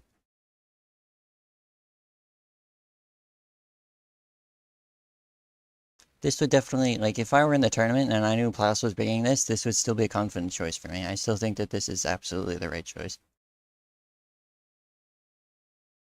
Like, don't get me wrong, it's scuffed. It's a little bit scary.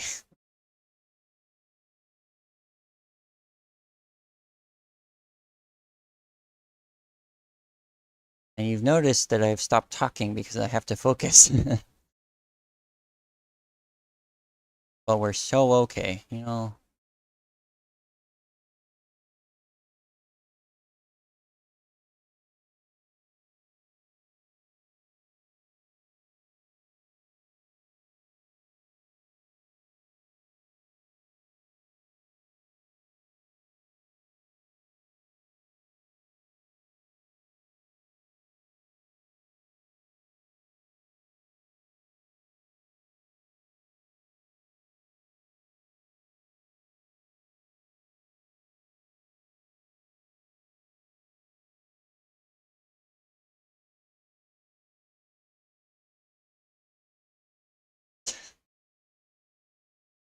Nicely done. That's not the right button. Under normal conditions, there would be high asteroid density. And admittedly, I would definitely be... I would have lost my tournament matchup because I would be stubborn about this. Like, I lost twice out of the 3 matches that are allotted. Because it's a best of 3, right? So, worth considering that I would have lost. And I'm probably the best person to try and do this. So, I was wrong, in short.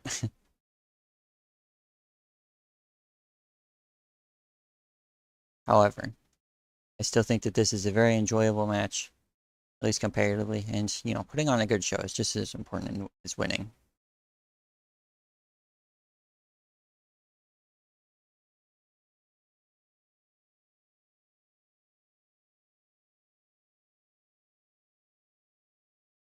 If I don't take huge losses early into the fight,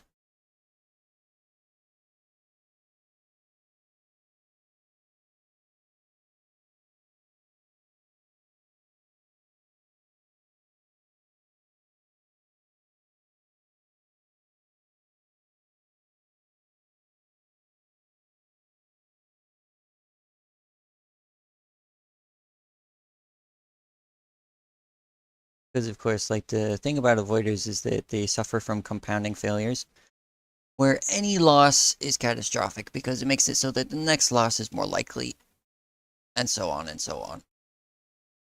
Whereas other ships don't suffer quite as badly from this. Of course, taking damage, typically means that you take more damage. If you take damage, you're likely to lose. As per, like, if he just loses a reactor, he's probably not gonna be operating on full cylinders. But I would say for avoiders, it matters more because all of their components are on their front. Like, they don't have armor to lose. Like, it is just shields and other rechargeable is.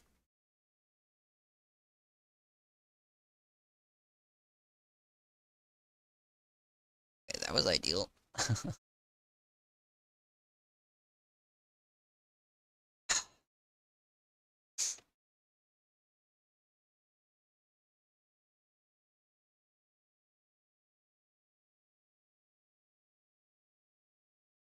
I'll have you know, this just strengthens my opinion that avoiders are not nearly balanced. Or some people have been strangely resistant to.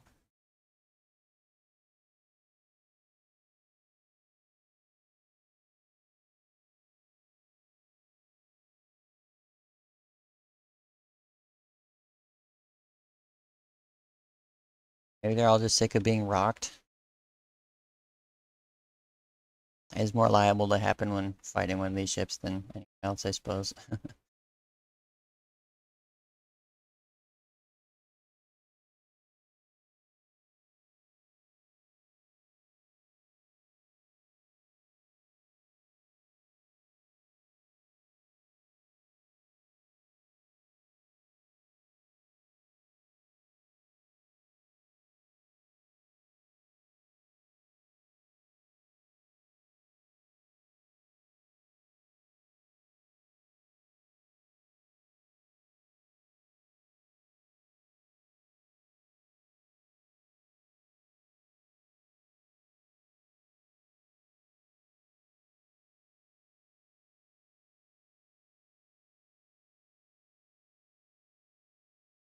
Cuts him in half? Okay.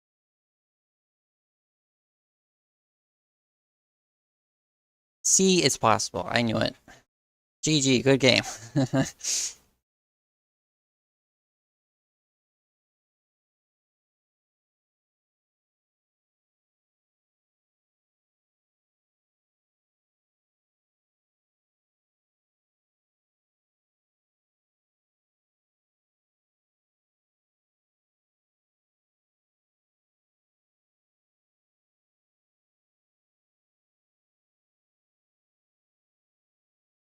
Anyway, thank you everyone for coming. Have a nice day, etc., etc.